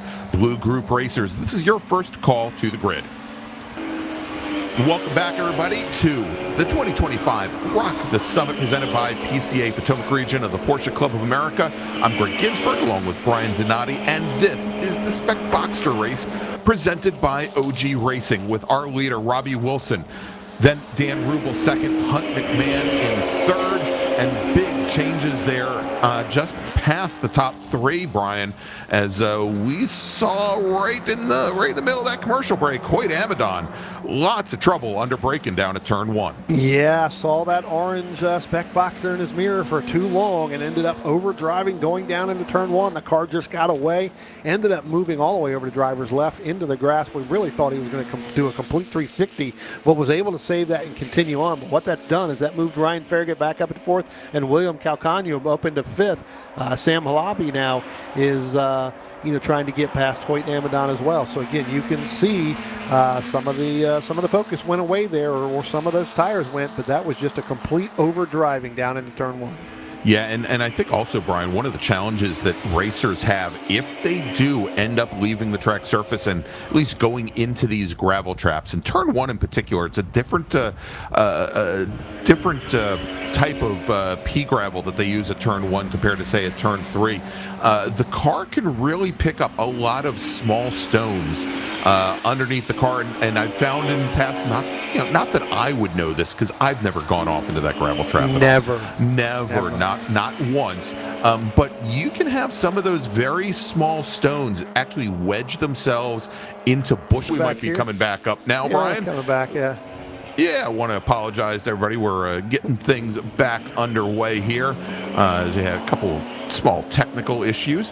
This is our Spec Boxster race. We've got now about 7.5 minutes remaining in the race. Robbie Wilson, your leader. Dan Rubel, Hunt McMahon, your top three, as we watch fourth, fifth, and sixth now come down the chute into turn five. That's Ryan Farragut, William Calcagno, and Hoyt Amadon. And Bryan, just after I finished saying that Amadon might have found his pace dropping off because of his little ride through the gravel trap, he just turned in his fastest lap so far and was actually lapping about 0.3 of a second faster than Calcagno and Farragut ahead.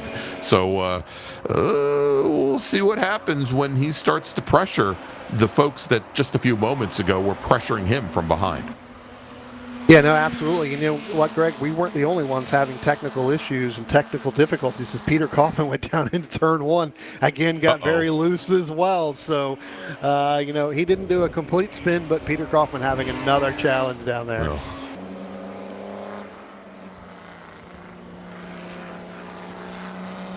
We're trying to work through some of those difficulties there. But yeah, you know what, Greg? Here is a battle that's going on. This is the battle for fourth, and it's continuing to rage on through the entire event. And that is William Calcagno staying right with Ryan Farragut pretty much the entire race as they come up out of turn two and head up into turn three. Now, this is where Ryan is able to pull ahead just a little bit of Calcagno, but Calcagno is able to be a little bit quicker on the backside of this racetrack, especially when we get down into turn 6 and 7 and come up through the backside here on Farragut, just not able to make that pass, and that's allowing Hoyt Amadon and Sam Halabi to reel back in. So again, this is that battle for fourth, you know, between those four drivers. Yeah, and Farragut now, Brian, you know, we talked about it a couple of laps ago. The handling on that car definitely starting to go away. As they came through turn one, both the front and the rear, it was very strange because he was battling going from understeer to oversteer. That car just started to wash out on him almost sideways, and just was not able to get not only wasn't he not able to get the power down, he wasn't able to get the nose to stick and change the trajectory of that car to lead out. And that is where Calcagno now is starting to look very strong. We'll see if he pops out again. Again, he's shown the nose a number of times, but Hoyt Amadon instead, he's going to come very deep from the inside. I don't think he's close enough to really challenge Calcagno ahead, and he does have to slot back in here. You know, the straight line speed on these cars very closely matched, and I think what's happening, Brian, is when these drivers, they feel that draft, as soon as they move out into the clean air, they're pretty much hitting a brick wall and just not able to make up the ground they think they could make under the draft. Yeah, no, absolutely, Greg. That is a product of, if you've ever been down on like 95 or even 81 here, and a semi-trailer, you know, pulls out beside you or pulls next to you, you feel like, you know, like that parachute has come out on your car or on your truck. That's exactly what these drivers feel like when they go to make that pass, when they just start to feel the, you know, the draft part. If another car moves one way or another, even just a couple of inches, it's like that parachute comes out and you just cannot make that pass happen. Attention in the paddock, attention the paddock. Blue group racers, please head to the grid. Blue group racers, please head to the grid. Your race is next. All right, as we now have less than 4 minutes remaining in this Spec Boxster race presented by OG Racing. It is Robbie Wilson now with 15 seconds on the rest of the field. Daniel Rubel, Hunt McMahon, Farragut, Calcagno, Amadon, Halabi, Kaufman, Beadler, and Thomas, your top 10. I wanted to, Jordan, if we could drop a little bit further back for a moment. We've been watching one orange and black car, and that's Ryan Farragut. I wanted to drop back to 11th position to Sudhir Kalra in the 216 orange and black machine, because he's been under attack now by Mark Francis, and he's been in a great fight with Ian Bryan in the 414 machine. As a matter of fact, here come Bryant now and Kalra down into turn number 1. Kalra trying to get the position back, comes down the inside and not able to outbrake the 144 machine. So there's Kalra now dropping back into 12th position. Let's watch when they come down the hill. I'll tell you what, Bryan's opened up a little bit again. Greg, that's a product of Kalra coming down into turn 1, getting hard on the binders, thinking he's going to be able to outbrake it. When the driver on the left-hand side has that go through to get through that entry, that's where they open up that gap, because that person that's on the inside driver's right, they have to wait before they can get back on the throttle, or that rear end will come around because it does tighten up down there through that turn. All right, so and there you go. How just one simple I don't want to call it a mistake, but how being maybe overly aggressive going into a corner can cost you, and maybe he's not going to get another chance to move up a position here with less than 2 minutes ago. As they say, slow in, fast out, not fast in. It usually means slow out. So there they go, coming through turn 10. And the gap now, instead of being less than a tenth, Brian, as they cross the line, it's now 3 seconds. Yeah, so that's you how, can see. You can see the product of making that mistake for that lap.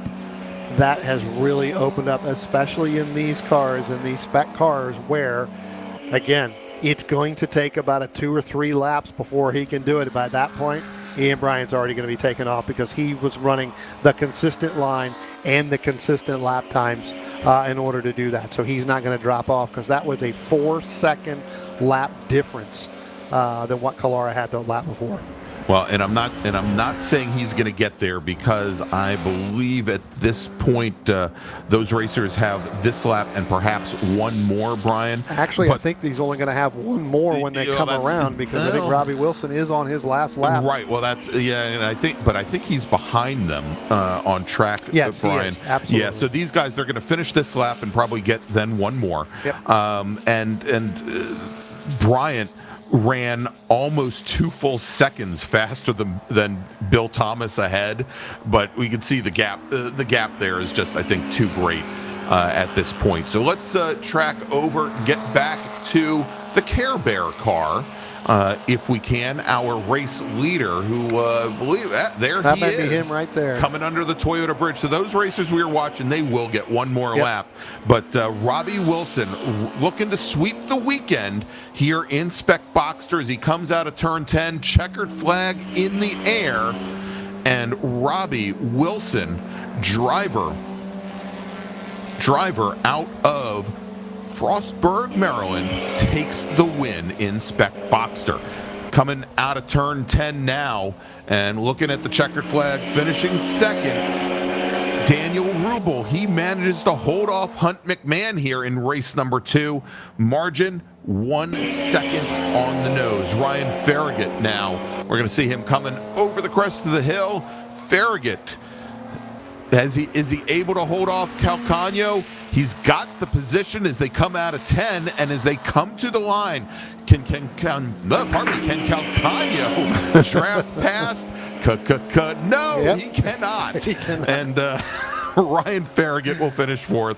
William Calcagno will finish 5th. I keep thinking of the oh my gosh, I'm thinking of the. Never mind. I'll get back to it. Hoyt Amadon Not thinking will of finish anything 6th. right now. Yeah, I can't think of anything after that.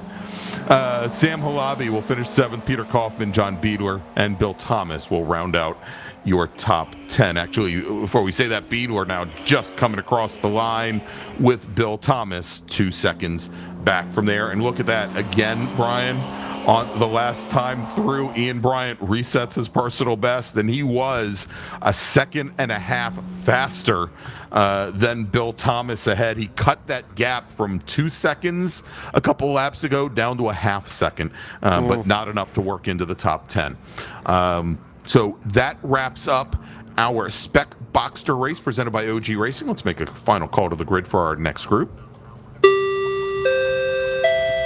Attention in the paddock. Final call for our Blue Group racers. Please head to the grid. Blue Group racers, please head to the grid. And now we're going to take a quick break, and as we do, I'm going to think about the commercial from the 70s that I had going on in my head that I could not vocalize there at the end of the race. But everybody, it is the 2025 Rock the Summit presented by PCA Potomac region of the Porsche Club of America. And Brian and I will be back in just a moment.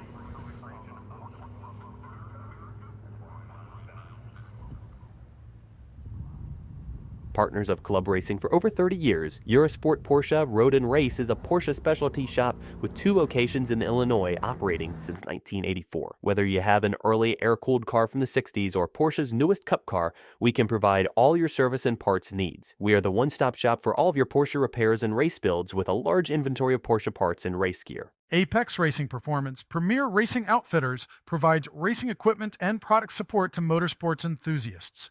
A member of PCA since 1991, Clark Hammerly and his wife Linda both hold competitive racing licenses and install, use, and test the equipment they sell. This enables them to provide unbiased technical assistance on installation and use of their products. From helmets and race apparel to personal cooling and fire systems, Apex Performance also stocks performance friction brake pads for all Porsche applications. They invite you to visit their showroom in Merle's Inlet, South Carolina, shop online at www.apexperformance.net, call toll-free, or view their track schedule online. Mention PCA Club Racing to receive a discount on your next purchase.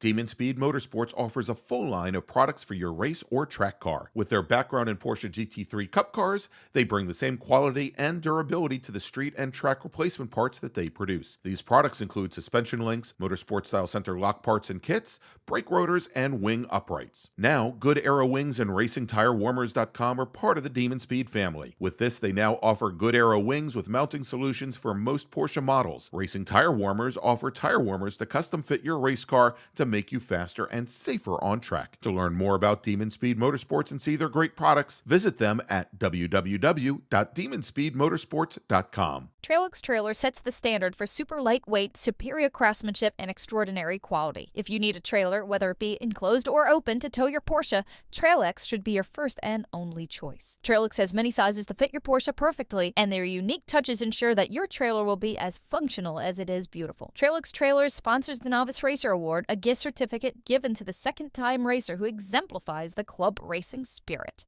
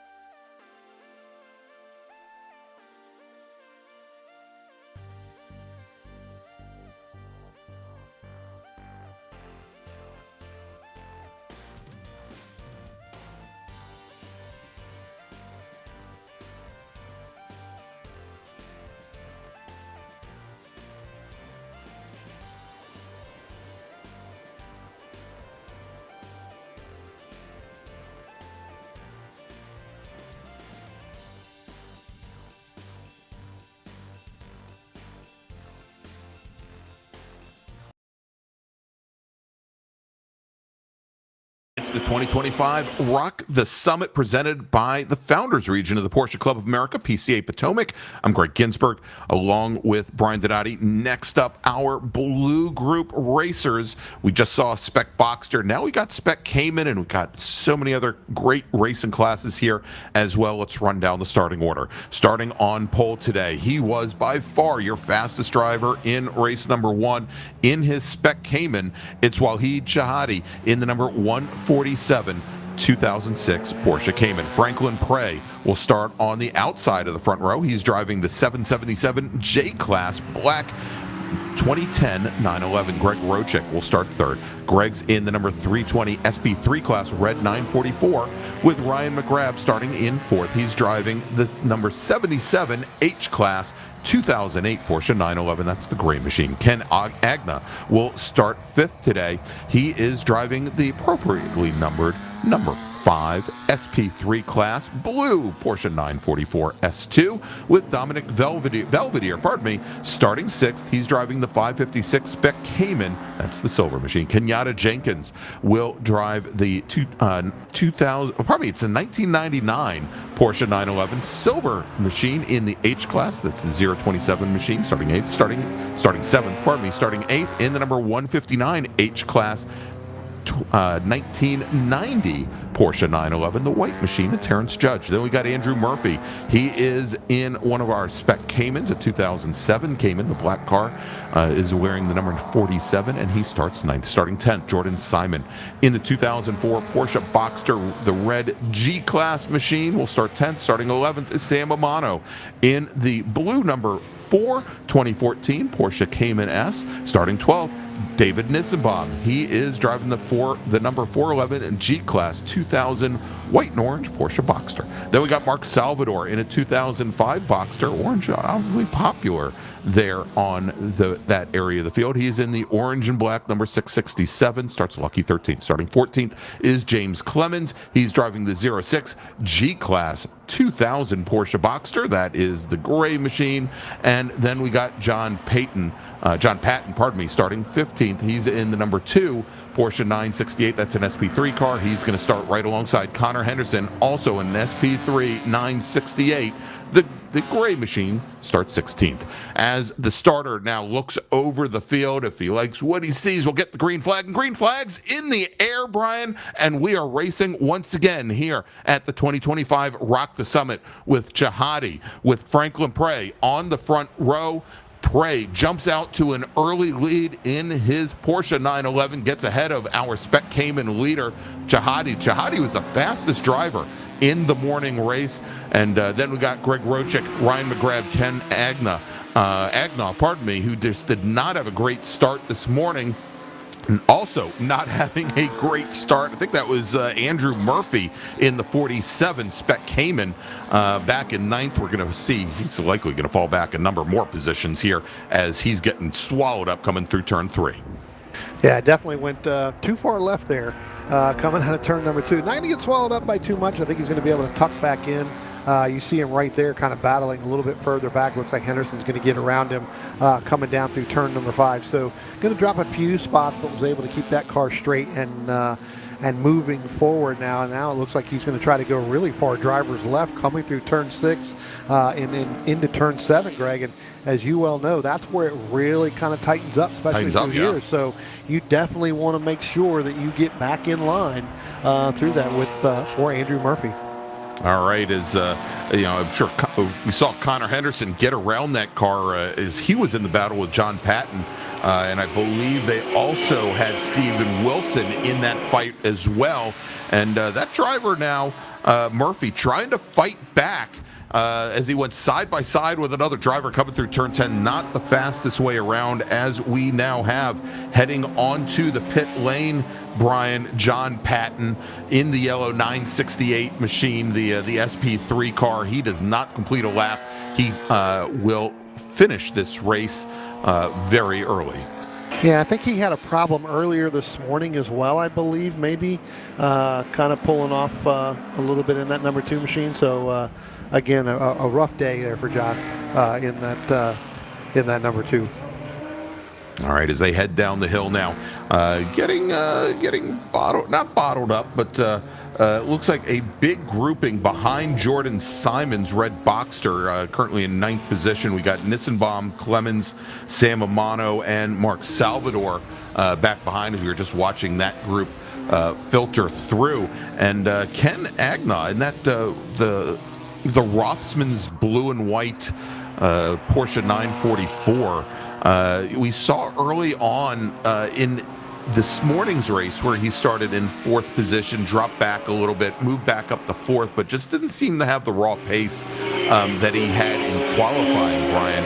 And again, he is now sitting back in a pretty distant, not that distant, but he's sitting back in 7th position there with a number of drivers that he has to contend with just to get up to Greg Rochik. He's got Kenyatta Jenkins and Dominic Belvedere, 2 out-of-class cars between he and the Rochik number 320 machine. Yeah, Rochik, him and, Rochik went at it early on in the race this morning before Ken was able to, propel himself and pull up a little bit after a couple of laps.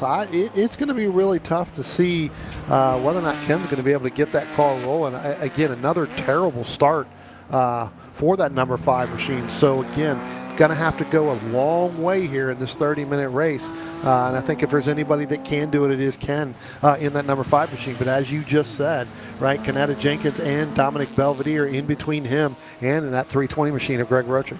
Yeah, and Belvedere with a big brake lockup going into turn 5, just behind the Rochik machine, the red 320 Porsche 944, and I don't think he expected the Rochik machine to be on the brakes as early as it was. As Agnon now comes underneath Kenyatta Jenkins going into turn 10, gets that pass made, gets it done early enough, I think, to not really affect his speed. As for the second day in a row, or probably the second race in a row today, Brian, we're seeing Franklin Prey in that black 777 machine now really walking away from the rest of the field. He is one of 2 J-Class cars, Stephen Corrali in the 551 Cayman being the other, but Corrali sitting all the way back in 20th position. Yeah, not much of a battle there in that J-Class. You're right. Franklin Prey really going out. Remember, Franklin had that, in that silver group yesterday, had that problem. So now really focusing on this car here in that 777 machine. Again, another heavy brake lockup there by, I believe that was Dominic Belvedere. And Greg, remember, earlier on this morning, we saw Belvedere where he went off in turn 5. Again, not able to get turn 5 consistently in that number 556 machine. So again, Dominic Belvedere having some problem. Not sure if he's having a brake problem, Greg, where he gets in there and it just tends to lock up, or he is just misreading the entry going into turn 5 and is trying to really run hard down the hill. Well, we'll have to see if those are the rear brakes locking up. It's not that big a deal. There's not a lot of weight on the rear tires as that car is loaded up coming down the hill. Most of the weight transfers to the very front of the car. But if it's the front tires, that's only going to get worse for him as time goes on. Brian, we've got Joel Agana in the chat right now, and he says, Ken will get there. So that just came in. Joel, he's there. There's no doubt about it. You can see it right now coming through there. Yeah, he is there. He's only about a car length and a half back now from Greg Rochik in the red 320 machine, and Rochik just grabbed a whole bunch of curbing at the apex of turn 3, really lifted up the rear end of that car, and very stiff setup it looks like for the Rochik machine. Agana's machine looks like it has a little bit more compliance, which should, I think, especially through this section of the track, help him considerably. But you also notice, and contrast this to what we saw in the last race from, say, a Ryan Farragut, who was going middle of track to even drivers right through this section that we're watching right now. Both at this point, Ken Agana and Greg Rochik opening that turn up all the way, going to the outside, not loading up the car at this point. Right. Tell you what, Greg, I was looking a little bit further up in that camera shot there. Waleed, Chahadi, I tell you what, he may be holding up Ryan McGrath and Dominic Belvedere, or he may start to be having a problem, because there it is. You can see it there heading down in turn one. McGrath looks like he's going to try to make that move, just not going to be able to get that done. But those three cars just behind them, Belvedere, Rochik, and Agnew, tell you what, they were a little bit further back from Waleed, and now all of a sudden they started to close. So we got a car sitting over on driver's left. So again, I think that could be where they were able to and I think gain that's some of that. Jordan Simon in the 54 machine, Brian, that is Yep, 'cause off. he's dropping down. Yeah, Simon in the G class in a Porsche Boxster. Although I'm showing Simon as being in a red Boxster. He is. It's a red with a silver front end. Got it, with the silver front, exactly. Yeah, so, he's definitely, I can see here out the window, he's definitely pulled over into driver's left, kind of in a tough spot. So they should be able to do a nice little hot pull and pull him out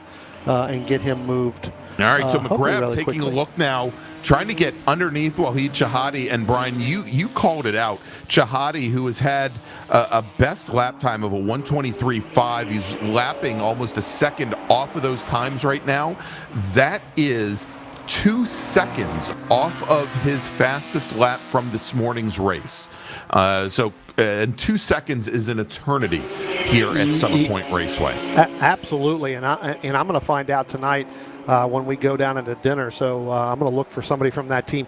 Did they go out on new tires this morning again? And now they've kind of materialized. As McGrath looks like he's going to try to make that move down into driver's right to make that pass, and it looks like he's going to be able to successfully do it before they get to that standing yellow there, Greg. So good move by McGrath, knowing where that yellow flag is going to be in order to get that done. But I'm wondering if Waleed went out on new tires or newer tires, and now that they've materialized with everybody else's tires within that car just isn't as fast as it was early this morning. Well, also, Brian, he really started to up the pace in the last half of the race. Yeah. And it could be just a sign of, once fuel starts burning off, once the car gets a little lighter and there's less of a load on those rear tires, that the car might run a little bit more smoothly, But again, also the sun is a lot higher in the sky than when these racers ran this morning, and the track is definitely more slick. And a setup that he had this morning might not work very well right now.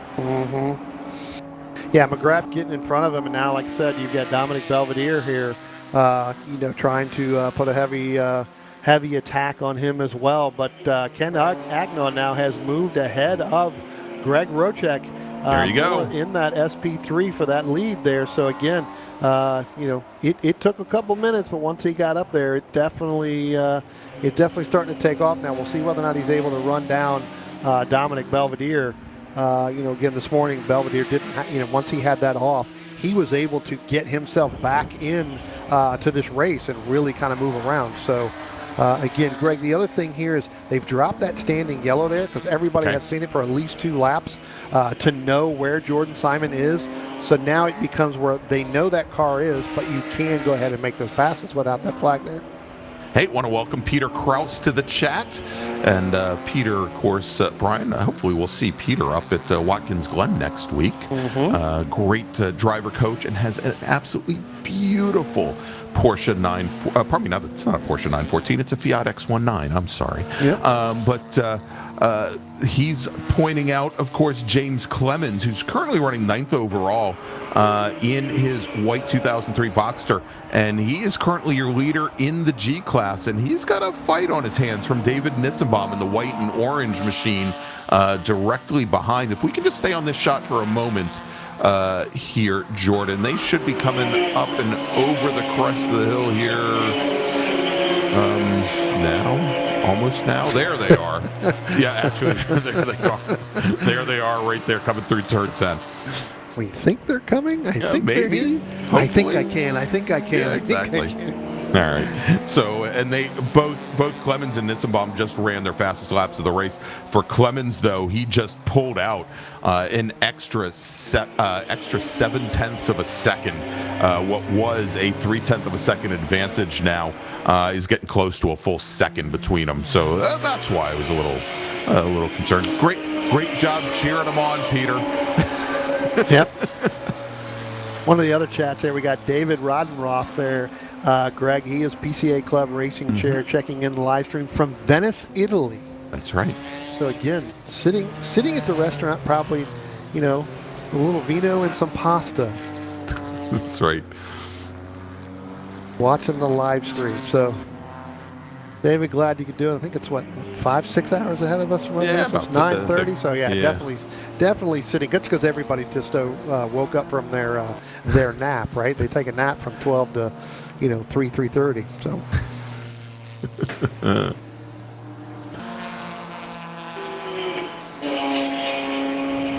But again, you see most of these cars. Again, here comes the Nissenbaum battle. And Nissenbaum just loses a little bit coming out of turn number 9 to Clemens in that 06 machine, but he's able to reel back in a little bit as they go down the front stretch and get down into turn 1. And again, that's a product of, I think, looking at James Clemens and the line that he takes. Maybe turning in a little bit early, Greg, or a little bit late, actually, not early. If you watch there, see, that's a turn in late there, and Nissenbaum he's gets right in a back little bit on him earlier. under braking going into 1. Yep. And they're coming up on a slower car at the moment. I believe that is Martin Harrison in the number 31 machine as they work their way through, and both they and just ahead of this battle right now, we're just also had the shot Terrence Judge in the white number 159 H class 1990 machine, and Judge had just turned in his fastest lap, as did Nissenbaum. So good fight there. And this is where you see some of these drivers. And again, if you've never been and you've never raced here at Summit Point, when you come out of that turn 6, when we have that camera angle, you can see, all the cars go all the way over to driver's left. That actually, the track does throw you over there. So it's not like you're, like, oh, I missed it. No, that's the track. There is a little bit of a banking there, a little bit of I'm going to call it a berm. It's not really a berm, but the track does kind of tilt there a little bit, and so it will throw your car out there. That is actually the preferred line where you really will be. All right, so Bryan, I wanted to just highlight here as we've got, looks like maybe giving a little bit of look down in the turn 1, just ahead of this battle. Terrence Judge currently running 3rd in the H class. He is now calls Naples, Florida home, but he is a PCA Potomac member, been racing and racing cars for 10 years. He started karting when he was just a teenager, and he's a wealth management advisor, likes running and cycling, and this is when you know that you've bought fully into the Porsche experience. He says he trains German dogs, dachshunds. Good, I've got one he can train. Yeah, I was going to say, well, that's why I was telling you, is I know you have one that might need a little bit of encouragement. Being unspoiled, that's what I need. Right? Yeah, exactly. And he says that the team name of Holman Racing was named after their dachshunds, Holly and Manilow. German bred, just like a Porsche. Yeah.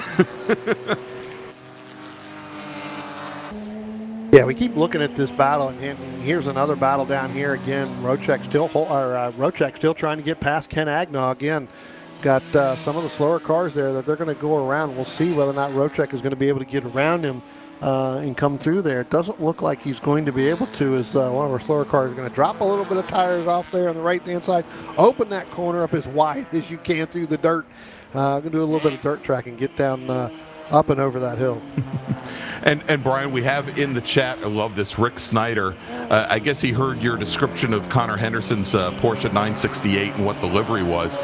He's told us that it's actually not, it's not camouflage. It's not the livery of a fighter jet.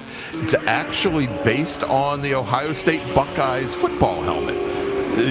I'm sorry, the Ohio State Buckeyes football helmet, who happened to play the Ohio Bobcats tonight at 7 p.m. I have to take a look at that. I don't remember having the Ohio State having the sharp teeth in the front of the car. Who knows? Maybe he's changed it, but yeah, not Not a big Buckeyes fan up here, you know. So. Well, Rick is apparently. He says go Bucks and go Connor. Well, I'll say go Connor, but I think, you know, we can't go Penn State. No, I'm sorry, did I say that out loud? Oh, my.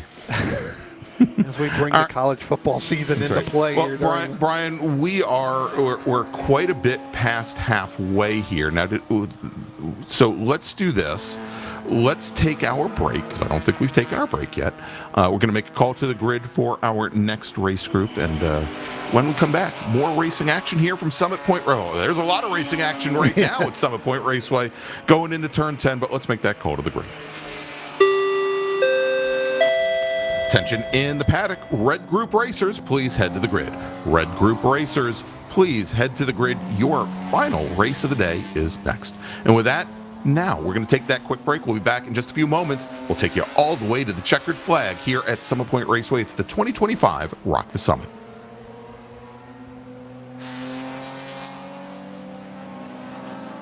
Hankook Tire, we strive to create a universal moment when the car and driver become one. Our aim is to develop a safer, more pleasant, and more comfortable driving experience from the moment the driver turns on the engine. Through strong braking power, smooth handling, driving comfort, and guaranteed safety, Hankook products deliver an authentic driving experience beyond mobility. Our tires provide total control of speed and direction while ensuring safety and comfort on the road. Embrace driving emotion and embrace the feel and excitement of being behind the wheel with Hankook Tire. Hankook competition tires are the perfect match of performance and longevity. Visit HankookMotorsports.com to buy today.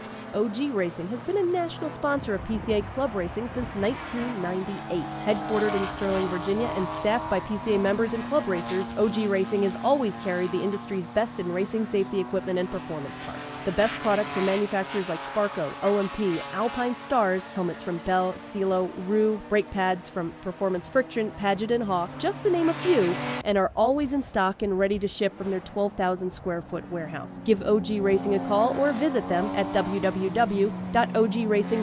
and sign up for their newsletter. We're not just a one-off experience, we're a call to freedom. We're a place in people's minds where everyone can unleash their wild side with a passport to a world of possibilities, a spirit that breaks all the rules, uniting the famously bold and spirited essence of tequila from Mexico with the much-loved richness of peanut butter. Manibal is the bold embodiment of the party animal within us all. Here is where the ethics starts. Tequila can be purchased nationwide at manibaltequila.com.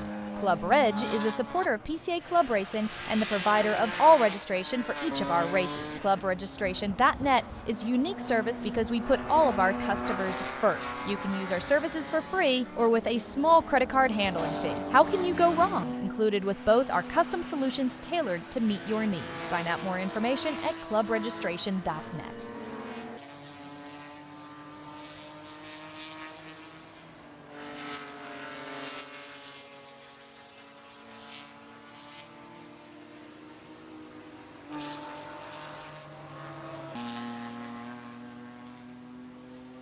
Welcome back to Summit Point Raceway, the 2025 Rock the Summit, presented by the Porsche Club of America and the Founders Region, PCA Potomac. This race brought to you and presented by PMR.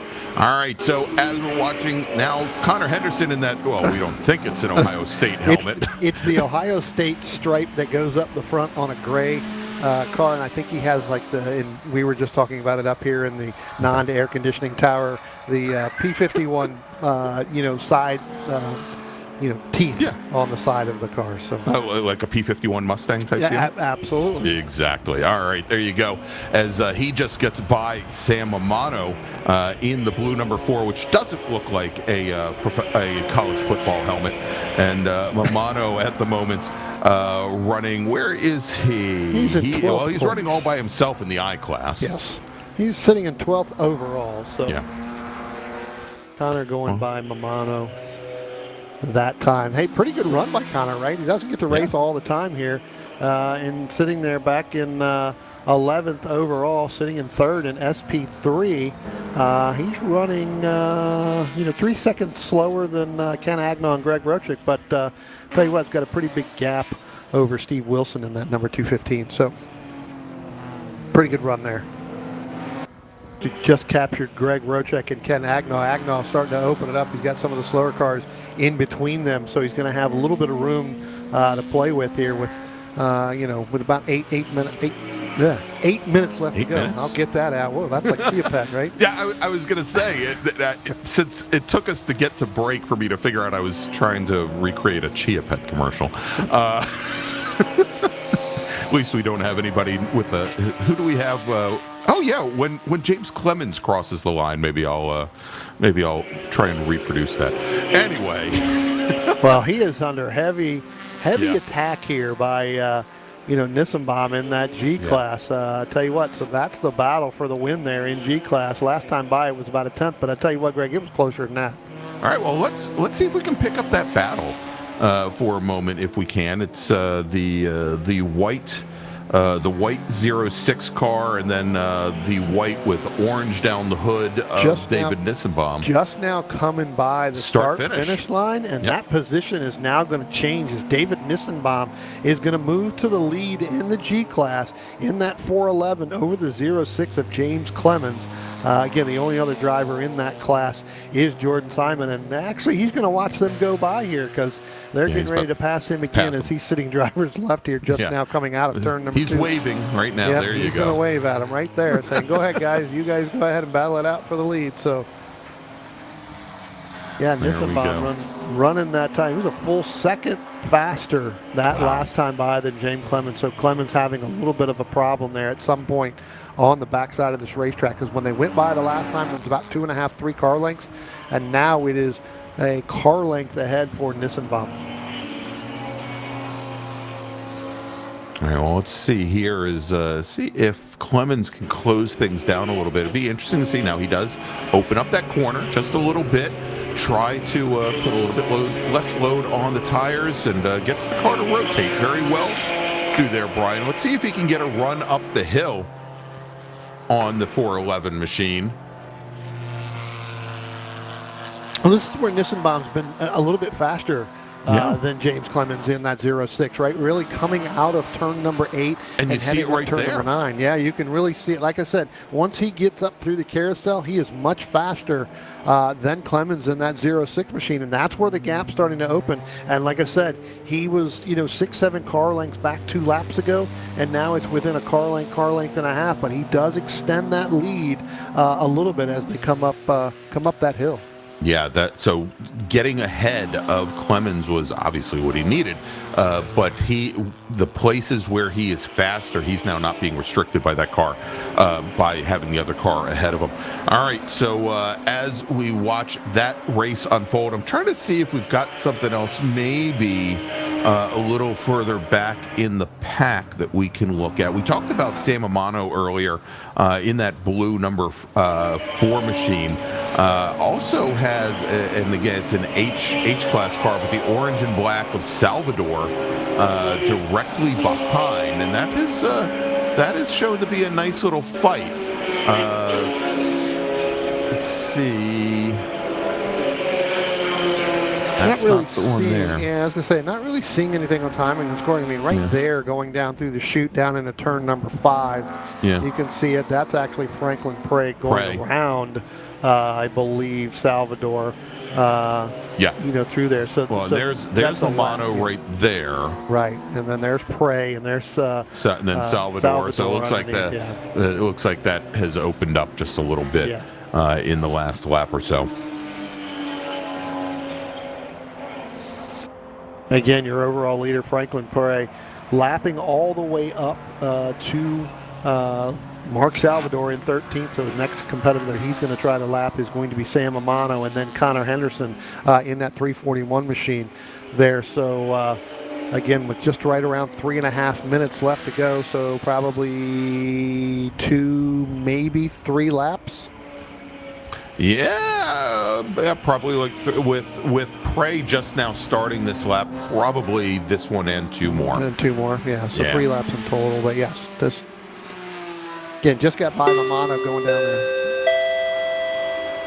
Tension in the paddock. Second call to the grid for our red group racers. Please head to the grid. Brian, as you were saying. Oh, I was going to say he just got past Amano. Didn't know we were going to do that, but guess I got to pay attention to the clock. But yeah, got past Romano, getting ready to come up on Connor Henderson right now. I don't think Connor will hold him up. I think Connor will let him go all the way through as quickly as possible. He'll stay down driver's left right there. Let Franklin Prey take the the line there outside, get through. You probably see a little wave by the hand out the window there, maybe. That's right. And would that be the Ohio State wave? yeah, that would be the Ohio State. You know what? Yeah. Hey. Not the Tulane. Yep. The Tulane green wave, exactly. You know that Tulane's mascot's called Gumby. That's it, right? Yes. Exactly. Yes. No, not Gumbo, Gumby, as in like the little claymation character.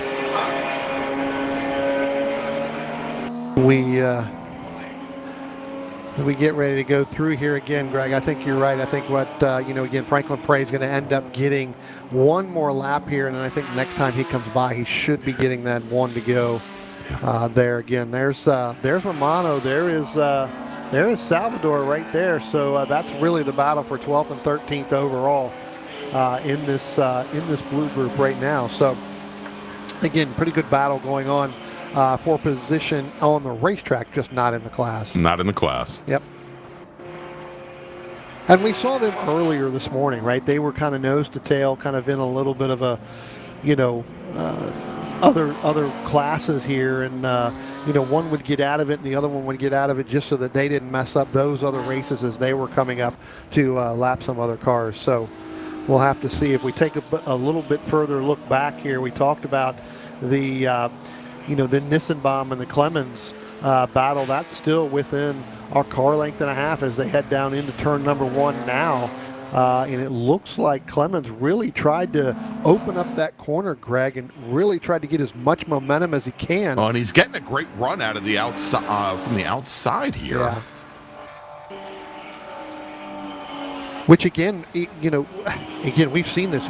You in some of these cars, you can take that outside line and get a ton of grip and get back on the throttle earlier than you can when you hit the actual apex of that corner. Yeah, and there for just a moment, Bryan, looked like James Clemens might have had a good run on Nissenbaum ahead, coming out of 3 and starting to make the way down the hill through the chute. And unfortunately, looks can be deceiving as he drops back behind. Also wanted to mention here as things are winding down, Wahid Shahadi, who is leading the Spec Cayman class by just about 4 seconds over Dominic Belvedere. Belvedere running 5th overall, 2nd in the class.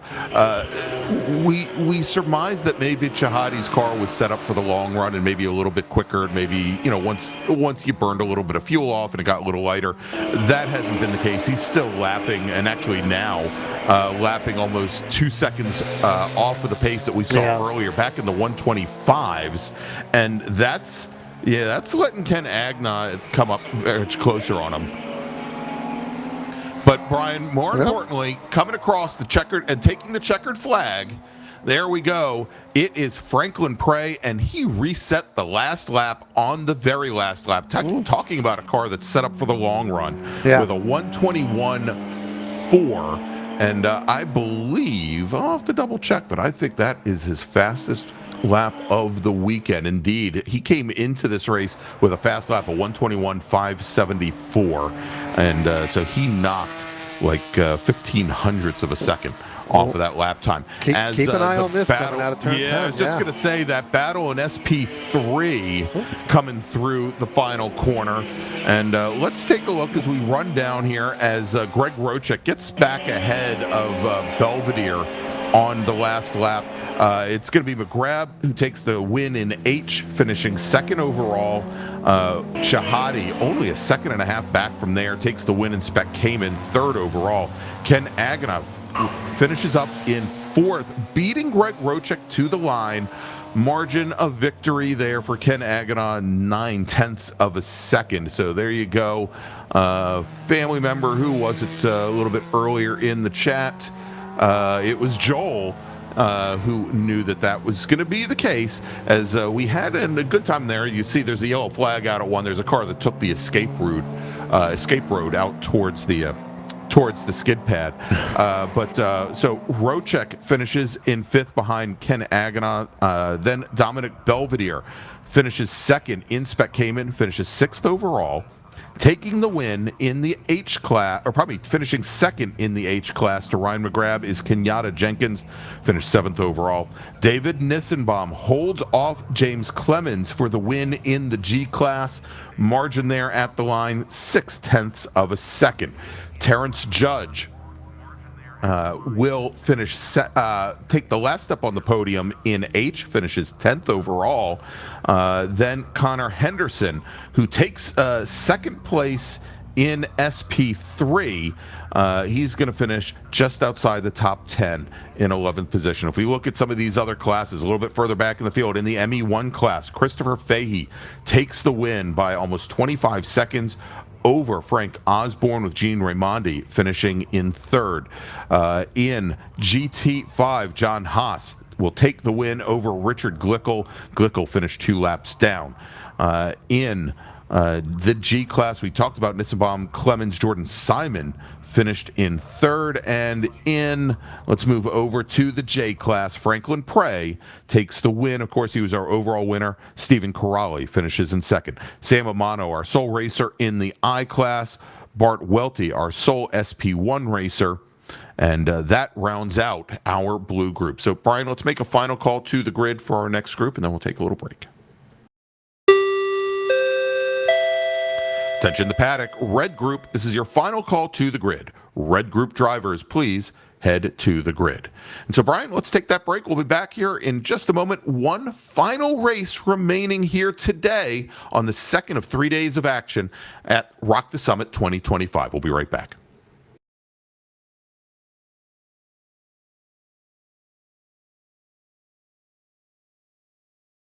Founders Region Racing is comprised of dedicated PCA Potomac Founders Region members who have united to become a gold-level sponsor for 2025's Rock the Summit. We're proud to support this premier event for our region and thank the hundreds of volunteers, racers, crew, and spectators who make this event the best club race in the nation. As we say, it's not just the cars, it's the people. Here's to Rock the Summit 2025.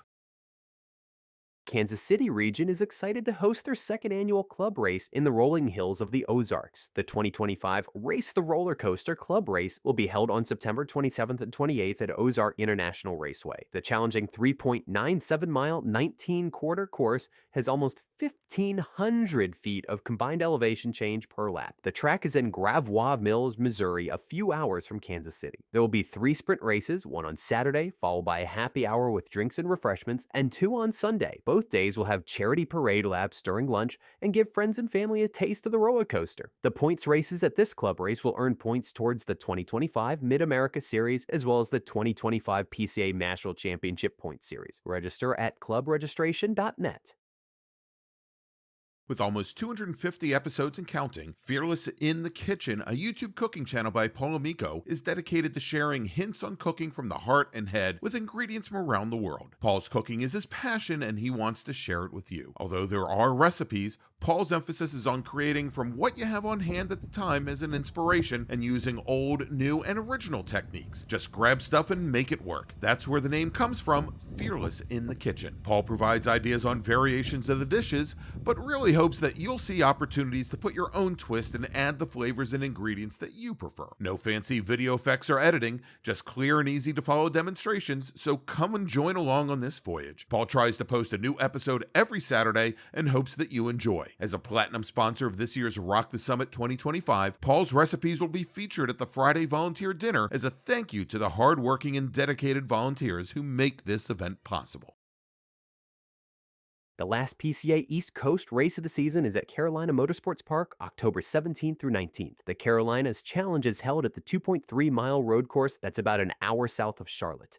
The event will feature the Vintage Class runoffs, 3 sprint races, and a 65-minute endurance race on Sunday. Wind down after Friday's practice with a social presented by Narrow Escape Motorsports, and after Saturday's sprint races, enjoy the award ceremony in full Southern hospitality with music and barbecue. Visit clubregistration.net to sign up.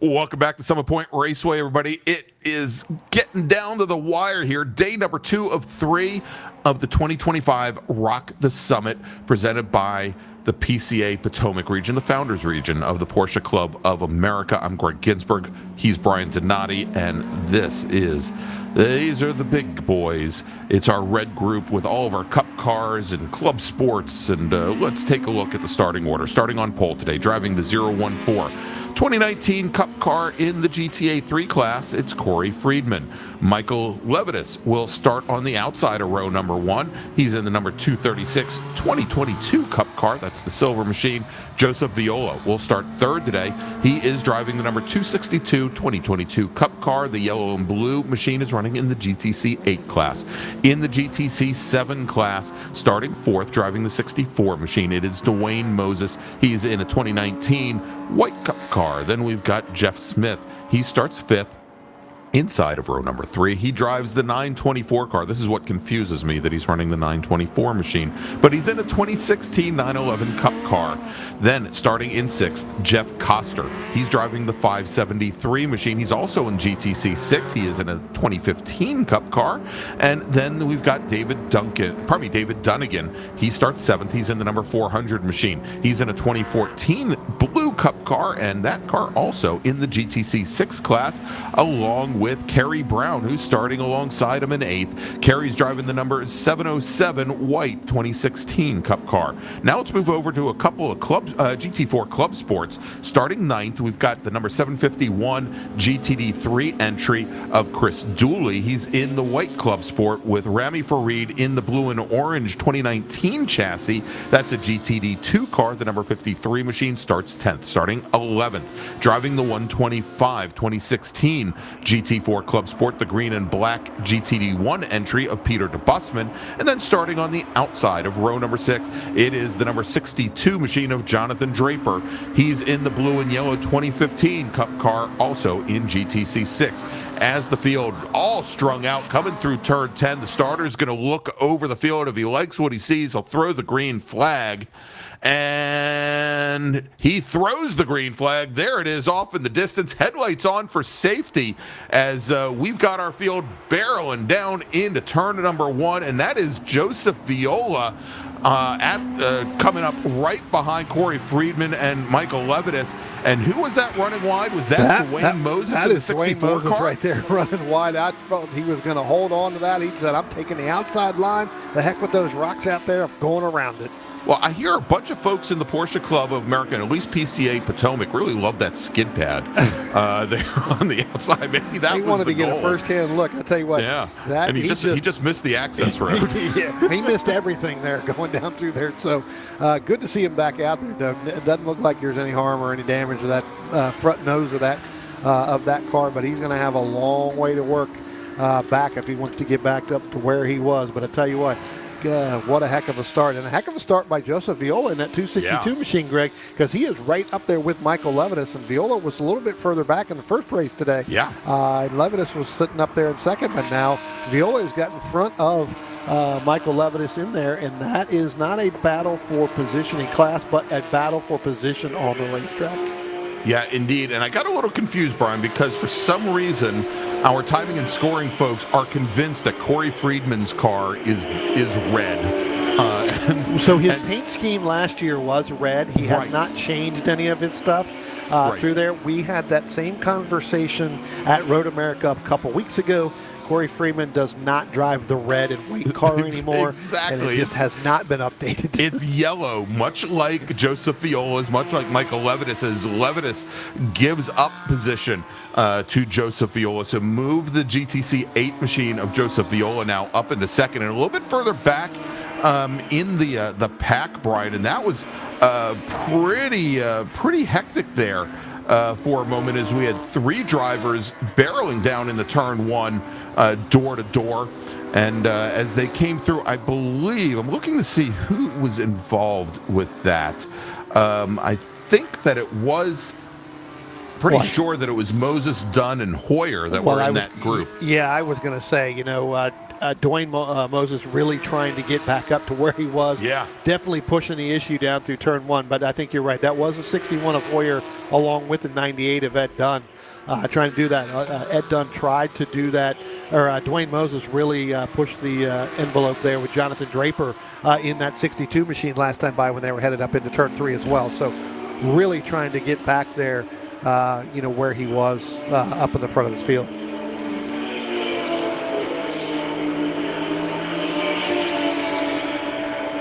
All right, as they now start to make their way, just saw Rami Farid in his GT4 Club Sport. And I think we mentioned earlier that that Farid, track record holder at the Thunderbolt circuit. He also has the GTV3 track record at VIR, I should mention. So it's not like, they didn't just repay VIR when he got the track record. Right.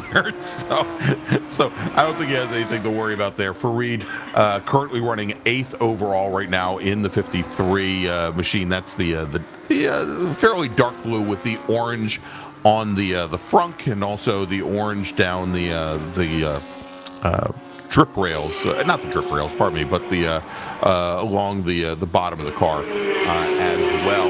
And Farid finished up this morning's race in 10th position, and I think took the win in GTD2. I think he did. Yep, absolutely.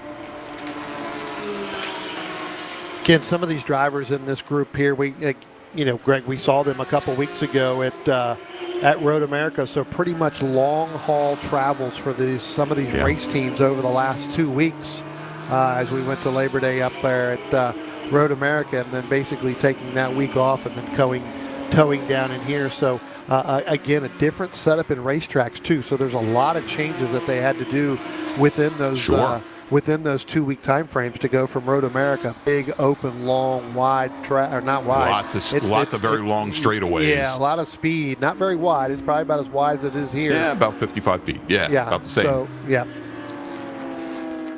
And of course, this race presented by Pirelli Racing Tires, and a couple of drivers taking big use of those Pirelli tires coming down the hill.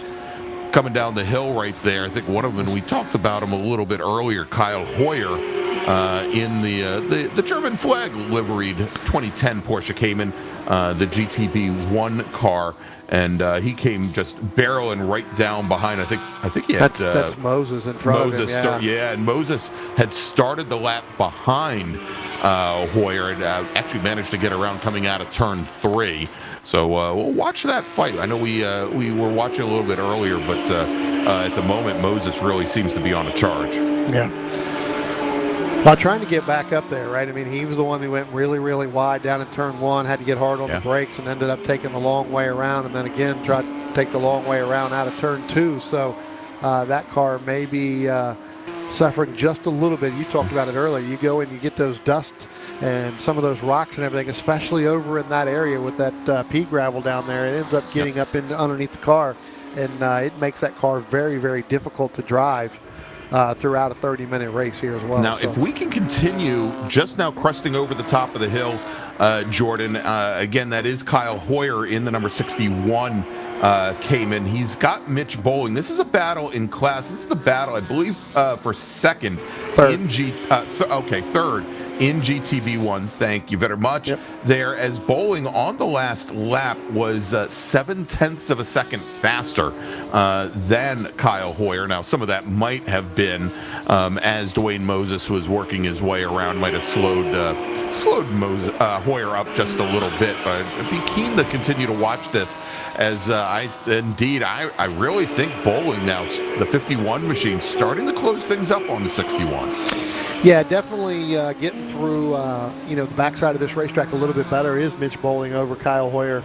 And again, remember, we saw earlier on with Hoyer and Dunn, along with Chuck Palmer in the very first race. Well, now Chuck Palmer's made that the best of that and moved up ahead. But yeah, Mitch Bowling starting to reel in Kyle Hoyer in that 61. Kyle's car just not looking like it's very settled in some of the turns, and I see a lot of these guys really taking a wide run there, Greg, out of turn number 1, trying to use as much of that grip as they can. That's what they're trying to search around and find on those Pirellis. All right, so bowling out of Parker, Colorado, right outside of Denver. Sixth season of racing for him. Another one, Bryan, who decided to become a cager. He's been a PCA member for 24 years. He does have the SP3 track record at VIR as well as out at High Plains Raceway, and he says unofficially at Indy and Laguna Seca. I don't know what makes that unofficial, but he also finished second in the SP3 national standings 3 years ago. So great history for him behind the wheel, and he continues to close things up on Kyle Hoyer. That last time by, let's see. Actually, Hoyer managed to battle back and open up maybe an extra 0.2 of a second there as we watch him coming down into turn one. Yeah, definitely got a good lap that time. Moved ahead by about 3/4 of a second. Again, Kyle Hoyer, not his fastest time, missed that by about 1/10. But Mitch Bowling runs his fastest lap and still loses time. I think this is where, after 6 laps in, this is where Kyle Hoyer's car starts to come in a little bit more. And you can see now he's starting to pull away a little bit from Mitch Bowling. He's still got a long way to go if he wants to catch Ed Dunn for that second in that GTB1 class. But again, with 30 minutes in this race, Greg, it's anybody's game there when it comes down to GTB1. We have seen some top-notch racing throughout the entire season. Yeah, and Bryan, we're going to see a lot of top-notch racing tomorrow for the third day of coverage here at Summit Point and the 2025 Rock the Summit. Tomorrow is Endurance Day at the Point, at the Summit, as we're going to have 2 90-minute enduros. Action starts tomorrow morning, 9:25 a.m. Eastern, so make sure to join us. We may end up having to do our 5-minute pit stop up here in the booth tomorrow that these guys are going to have to do just to be able to open the door and get out because the AC unit's not working. So it's a good thing we're doing these enduros in the morning because we're going to be just as hot as they are out on the racetrack. Yeah, no kidding. So, Bryan, I was wondering, are the folks from PCA Potomac, are they bringing up any of the Kona ice for you guys up in the booth today? No, but I tell you what, they're here till 4:30. Well, they were supposed to be here till 4:30, and they left a little bit early. A little bit early? It's only 4:16. I was going to make that call, and maybe they're driving around to come up here to bring us some of these Kona ices to where we can get some. But no, it looks like they may have gone. So if you wanted your Kona ice and you did not get it, well, maybe tomorrow. Neither did we. Yeah.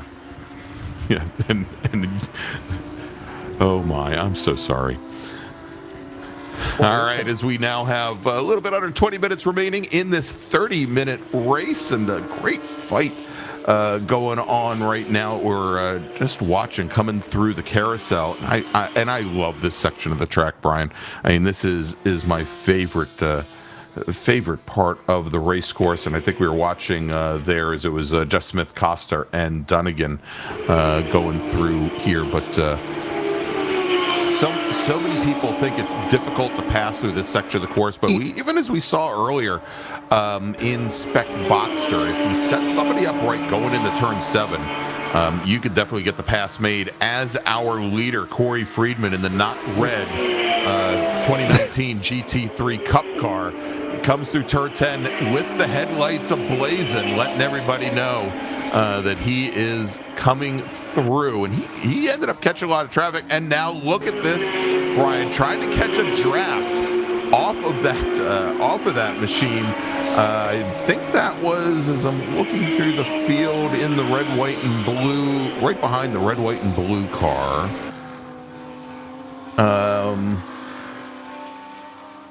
Was that Chris Karras, I think, in the 138, in the white 138, trying to get a draft off of our leader, Corey Friedman, going down in the 1, maybe picking up a position. Yeah, I'll have to look at that. That may be, actually, that may be the 127 there. But well, no, I was going to say maybe that is Steve Garrison. Garrison, maybe? But no, but Garrison's in the black, so this would have been the white.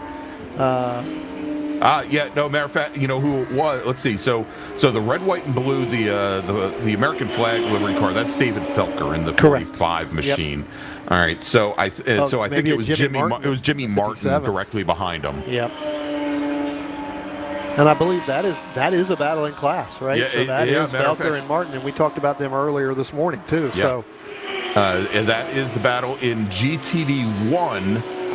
currently for, where is it? That is the battle for second. Much like this morning, Peter DeBusman opening up a pretty big lead over these two racers, but it hasn't stopped them from just going at it tooth and nail all day. You see now as David Felker defending, puts the car down the center of the track just as we've got Joseph Viola and Michael Levitas starting to make their way through some of this slower traffic, trying to put them a lap down, and that's probably going to complicate things just a little bit for Jimmy Martin, as he had to hold that car all the way to the outside there as Viola was coming through. Yeah.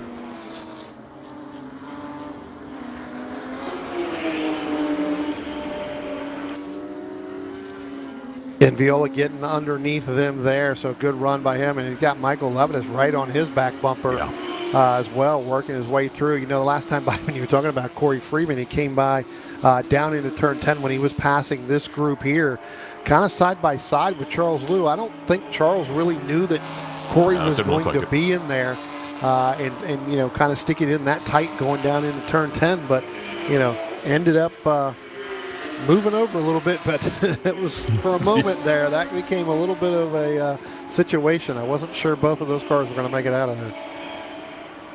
All right, is Charles Liu there over with, who's that with him? Is it Garrison? I think he's got Charles Garrison, or probably Steve Garrison, directly behind him. Nice little fight there in the GT3 class, currently running 22nd and 23rd overall. And that is, those are the only two drivers in that GT3 class, Brian. So, it might be a fight that we want to continue to watch as Garrison closed things down to about a quarter of a second there. And last time by, Lou was almost 0.3 off of Garrison's pace behind. Let's see. We'll see here if they've closed things up a little bit in the next group. Yeah, we'll see if they do that. I'm not sure if he's going to be able to close it down right now. All right. Well, you know what? We'll give him a couple more laps, Brian, because what we're going to do, we're going to take a quick break. Our final commercial break well, it's not our final commercial break. We got one at the very end of the show. Our second to last commercial break. It's the penultimate commercial break. There you go.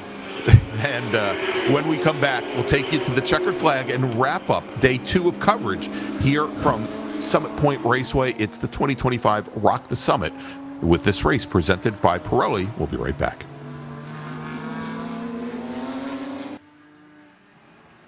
OG Racing has been a national sponsor of PCA Club Racing since 1998. Headquartered in Sterling, Virginia, and staffed by PCA members and club racers, OG Racing has always carried the industry's best in racing safety equipment and performance parts. The best products from manufacturers like Sparco, OMP, Alpine Stars, helmets from Bell, Stilo, Rue, brake pads from Performance Friction, Paget and Hawk, just to name a few, and are always in stock and ready to ship from their 12,000 square foot warehouse. Give OG Racing a call or visit them at www.ogracing.com and sign up for their newsletter. About to hit the track without coverage for your car? Buy HPDE insurance in minutes at LockedInMotorsports.com. Whether you drive a 911 or a Boxster, protect your car against physical damage during HPDE and track day events with HPD insurance from Locked In Motorsports, administered by Locked In Affinity. Coverage includes modifications you've done to your car, 2 drivers at each event, demonstration laps your instructor drives, and more. Worried about the trip home? Locked In Motorsports also offers off-track insurance for your non-licensed race car or track car while in transit, in storage, and in the paddock, plus options for your trailer, equipment, and tools.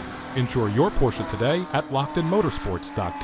Miller's Oils is proud to be a Porsche Club Racing sponsor and to work with Racer's Edge as their North American distributor. Miller's Oils has been blending oil since 1887 and has an extensive product line for virtually every street or racetrack application. The technology implemented in Miller's engine oil and gear oils protects the wear surfaces of your engine and gear train on a microscopic level, significantly reducing friction and increasing the life of your engine and gear train. We encourage you to try Miller's and judge for yourself with the help of an oil sample analysis. As they say, the proof is in the pudding.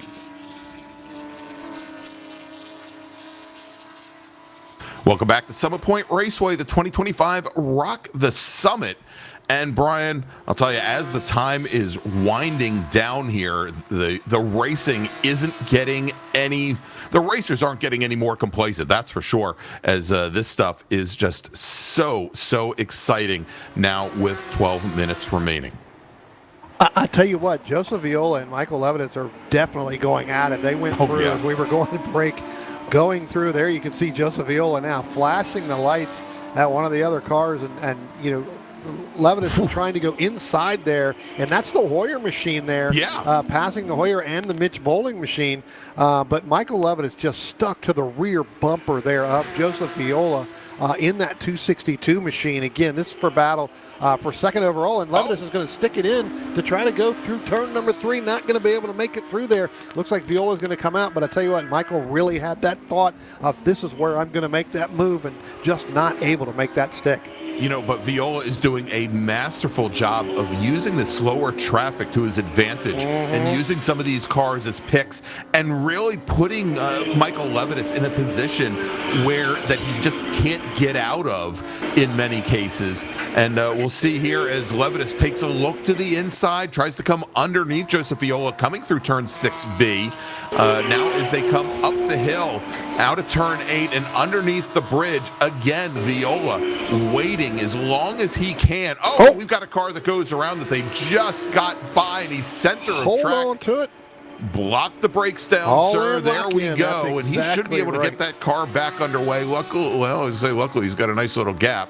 But he's going to get that car moving. We'll get the number on that machine here in just a moment. They were just getting ready to pass him, and Greg, that was a product of that left rear, giving those lead lap cars, giving them as much room as they can. Ended up getting his left side tire on that rumble strip and that dirt strip right there as Michael Levinas again tries to make it up through turn number 3, and he's going to make it stick this time, gentlemen. He is going to go by Joseph Viola in turn 3, Greg. That is a power move because you normally do not see that type of move going into turn number 3. Yeah, indeed. Great move as he moved to the inside there, and Viola got held out. As Viola, as I've been saying, has just been masterful with car positioning here. And Levinas, after watching Viola lap after lap and seeing what his tendencies were, found a way, decided rather than trying to go around the outside, which is what he'd done the last 3 laps, decided to move to the inside. And I don't think Viola was really ready for it here as they come up in the turn 10 now. And Brian, you're right that on the previous lap, it looked like the driver that both Viola and Levinas were coming underneath might have put the right rear wheel, or probably the left rear wheel, into the dirt under braking there that sent him around as he was probably busy watching his passenger door mirror to see if those cars cleared. As Levinas gets very close under braking to one of the slower cars there. I believe that's Jonathan Draper in the 62 that he went. And that's because Draper doesn't have a number on the door. He has it on the window. And so I do believe it is Draper. But, yeah, you're right, Greg. Moved over driver's left, thought he had already cleared him, and Draper was still sitting there. So, again, able to make that pass along with Viola making that pass. But I tell you what, that was such a power move that he has actually moved ahead of Viola by about 4.5 car lengths, Greg. And that's just that product of really kind of knowing where that car was going to handle coming up out of turn number 3. Yeah, and being able to work the traffic. I mean, so we saw Viola working traffic to hold Levinas back. And the difference is that it seemed like Viola was always very defensive. As we've got a car, a couple cars that have gone around at turn 1. I think we've got one of our Club Sport cars on the inside there, Brian. Is that Charles Liu in the 70? I was just going to say, it looks like... Yep, that's Charles Liu right there coming around. Going to have some... And there's another car there as well. Is that Steve Garrison possibly? Yeah, it could be. Yeah, and there's some heavy. Yeah, with the orange number boards, that is Steve Garrison. Both of those drivers in the GT3 class, and it looks like Garrison has got a lot. Well, they both have damage, lots of damage. As we got white smoke coming out of the back of Charles Liu, and Garrison had a lot of damage to the nose. I'm starting to wonder, Brian, which car got hit from behind. Yeah. And they're both and now they're going to be very much right off the next to pace. each other again as they're going to come down the hill. So they're going to kind of be in some of these other drivers there. I'd be shocked if Garrison continues to try to make it all the way around. This would be a product of Greg. We talked about this at the opening. Right there, that end of that track, just over to driver's right, he needs to get probably off there and kind of stay to the driver's right as much as he can, because that whole left front wheel assembly pretty much bent up underneath the underneath the front of that car.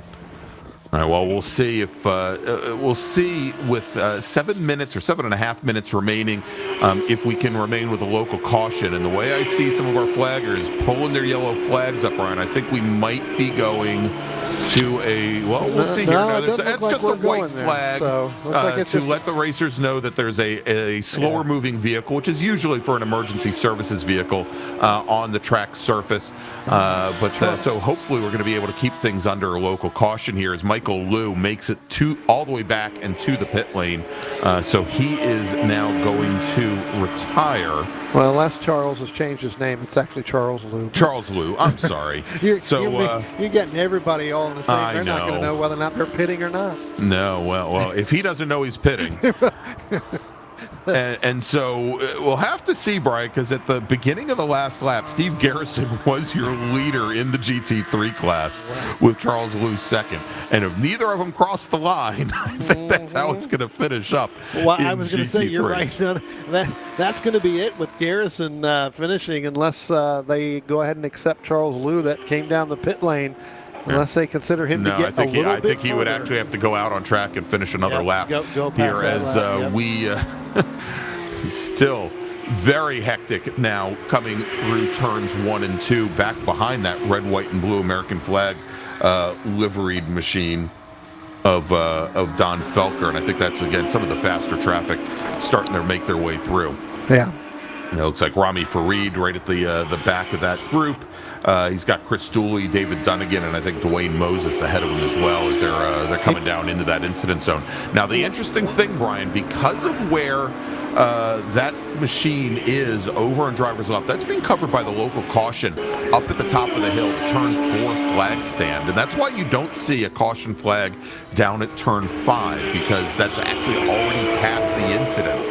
The issue is for these drivers, they can't make a pass until they get past the incident, however. Well, I'm wondering if the turn 4, tower there doesn't know that car is actually there and may think he is further down, because when we went to that last shot, Greg, I didn't see the yellow flag. Now, that could have been because of the sun right there, so I didn't see them holding that out there. Well, next time we go by there, we'll take a look at that next shot. See, I'm not seeing the yellow flag. Well, now it is. Yeah, there it is now. I think now it was. Maybe they're listening to us. Well, I think turn 5 may have made that call up there and saying, hey, we do have that car here. It's before us. Right there for you, but you are absolutely correct. Yeah. That is covered by the turn 4, flaggers up there, because they're just not to turn 5. Yep. And so as long as they, again, the drivers, they can't pass until they get past the incident, and he's far enough upstream that, if I were on it, I'd probably, again, wait to get past that incident and then just push my car all the way down to the inside. Yeah. And I wouldn't be surprised if I caught somebody unawares there as we continue to watch this fight for second overall with Michael Levitas now opening up a bit more of a gap to Joseph Viola. Levitas, the third car in this little group here. And then Viola, he's got 2 more cars between he and Michael Levitas, and he just continues to get balked by traffic here. No fault of the slower cars. They're running their races, but just Viola's coming up on them at all the wrong places. Yeah, Viola dropped back right there coming out of turn number 10. Michael Levitas just now crossing the start-finish line. So, yeah, you're right, Greg. Viola really struggling now as this race goes on. Doesn't have the opportunity to use any of those cars as a pick to hold off Levitas. And remember, I talked about this earlier this morning. I talked to Michael last night, and they made some really wholesale changes on the rear end of that car for the setup. He just did not like it. Ran really, really well this morning and has run really, really well this afternoon. So whatever the changes was what they made is definitely played into a factor today in this race. Yeah, and he's running about a half second off of his fastest laps from this morning's race, but it is, Bryan, a lot warmer right now than it was when they were out this morning. The sun is much higher in the sky. The track is definitely much greasier, and I think almost as importantly, I think that the track just seems much more congested. I mean, there just seems to be more traffic that Michael Levitas is having to contend with. That being said, Corey Friedman, who we just saw a few moments ago coming onto the front straight, Corey Friedman in the 014 Cup car, your overall leader, has got now almost 5 seconds on Michael Levitas. And, he just continues to motor on as he's done all weekend long. Yeah, Corey Freeman been pretty quick through here. The entire event. One of the other, battles I want to kind of look forward, if we can move a little bit forward, it's going to be down past that incident. It's going to be the 573, which is going to be kind of the multi. It's going to be a black, yellow, and white of John Coster and then Dwayne Moses, right? So we saw Dwayne Moses, early on go pretty wide through turn one and then have the incident where he kind of went off in turn two. I believe that's them right there coming through there. That may not be them. That may be them a little bit further back. Anyway, Dwayne Moses was right up on the back bumper when they went by the start-finish line. Coster opened it up by about another 5/10 when they got down into turn number one. So we'll look to see them. But they're coming out of turn 10 now onto the front straight, Brian, and to the line. Yeah. And, Corey Freeman comes through there as well, and he kind of went driver's right. Moses went with it. Dwayne, I said Morgan Moses, and that's a big boy to get in that car. Shoot and score. Yeah. So, actually, Moses he's an offensive lineman, but again, that would be where he used a little bit of Corey's draft and Corey's pick, because Coster tried to give him as much room as he could, meaning the leader of Corey Friedman. And Moses took advantage of that and really went right by him. So now he's opened it up, by about 6 or 7 car lengths. Again, not for a battle in class. We've been talking about that all day long, but a battle for position on the racetrack. That's 5th and 6th. So moved Dwayne Moses all the way back up into 5th place here after dropping all the way back down into the teens. All right, Brian, while we're on the very last lap, under 30 seconds left on the clock, and Corey Friedman in that 014 machine, he is making his way through the final corners of this track. And we see him coming under the bridge here in just a moment. Just went by the start-finish line. Yeah, I would say, so there he is, he's quicker taking than the we checkered think. flag and the win here at Summit Point. Yeah, pretty dominant run with Corey Freeman in both of these races today, again in that GTA 3 machine, but really got that settled in pretty quickly. And Corey's been pretty fast every time he's been here as well. All right, so now coming across the line, taking the win in the GTA 4 class, finishing second overall, Michael Levitas, with Joseph Viola finishing at the end, Brian. And this is the issue with multi-class racing and lots of traffic. Joseph Viola. Now again, this was not a battle for class with Michael Levitas, but Viola took the win in GTC 8, but finished 8.8 seconds back from the second place overall. Jeff Smith will take the win in GTC 6. He finishes 4th overall as he just now comes across the line. Dwayne Moses in GTC 7. He's who we would expect to cross the line next in the number 64 machine, with John Coster finishing second in GTC 6, 6th overall. Taking the win in GTD 3 is Chris Dooley, with David Dunnigan finishing third in GTC 6, 8th overall.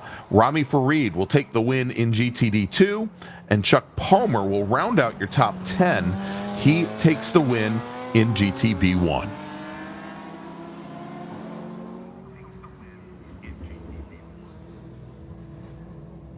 All right, if we take a look at some of the other classes here, we talked about, let's take a look at some of our single car classes. James Wilson in the 129 machine, of course, ran Chip Santis in GTC 4. Rami Farid, we already mentioned, who was in the top 10, our sole racer in GTD 2. If we take a look at GTB1, it was Chuck Palmer taking the win with Ed Dunn second, Kyle Hoyer finishing in third. Mitch Boland finishes just off the podium. In GTD1, Peter DeBusman takes the win over Jimmy Martin and David Felker. And at the line, only 12 hundredths of a second separating Martin and Felker in the race that we had been watching earlier. And as we move back through in GTC 7, Dwayne Moses taking the win over Glenn Spiegler. In GT3, Steve Garrison. We'll let the stewards figure this one out, Brian. In GT3, yep, not going down that road. Yeah, both Steve Garrison and Charles Liu only complete 15 laps, so they finish, 9 laps down overall. But obviously, they had a little coming together over by turn 1, and so that's going to wrap up our second day of coverage from the 2025 Rock the Summit out, but we've still got one more day of racing action from Summit Point. It's Endurance Day tomorrow, and the action starts at 9:25 tomorrow morning. But before we do that, we got it right on the screen here tonight, 8:30 p.m. Eastern Time. Head on over to the Porsche Club of America YouTube channel, where it is the 70 for 70 special celebrating the Porsche Club of America's 70th anniversary with some great sim racing. That's going to take place from the virtual Michelin Raceway Road Atlanta. Again, that's the Porsche Club of America YouTube channel, and it starts at 8:30 p.m. Brian, any last thoughts before we not only rock the summit, but rock the social tonight at Summit Point? Yeah, I tell you what, again, another great day of racing. We always see this here. Looking forward to the Enduros. That's really where it's going to be when we talk strategy. So I'm looking for another exciting day tomorrow. The weather's going to be pretty much the same as it was today, so that should come into play. But yeah, definitely for the social tonight. Come on down. I think I am going to help out a little bit with the Trophy Awards. So hope to meet some more of the drivers and talk about their racing today so that we can talk more about them tomorrow. Well, we're going to have a lot of time to talk about them tomorrow with 3 hours of racing coming up starting tomorrow morning. So for Brian Donati, for our wonderful, I say everything's wonderful, our great, he is without a doubt the most knowledgeable person about every sport that I know, Jordan Worth, and of course Brendan Kazmarek, our producer from Drivers Eye Live. I want to thank you all for joining us today, and we'll see you tomorrow morning, 9:25 a.m. Eastern Time, for day number 3 of the 2025 Rock the Summit. Have a great evening, everybody.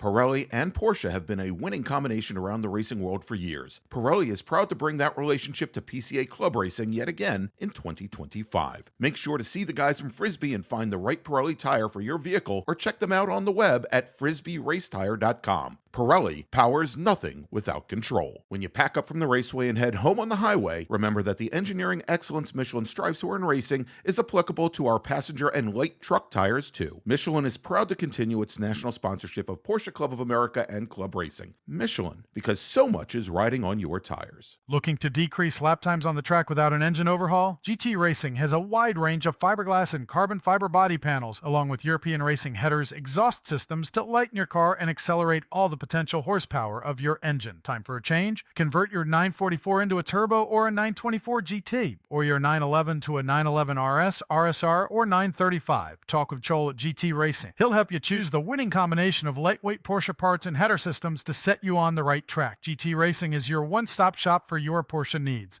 GT Racing is a national sponsor and proudly sponsors tech inspections at PCA Club races. GT Racing also sponsors the Best Repaired Car Award, a $100 gift certificate at each race. Call Joel at GT Racing today at 1-800-797-2911 or find us on the web at www.gt-racing.com. Our first club racing sponsor, Porsche Cars North America, funds the club racing news and sponsors the Workers' Choice Award, considered the most prestigious award given at a club race. Thank you to PCNA for offering vital support to our club racing program. At Hankook Tire, we strive to create a universal moment when the car and driver become one. Our aim is to develop a safer, more pleasant, and more comfortable driving experience from the moment the driver turns on the engine. Through strong braking power, smooth handling, driving comfort, and guaranteed safety, Hankook products deliver an authentic driving experience beyond mobility. Our tires provide total control of speed and direction while ensuring safety and comfort on the road. Embrace driving emotion and embrace the feel and excitement of being behind the wheel with Hankook Tire. Hankook competition tires are the perfect match of performance and longevity. Visit hankookmotorsports.com to buy today.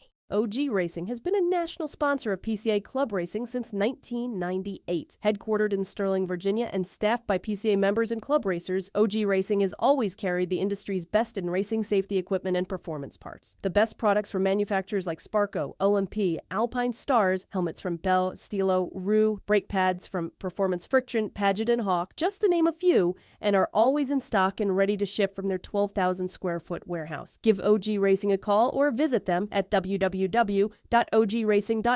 and sign up for their newsletter. We're not just a one-off experience, we're a call to freedom. We're a place in people's minds where everyone can unleash their wild side with a passport to a world of possibilities, a spirit that breaks all the rules, uniting the famously bold and spirited essence of tequila from Mexico with the much-loved richness of peanut butter. Manibal is the bold embodiment of the party animal within us all. Here is where the ethics starts. Tequila can be purchased nationwide at manibaltequila.com. Club Reg is a supporter of PCA Club Racing and the provider of all registration for each of our races. ClubRegistration.net is a unique service because we put all of our customers first. You can use our services for free or with a small credit card handling fee. How can you go wrong? Included with both are custom solutions tailored to meet your needs. Find out more information at ClubRegistration.net.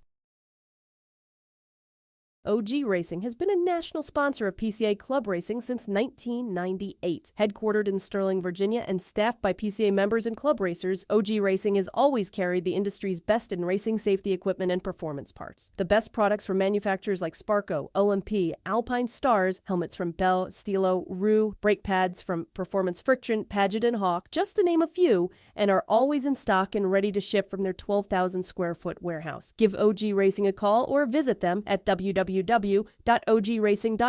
and sign up for their newsletter. About to hit the track without coverage for your car? Buy HPDE insurance in minutes at LockedInMotorsports.com. Whether you drive a 911 or a Boxster, protect your car against physical damage during HPDE and track day events with HPD insurance from Locked In Motorsports, administered by Locked In Affinity. Coverage includes modifications you've done to your car, 2 drivers at each event, demonstration laps your instructor drives, and more. Worried about the trip home? Locked In Motorsports also offers off-track insurance for your non-licensed race car or track car while in transit, in storage, and in the paddock, plus options for your trailer, equipment, and tools. Insure your Porsche today at LockedInMotorsports.com. Miller's Oils is proud to be a Porsche Club Racing sponsor and to work with Racer's Edge as their North American distributor. Miller's Oils has been blending oil since 1887 and has an extensive product line for virtually every street or racetrack application. The technology implemented in Miller's engine oil and gear oils protects the wear surfaces of your engine and gear train on a microscopic level, significantly reducing friction and increasing the life of your engine and gear train. We encourage you to try Miller's and judge for yourself with the help of an oil sample analysis. As they say, the proof is in the pudding. Pirelli and Porsche have been a winning combination around the racing world for years. Pirelli is proud to bring that relationship to PCA Club Racing yet again in 2025. Make sure to see the guys from Frisbee and find the right Pirelli tire for your vehicle, or check them out on the web at frisbeeracetire.com. Pirelli powers nothing without control. Based in New Jersey, Precision Motorsports, or PMR, is a supporter of club racing and a new national sponsor for 2025. From the latest Cup cars to 944 racers, PMR has supported them all here at the track. True experts in their craft and dedicated to performance. Find them on Facebook at Precision Motorsports. New for 2025, Isringhausen will be sponsoring the GTD 1, 2, and 3 classes. Our group here at Club Racing are thrilled to have them on board. Over the past 30 years, Isringhausen has become synonymous with quality vehicles and superb service. The Isringhausen way of doing business has been one of offering excellent products at fair prices, coupled with service that goes above and beyond what anyone would expect from a typical car dealership. We believe that good service is comprised of two components: a willing and helpful attitude accompanied by competency in your field. We try to support an environment where each person who works here strives to serve each customer as they wish to be served, with dignity and respect. Because of these core values, Isringhausen has become and will continue to be a leading example in the industry. One of our latest partners, Track Day Tire, is happy to be supporting Club Racing through their Toyo, Hoosier, and Michelin tires. Use the code PCACR for a discount at checkout. The TrackDayTire.com team is passionate about helping our customers extract the highest level of performance from their vehicles on the track. Decades of on-track experience has taught us purpose-designed track-use tires are arguably the single most important vehicle component that influences driver confidence to obtain maximum vehicle performance. Making it easier for our fellow Track Day enthusiasts to obtain confidence-inspiring tires is our goal. We look forward to providing you access to the best prices and customer support in the industry. A household name in U.S. road racing for nearly 25 years, Toyo Tires has forged a reputation for winning, performance, and consistency. From the company's legendary Proxys RA1 to the two-groove Proxys RR, they have a history of getting drivers to the winner's circle. Their quality and performance extends beyond the track, offering owners a full line of premium tires for coupes to Cayennes. They are proud to build many of the tires right here in the United States at their state-of-the-art factory in Bartow County, Georgia. We thank them for their support of Porsche Club of America through club racing and the high-performance driver education program. Be sure to check out their contingency program if you race SP1 or Spec Boxster. To learn more about the full line of Toyo tires, visit www.toyotires.com. Stable Energies takes pride in offering racers the very best in motorsport performance and safety equipment since 1978. Owner Bob Kikasik has been a PCA member for over 35 years and started club racing with PCA during its very first season. Located in northern New Jersey, Stable Energy stocks a wide variety of racing gear and motorsport products from top-quality brands like O&P, Alpine Stars, Bell, Hans, Schroth, Paget, and Bray Kraus. Stable Energies is a master distributor for Recaro and the U.S. importer for safety devices roll cages, as well as the Eastern U.S. distributor for RSS Porsche performance parts. You can shop with Stable Energies on their website, stableenergies.com.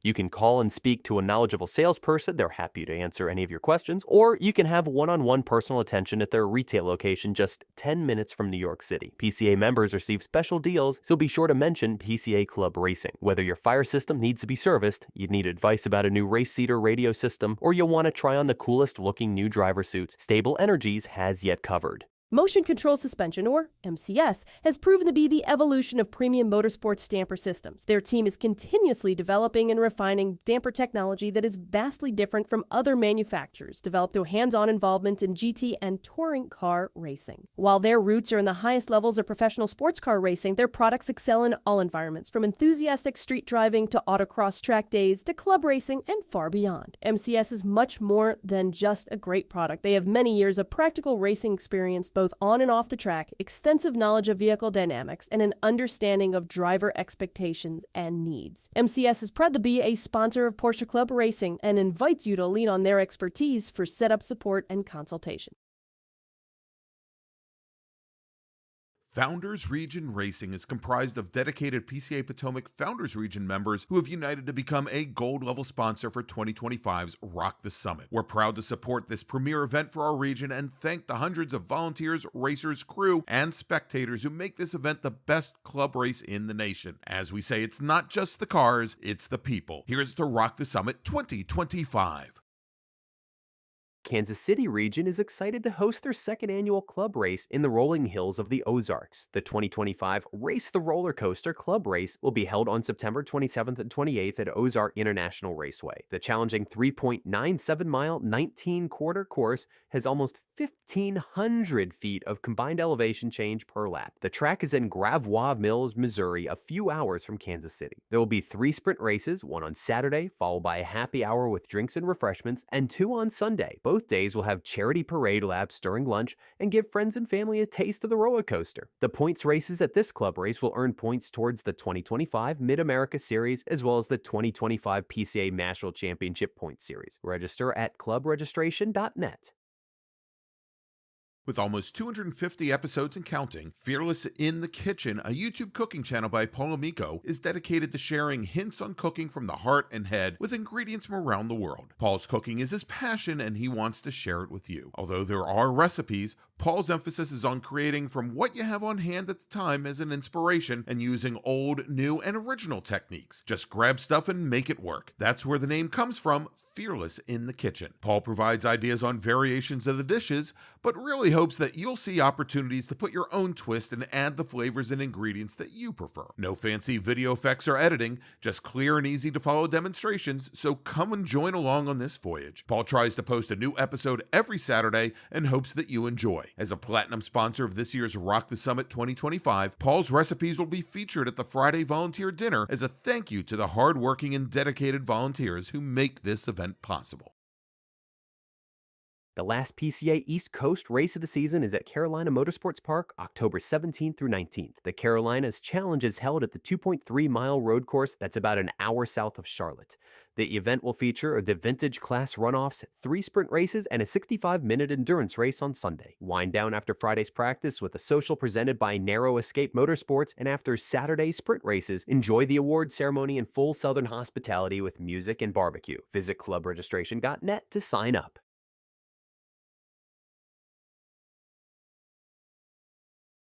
At Foundry Wealth Advisors, we believe that every client deserves our full and focused attention, the kind of attention required for smarter decision-making and effective goals-based financial planning. The atmosphere at Foundry Wealth Advisors is one of camaraderie and collaboration. Our people work together intensely, giving you a top-to-bottom, big-picture perspective. At Foundry Wealth Advisors, we view wealth management differently. To us, it's not only about investing your money, it's about investing in a relationship. Redefining wealth management means we really get to know our clients, their businesses, and their needs, and that we take a bird's eye view of your financial picture. Ask the right questions and hard work to help you understand the issues and risks you face. Our clients call us their financial therapists or their personal CFOs, but no matter how they describe us, it's clear they're experiencing a different way of working. By remaining in continual contact and checking frequently, we're able to achieve the type of working relationship where there are no surprises, which means our clients are able to make a more informed decision in achieving their goals. Foundry Wealth Advisors is proud to be a platinum sponsor of this year's Rock the Summit 2025,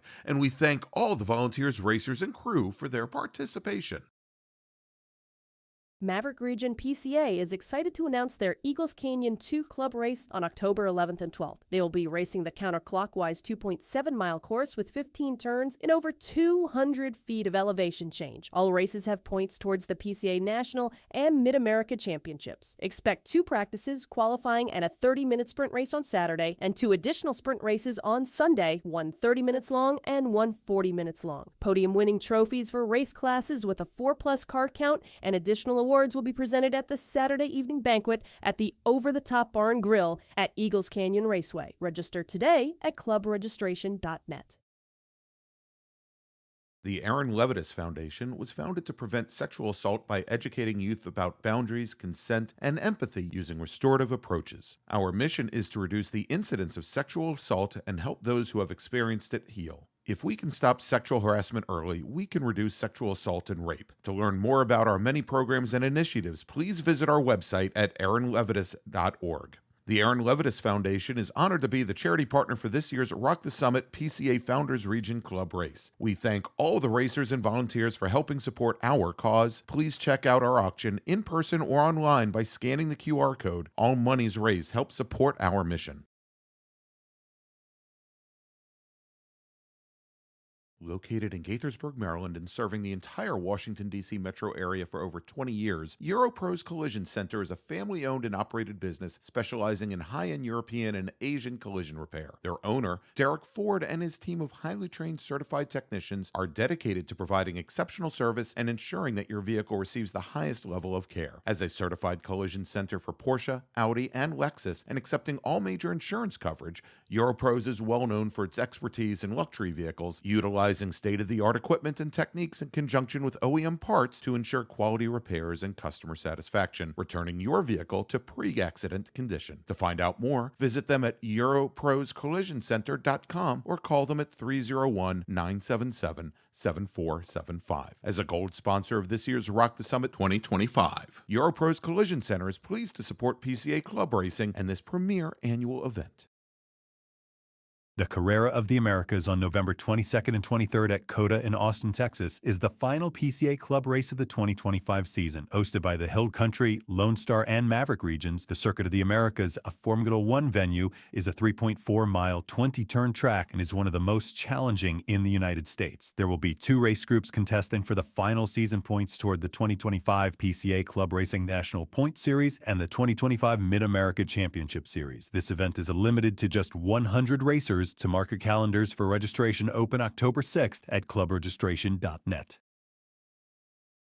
Radial Tire Company is your trusted provider of high-quality, new tires, custom aftermarket wheels, and tire repair and maintenance services. We are dedicated to giving you the very best tire experience, focusing on upfront and honest quotes, timely response to issues, and quality products and parts. Since 1976, Radial Tire Company has provided the Washington, D.C. area, including Bethesda, Arlington, Washington, and surrounding areas with quality tires and the most exemplary service. We have earned a reputation as the premier specialist in hard-to-find performance tire and wheel applications, stocking tires from all top manufacturers for whatever you drive, from small economy cars to SUVs and trucks. Our mission is to assist you in getting the most out of your tires and car. For more information, visit radialtirecompany.com or call them at 301-585-2740. Radial Tire Company is pleased to provide gold-level sponsorship to this year's Rock the Summit 2025. Thank you to all the volunteers who make this year's event such a success. Decision Technologies' experienced team of engineering and management specialists have significantly contributed to a wide array of crucial Department of Defense initiatives. Our streamlined management structures flexibly respond to customer requirements. Decision Technologies is driven by the foresight and knowledge required to advance the technical capabilities of our clients and help the nation succeed in most critical missions. Using a total systems approach, Decision Technologies provides high-quality, cost-effective technical support services. Decision Technologies' capabilities include system performance assessment, requirements definition, design trade studies, system architecture analysis, cost schedule trade studies, risk assessment, and operational evaluation. We match our capabilities to the needs of our customers. To see if they're a match for you, visit decision-tech.com. As a platinum sponsor, Decision Technologies is proud to support Rock the Summit 2025, the PCA Potomac Founders Region Club Race. We thank the 100-plus volunteers, the event planning team, and all the racers for this year's event. Get ready for Rocky Mountain Thunder, the PCA race at High Plains Raceway in Colorado on September 20th and 21st. Rocky Mountain Region hosted the very first PCA Club race in 1992 at Second Creek Racetrack, and the members of the Rocky Mountain Region take pride in this historic event. The region has run the race at Second Creek, at Puebla Motorsports Park, and now at High Plains Raceway. This race will earn points towards the 2025 Mid-America Series, the 2025 West Coast Series, as well as the 2025 PCA National Championship Point Series. The race weekend will feature 2 30-minute sprint races on Saturday and a 65-minute endurance race on Sunday. Registration can be found at clubregistration.net. Fitzwater & Dean PLC is an accounting firm which dates back to 1954. We're proud that a number of clients who began with us over 50 years ago remain with us today, and we're equally proud that our business constantly grows with new clients. Our goal with all of our clients is to serve them for the next 50 years because we value relationships. We view every client relationship as a partnership and recognize that our success is a result of our clients' successes. Fitzwater & Dean are proud to be a gold-level sponsor helping support live streaming for PCA Club Racing, the first in the nation to do so. We thank all of the racers, crew, and their families, volunteers and spectators both at the track and now with live streaming, watching from around the world.